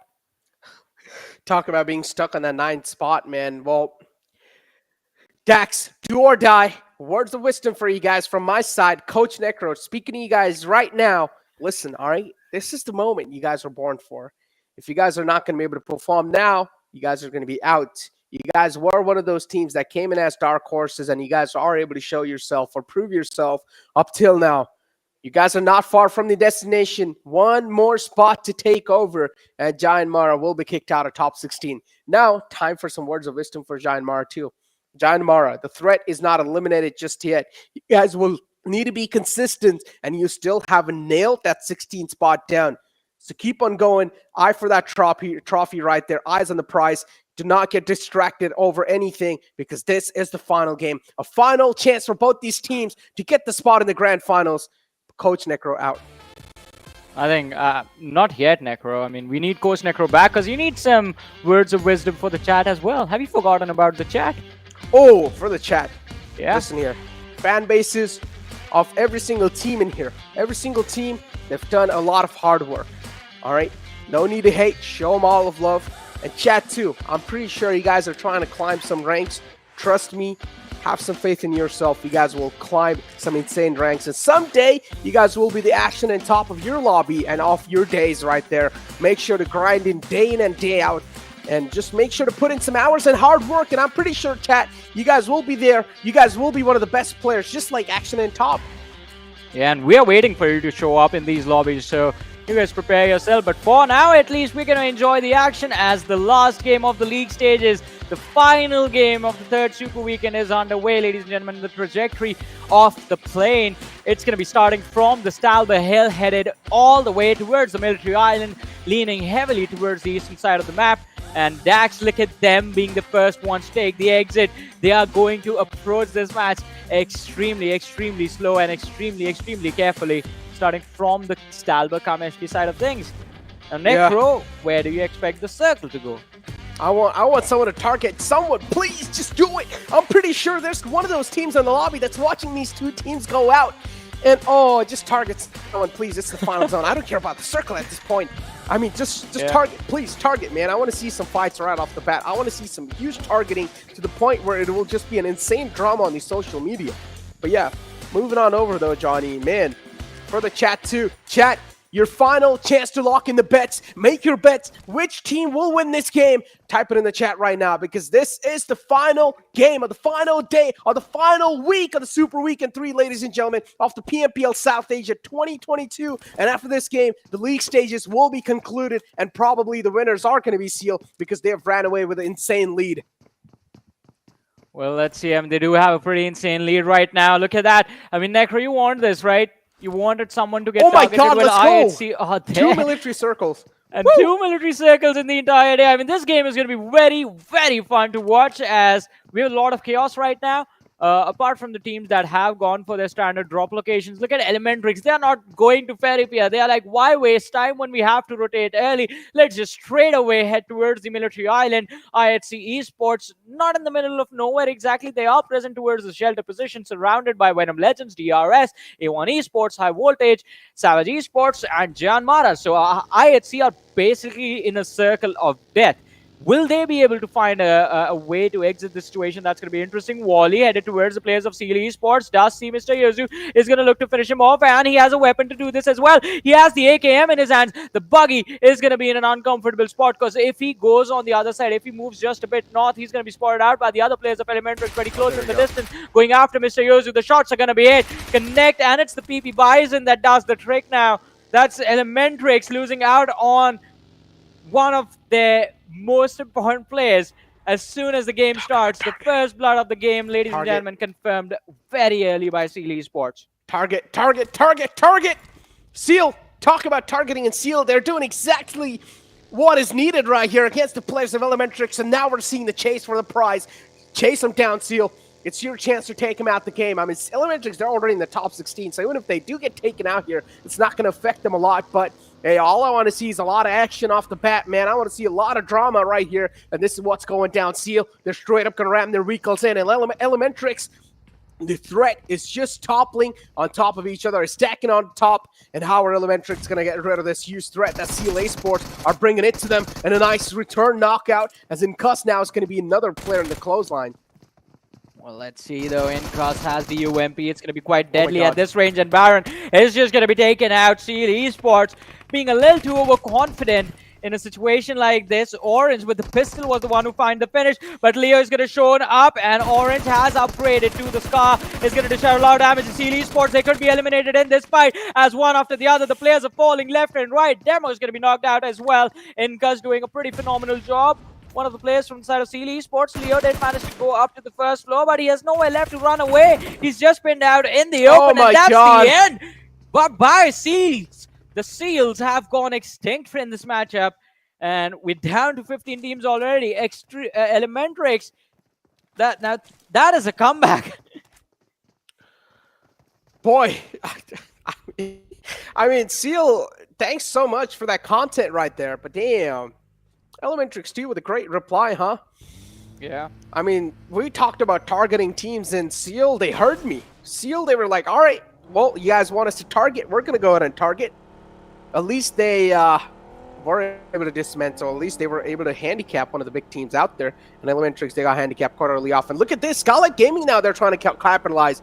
And Skylightz Gaming, they probably saw Seal taking an exit in the kill feed. So now Skylightz Gaming knows maybe potentially the military island is, or the military base is uncontested. So that's where they're trying to go now. Well, let's see. I mean, Johnny, I feel like Seal, they took an early fight and got taken out. It's probably because they wanted to celebrate. Now they're going to go and have a party. I think so. Let's go. They've pretty much done their job. They're sitting on the first position. There's no one near them. But what more do you want? They've been consistent throughout the entire league stages. I mean, they do deserve a little bit of a celebration, but not right now. I would say after the finals. Win the finals and then you celebrate. I would say it's okay. A little celebration, just like a little food treat, you know? Wait. Like all right. For a second, I thought we were seeing a replay, but no, this time it was T2K's legend fight. who just got charged upon by the players of 7C Esports. And, well, T2K have lost one of their own as well. And now on the other side, Precious, it seems like, has spotted out. A few of the players from the side of A1 Esports went for a few shots upon them, but does not find an opening. And we'll have to readjust. T2K, CEO is also going to be taken out. Oh, boy. Talk about some early fights, man. And this is what I said. The final game has to be one of the biggest, games that is out there. And this is what exactly is happening. Just early fights all over the place. Every single team just bringing in that random factor and just doing whatever the hell they want. A 7C just tapping over some shots, and now also Military Circle just spicing things up. Oh, boy. I love it. I freaking love it. And now Mullik, too, got taken out from the side of Vibes. Vibes, they're just playing with three-man squad because Vibes knows they're going to take this final game pretty light. Well, yeah. But let's see when their time comes, what are they going to pull off? Mullik getting finished off by True Love. 7C Precious getting the point for Precious, just bleeding out to death. Deadeyes Guys, they do have an opening for themselves, but again, ladies and gentlemen, the teams of the hour are going to be JyanMaara and DRS. Those are the teams we are looking forward to. And talking about them, JyanMaara are they're moving towards Milta Power, and DRS have taken their opportunity to rotate along the eastern edge of the map of the main island. So they're going to be moving along with the blue zone, but A1 Esports going for the lighthouse. This is going to be very tricky to make it work, but on the other side, high voltage up against the players of IHC. Now, Godless does see one in front of him. Praveen, it's going to be an easy knock for Godless to secure, and goes for the elimination as well. 4v3 situation, make it a 3v3 as Extreme finds the opening. IC is going to be knocked out. IC indeed now knocked out, and look at that. He's also going for the confirmation. Did spot out a little pixel. Look at him. He's just playing with some little pixels, and IC, oh, he thought he was getting shot at from somewhere else because IC thought he was just safe behind that buggy, but that was not the case. And now Zal, too, got kind of taken out right, or at least taken down quite low. He's going to patch himself up with the first aid. Also has a decent amount of boosters to work with. Extreme in the front lines, but I'd see they cannot ignore any of their angles and just tunnel vision onto Extreme. I'd see one of the players are taken down, and on the other hand, the high voltage, they're completely on the receiving end. And look at Alex just charging on in. He has no care in the world. It's the final game. Do whatever the hell you guys want. As you mentioned, it's the final game. Just do whatever you want, whatever you feel like. And well, Extreme, he feels like going for a head-on fight, and well, runs forward, finds the knock on Alex, but will be instantly taken out. IHC is Joel getting the final pick. So 4 elimination points secured for IHC. Going for a revive on to Alex now. And a voltage have also been taken care of. They have been eliminated from the match. So 2 teams already out of contention. And The circle is right Let's on the go. military island. Let's I'm go. ElementriX in the center along with the players of DRS. And look towards prison, Necro. That's where Dax are. Imagine if this circle takes a hard shift away from him. And I'm honestly worried for Dax now. How are they going to try to close in the military circle? Because we know if a team is going to be rotating all the way late in the circle, in the military island especially, then things might just go south for him. And this is what Dax exactly are doing currently. Oh, the late rotations won't really work out. And look at Deadeyes Guys. What was that? The man just flew in like Superman and was still able to survive somehow. And Deadeyes Guys, for now, they're going to be able to save, or at least they're going to be safe for now. As Avon Esports, they're currently on the receiving end, even though things were really aligned for them. They were destined to win this fight, but still, Deadeyes Guys, that one player in the front is just, proven to be a menace. And now it's catching some bullets from the back. A nice capitalization from 6ix9ine Boy, too, at the same time. Yeah, I mean, doing a phenomenal job securing that pick for his team. Now, he has to try and go for a revive on Sinister, and Dante will try to cover his teammates while that happens, but it's not going to be easy for them to make it work. Krula from the back lines is looking to see if he can pick off a few extra people from the side of A1 Esports, but oh, goes for a bolt action shot. 6ix9ine from the other end, trying to connect a spray. It's not going to be easy. The lads, well, they do not care though. They just want to go ham in this one. Oh, had he had this weapon, had True Love had an arm in his hand, then it wouldn't have even been a fight. Just that first shot, knockout, and then he would have gone for the finish. Oh, this is not worth it, though. Going for this airdrop is not worth it. I mean, it's pretty much out in the open in the waterways, and when you do get taken out in the waterways, I mean, even though you can still swim when you're knocked out, it's pretty much a donezo at that point. So, might as well would not risk yourself with that. Avon Esports currently just being the team who are trying to hold off the teams at bay and make sure they're not going to be able to cross over on the other side. Deadeyes Guys, I don't know what the game plan is going to be for them, but they definitely need to watch out because they're about to be sandwiched soon. And it's not going to be easy to find their way out of this, but sorry, we do see him getting pushed upon. A1 Esports, the entire team, they want to go for this. They do not want to leave anyone from the side of Deadeyes Guys behind, and True Love, he is also getting pinned out in that watchtower. A lot of utility being lobbed on the first floor, and Jax, he managed to connect. Just the last player from the Deadeye squad remaining. Sinister, Jax, Dante, and 6ix9ine, they managed to secure this team fight win without losing a single player so far. The nade is going to be perfect. True Love can get out of the way, and the answer is going to be yes, at least for now. The second one is going to be lined up as well. Sinister is trying to go for a push. Will be spotted out in the open. Jump shot coming in from True Love. It's not going to connect. Sinister at point blank range. This is going to be brutal onto True Love. Finds the, well, goes for the angle. Tries to find the opening, but the answer is going to be no from A1 Esports as the denial comes in. Sinister finding the final pick of that fight. And, well, bye-bye, Deadeyes Guys. Yep. As you said, bye-bye, Deadeyes Guys.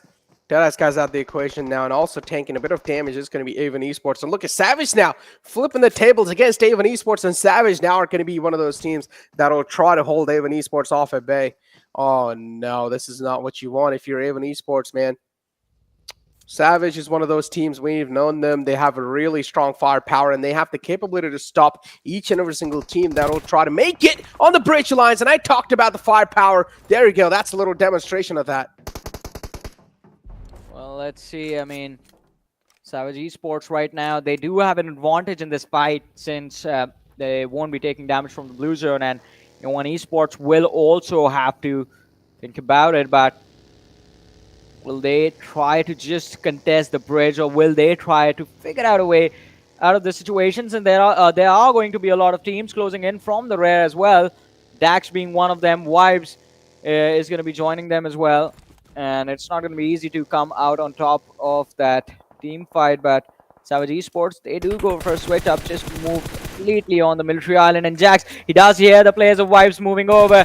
Ryu is going to be the first one getting taken out by 6ix9ine, and now it seems like Jiggle is going to be caught out in the open as well, as he does take a lot of damage from the rear. Does know one lad closing in from the front. 6ix9ine is going to be spotted out in the open. A little bit of a damage exchange between the two lads. 6ix9ine is going to be knocked out. Jiggle trying to go for an elimination secure, but it's not going to happen, as from the back, it is going to be Jax.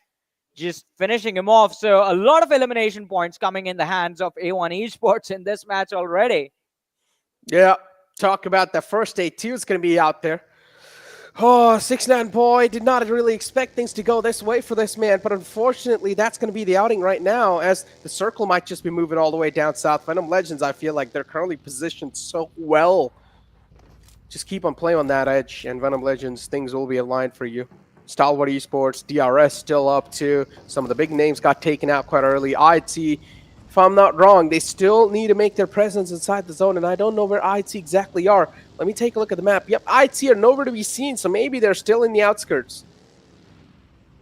Well, let's see. As you mentioned, IHC, I believe they are still on the Nowhere Up Noi bridge. They are going for a very late rotation, so yeah, we have to see exactly. Oh yeah, how they are. We intend saw to, Godless. Yeah, it is going to be a very difficult game for them, but we do have the third airdrop coming in with the Groza and the level 3 kit being present. Military West, there's going to be the helmet and the backpack in there.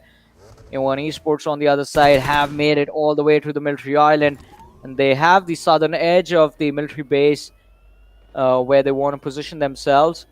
And the circle is also moving towards the southern shorelines of the island. Stalwart Esports, still a 4-man squad, but haven't really been part of the action till now, which is quite a surprise. But look at that, A1 Esports are finally taken care of, and it's Savage Esports to finish them off. Yeah, Savage, all 4 players up too, man. They're looking like a dominating force in this one. And now the next circle just going to shift right on top of the players of Venom Legends. I told you, Venom Legends are in a really good spot. Man, call me the fortune teller, because currently I'm just guessing these zones. I don't think fortune tellers are called fortune tellers because they just guess, Necro. Well, I'm a fortune teller that guesses.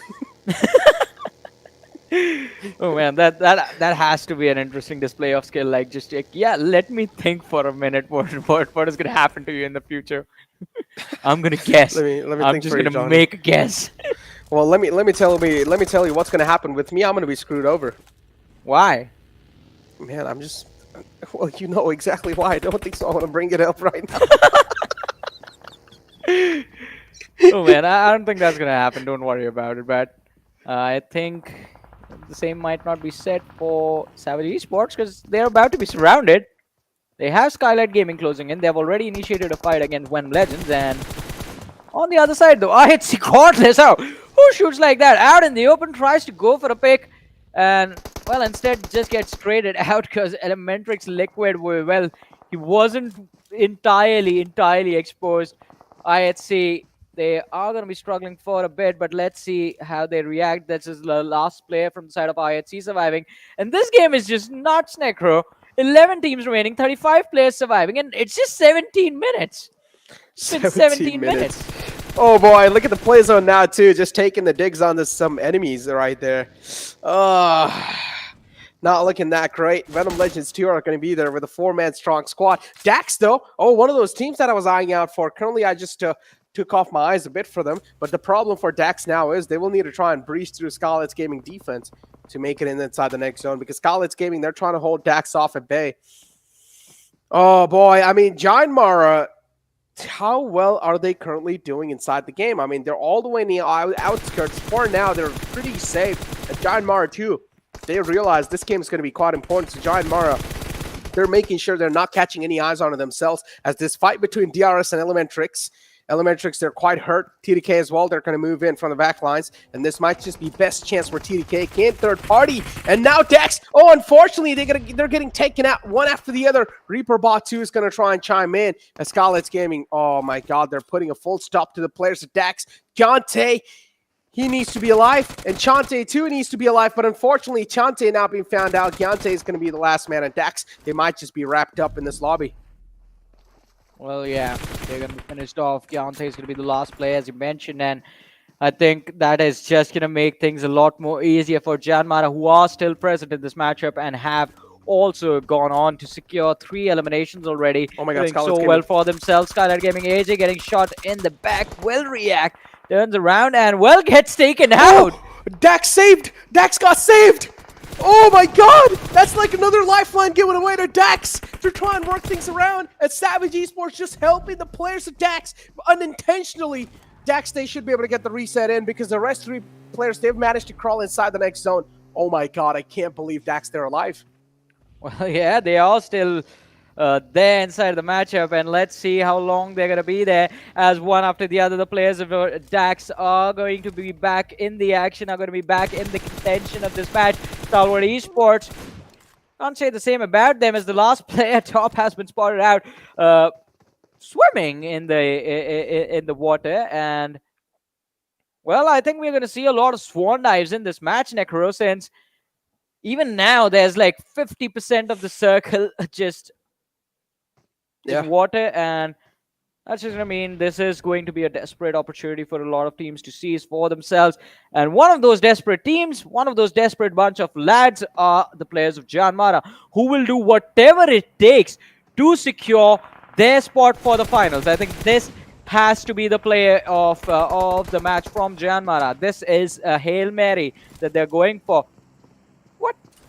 Reaper just burned himself. You did, and Venom Legends, look at that. Dedicator right there. He's going to be right underneath that building. Barely alive, though. Utilities tossed in. Molotov making sure that DRS aren't really going to be feeling that comfortable in that compound. And Rules OG gets taken out all the way in the outskirts. What? And now DRS, they're handicapped big time. 2 players to try and hold things off. Next to impossible to try and counter the Venom Legends attack. Oh, they're going for the res. Oh no, Dax. To get it, it's going to be incredible. Let's see Dax in front of us. Utility exchange. Hershey is going to fall back a little bit, but Eisenberg finds Octopus. Dax again in a world of hurt. Now, this is not looking easy for them. Venom Legends on the other side against the players of DRS. Ooh, oh my god. Oh, Gyante, no! Misses up the spray again, the last survivor for his team, but this time I don't think they're gonna make it. Please win this! Could be done. He wins 1 fight, gets 1 knock, dodges the nade. Eisenberg is gonna go for another one, but will Gyante be able to be the man, be the game changer for the players of Dax? Oh my god, he finds another one! With a nade. Dax so close to winning this one, but he does go for the finish, and well, I don't want to watch this. I want to watch the other fight. DRS get eliminated. Venom Legends win this. It's okay, but what is happening to the players of Atrax? Sancho, last man against Savage Esports. Oh my god, win it, Dax, come on, please. You guys need to stay alive. You guys need to take it even closer. Savage Esports, they're currently getting dismantled as 2 of the players got taken out. We did see Sancho was the only man left alive, and he's also able to get the rest back up on the fallen man. Sancho now trying to close in some distance. Oh, Savage, it's donezo for them. Dax, those are 2 confirmed elimination points for themselves. And look at JyanMaara. They're kind of screwed over. They go for the opt-out to use the waterways. And Venom Legends, he's going to spot out Sancho too. Sancho took a little shots on himself. Sancho is not completely healthy. He's also damaged a bit right there. He's straight up going to book it right underneath. He wants to go for the rest of the fallen comrades. And Evil lobbing some smokes. Well, the smokes might just be helping him out, but Gyante, let's see what are his intentions along with Chante right next to him. The 2 final players from the side of Dax, they've made it into the top 6, but it's still not over. JyanMaara are still in this matchup. And Top, he sees them. He has a few pixels to stand upon. Snipe YT, the same is about him. But JyanMaara, they find the slope on the hill. And now Top, he's in a world of trouble. Gyante going with a Molotov being lobbed towards the players of Savage Esports. Will disconnect? Nice. It connects right on one lad. Hershey is going to be knocked out again, and the shots on Sanchez are going to be additional pressure for him to deal with. Chante, he sees him out in the open, and that's the end of Savage Esports. Dax, they have secured 6 eliminations. They are in the top 4, but JyanMaara, they are also here, and they have finished off Stalwart Esports now. So the fight is still on. It's on till the break of dawn, Necro, between these 2 teams, and it's a fight to be in the top 16. But I don't think Dax, they can secure enough points at the end of the game now. We never know, man. We never know, because JyanMaara, look at him. JyanMaara might just be those fishes that Dax needs, and Dax might just be that fisherman collecting all these points, but Gyante instead opting out to play a bit safer.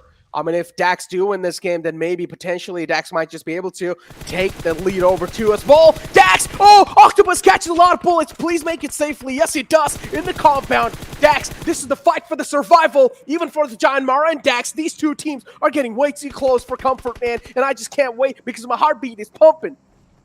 Well, I mean, everyone's heartbeats are going to be racing right now. This is not going to be an easy game to watch at this point. Venom Legends, JyanMaara, Dax being in this fight. And oh no, that is not going to be good for Chante as he has gone for a swan dive. Alex is going to be spotted out. Gunner right in front of him. And Alex is going to be finished off in the next few seconds. The last player of IHC. And after that, we will be in the top 3, ladies and gentlemen. JyanMaara, they have found solid footing for themselves. And will they be able to survive till the end game? Now that is all they have to do. But Alex could be the game changer. Well, no, he's going to be finished off. An extra point for JyanMaara finally getting taken out. Ale is going to be the one finding the knock. And well, Dedicator from the flank is looking to see if he can finish off Chante. Chante trying to protect himself. In the meanwhile, on the shoreline. Oh boy. Is Chante going to be able to wrap up these points? Is Chante going to be able to 1v4 the entire existence of JyanMaara and just wipe him out the game? All by himself in the little edge lines. All eyes on Chante now because Chante is right up top. Trying to play for the win. The next circle too will be falling right on top of the players of Dax.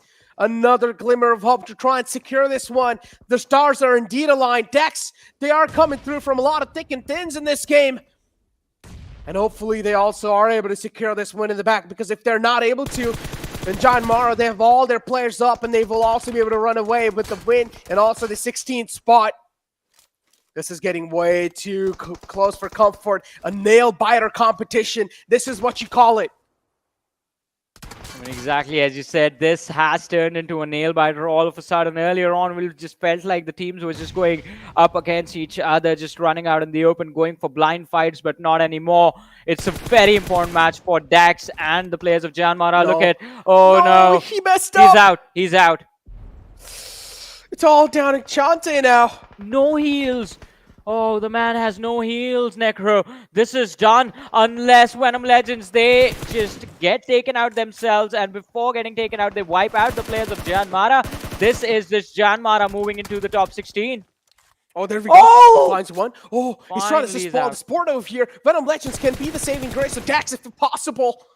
But again, Dax, I mean, winning this game is going to be next to impossible. Chante will need to try and secure this elimination point and at least go for the second spot too. But we do see Ale closing on in. Chante, just make sure you're in cover because Ale is right on top. And oh no, Dax, they get eliminated. That means JyanMaara, they're going to be on the second spot. Good job, JyanMaara, securing that second spot. But still, Dax, man, what a respect that they've created in my heart for themselves. Yeah. Respect JyanMaara and respect Dax indeed. Hashtag respect Dax in the chat. I want to see it just spam all the way. Well, definitely these two teams have done an incredible job just fighting till their end in the last game. But it was Venom Legends who walked away with a chicken and a win and $1,000. But I think, again, Dax and JyanMaara, as you said, Necro, a lot of respect to these lads. Fighting under a lot of pressure is not easy, but they delivered a phenomenal final game. Dax, I mean, it's going to be quite unfortunate that we are not going to see them moving on to the finals, but still, I think I've enjoyed what I've seen so far, and I want the team. I know they are going to be back the next season. Oh, man, I'm pretty sure next season they're going to be back even better and even stronger. Man. Yeah. Respect for Dax, for Venom Legends, they get a chicken dinner. Great way to close things off, but yeah, as I said, hashtag respect Dax. One of the dark horses coming inside this, one of the underdogs, if you'd like to call him, and also doing so great in the end, a fight for the survival, do or die moment. Dax, they almost show up to the mark, but unfortunately, man, so close, but so far. It was a close game, yeah. I just want to see what the point difference is going to be between the two teams. That is what I'm going to be looking forward to. And I know we have to look at a lot of other stats before we move on to the rankings, the overall rankings and stuff like that. But, oh, what a final game. What a final game we witnessed. I hope every single match... No, I don't hope every single match was like this, because Esports, IHC, DRS, all the big names. Basically, all the teams at the top just like completely turned off, and they were like, let's just go YOLO. Let's just see what these lads are gonna do. And they just ran out in the open, just sacrificing themselves. I had see on the other side, I think Alex was just try harding till the very end, trying to secure points one way or the other. And I think like it was a valiant effort from his side as well. But JyanMaara, once they got that cliff shore where they could stand and shoot comfortably, I think that was the moment there where Dax's opportunity to just be in the top 16 was done and dusted. Well, it's time for us to push to a short break. Don't go anywhere, though. We'll be right back because we still need to take a look at the overall rankings.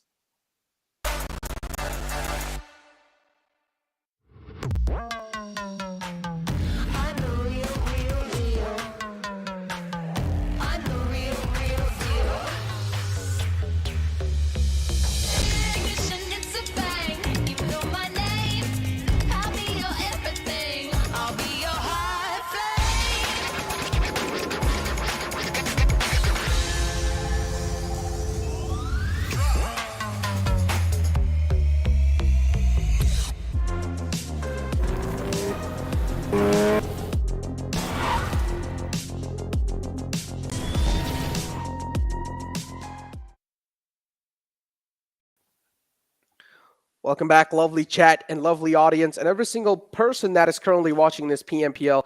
Man, it has been a nail-biting competition indeed, a nail-biting final game in the PMPL SA 2022, with of course brought to you by Oppo F21 Pro. Man, we still need to take a look at the MVP and find out which one is going to be one of those players who is going to be standing in the MVP standpoint. So let's find out. I mean, we're probably going to be seeing the most valuable player soon in front of us. And with that being said, though, that game right there, I mean, we still never know, right? Maybe Dax, how many elimination points did they have if you're able to catch that? Because I was just so much in the game. I think they have quite a lot. I think they have like 5 or 6 eliminations in this game.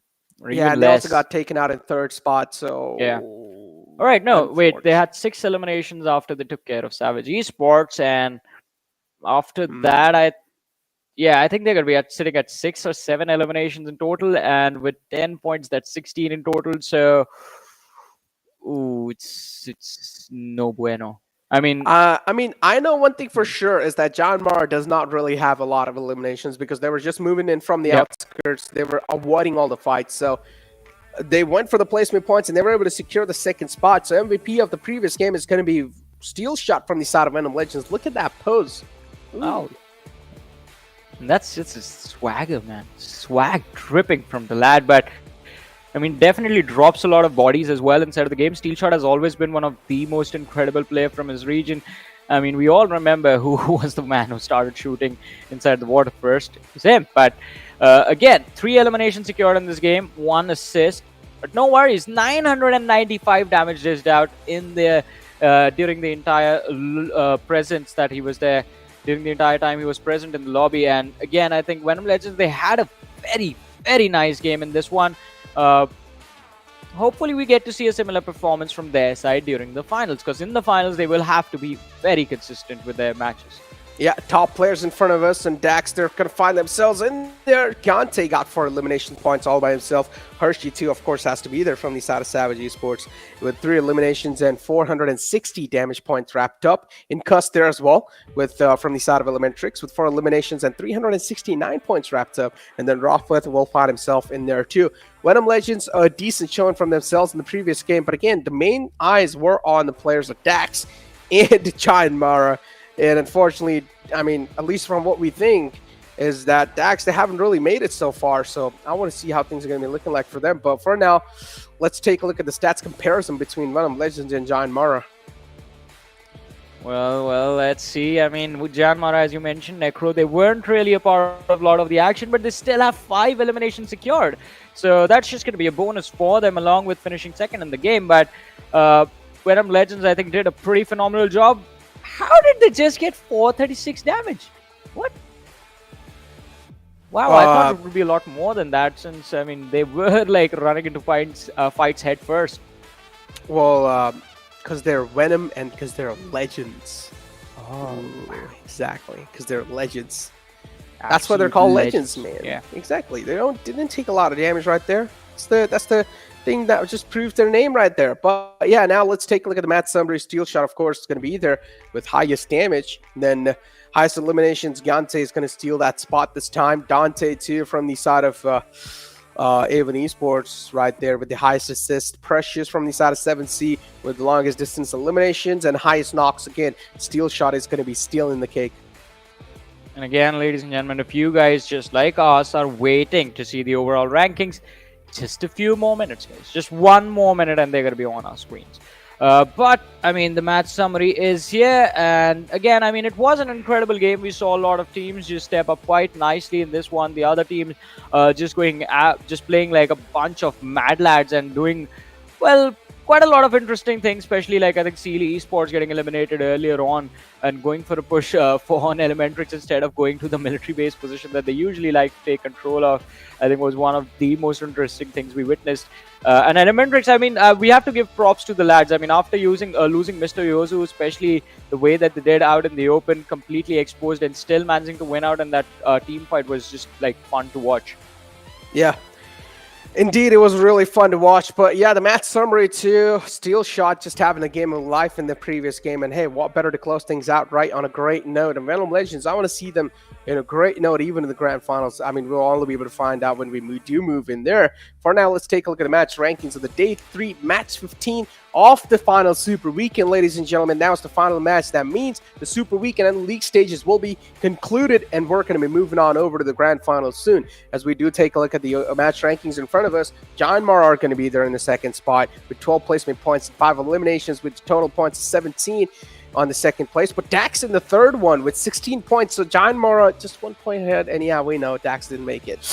Oh, hurts, man. Yeah, I mean, it hurts, but So I mean, close. all the love to the lads of Dax. I mean, they played wonderfully, man. I hope there's just one thing. I mean, they shouldn't have any regrets about anything from this match or the league stages. Dax, they tried the level based. I mean, we know they had a slow start, but they did in fact recover quite nicely. And towards the end, I mean, they got very, very close to achieving their goal. But sometimes you win, sometimes you fail, and you got to learn from your mistakes. I think for the future, I'm pretty sure, as I said earlier, we're going to see Dax again in the next season.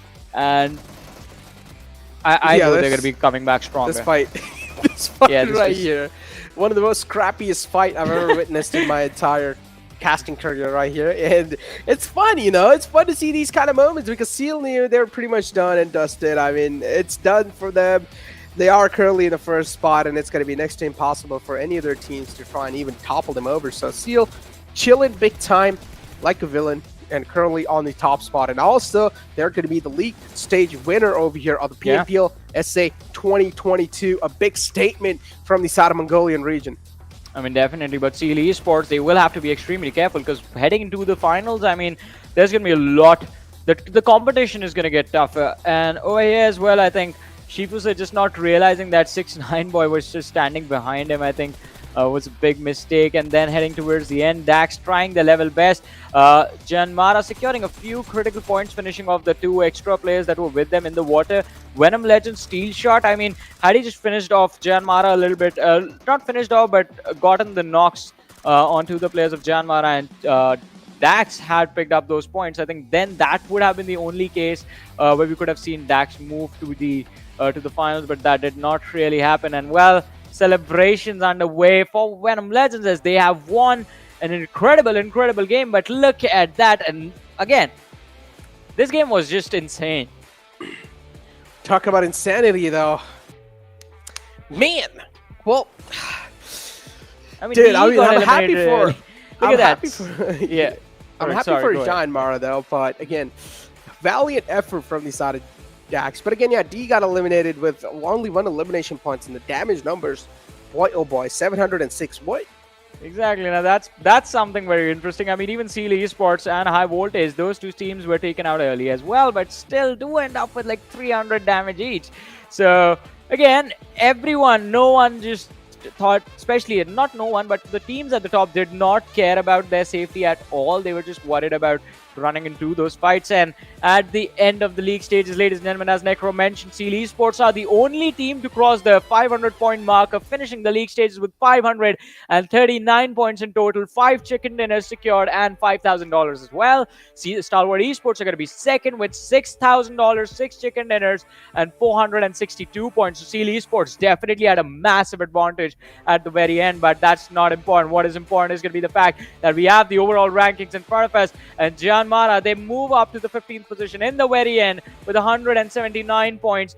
ElementriX are going to be on the 16th with 177, and DAX, they end up on the 17th position with 162 points in total. They don't finish in the top 16, so they don't move to the finals. But A1 Esports, now I'm happy for them. I mean, they are not dead last. Even though they just played 1 week, the final week, they're not dead last because of 1 point. Well, Johnny, I don't know if you're sarcastic about that or... No, I mean, they were here this week, right? They did quite decent. The only thing I'm upset about is I want them to win a chicken dinner. There are no chicken dinners. I want them to like at least finish with $1,000 in their backs. Yeah. I mean, I'm not going to lie. Coming inside this PMPL, I had huge expectations from a team like A1 Esports in 1952. Yeah.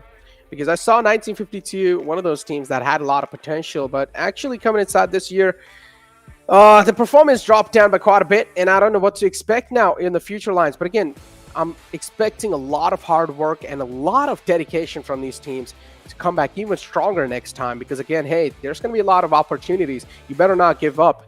And if you do give up, then hey, giving up is a mentality it's a loser's mentality. So never give up, ladies and gentlemen. But taking a look at vibes over here, the entire team card of Super Weekend Week 3 and Day 3 in front of us was dominated by the team of vibes. I mean, I don't remember exactly where it was said, but someone used to say it, never give up, never surrender.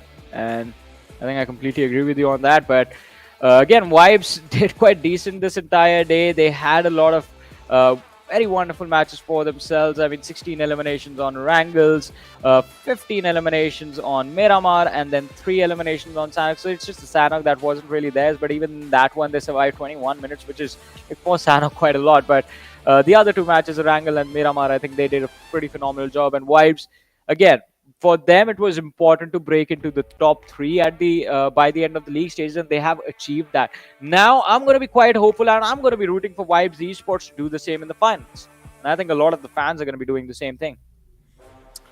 Well, I mean, look, I have the certain teams that I'm going to be rooting for, but I don't know specifically I'm going to be rooting for Vibes. But again, they're going to be one of those teams that I will have my eyes on, you know? Vibes is one of those teams because they've been doing so phenomenal in league play, so on the league stages, so at least I'm going to have my eyes locked on them. But the elimination leaders are in front of you guys, as Action's going to be all the way in the first spot with 119 elimination points, and then Top is going to be on the second spot too with 110 points.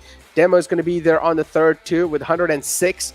It's just the Mongolians on the top 5.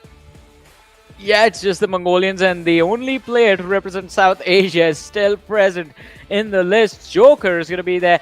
Ooh, just one more elimination in this game, and he would have been on, would have been on the 100 elimination marker. But still, 99 eliminations, 19,000 damage. Good job. And as you said, I think again, out of the top 10, 9 players being from the Mongolian teams, and just 1 player being present from the South Asia. I think again, you were talking about statement.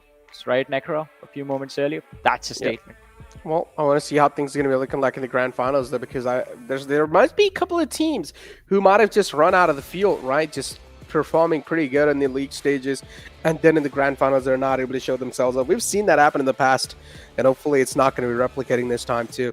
Day summary in front of us.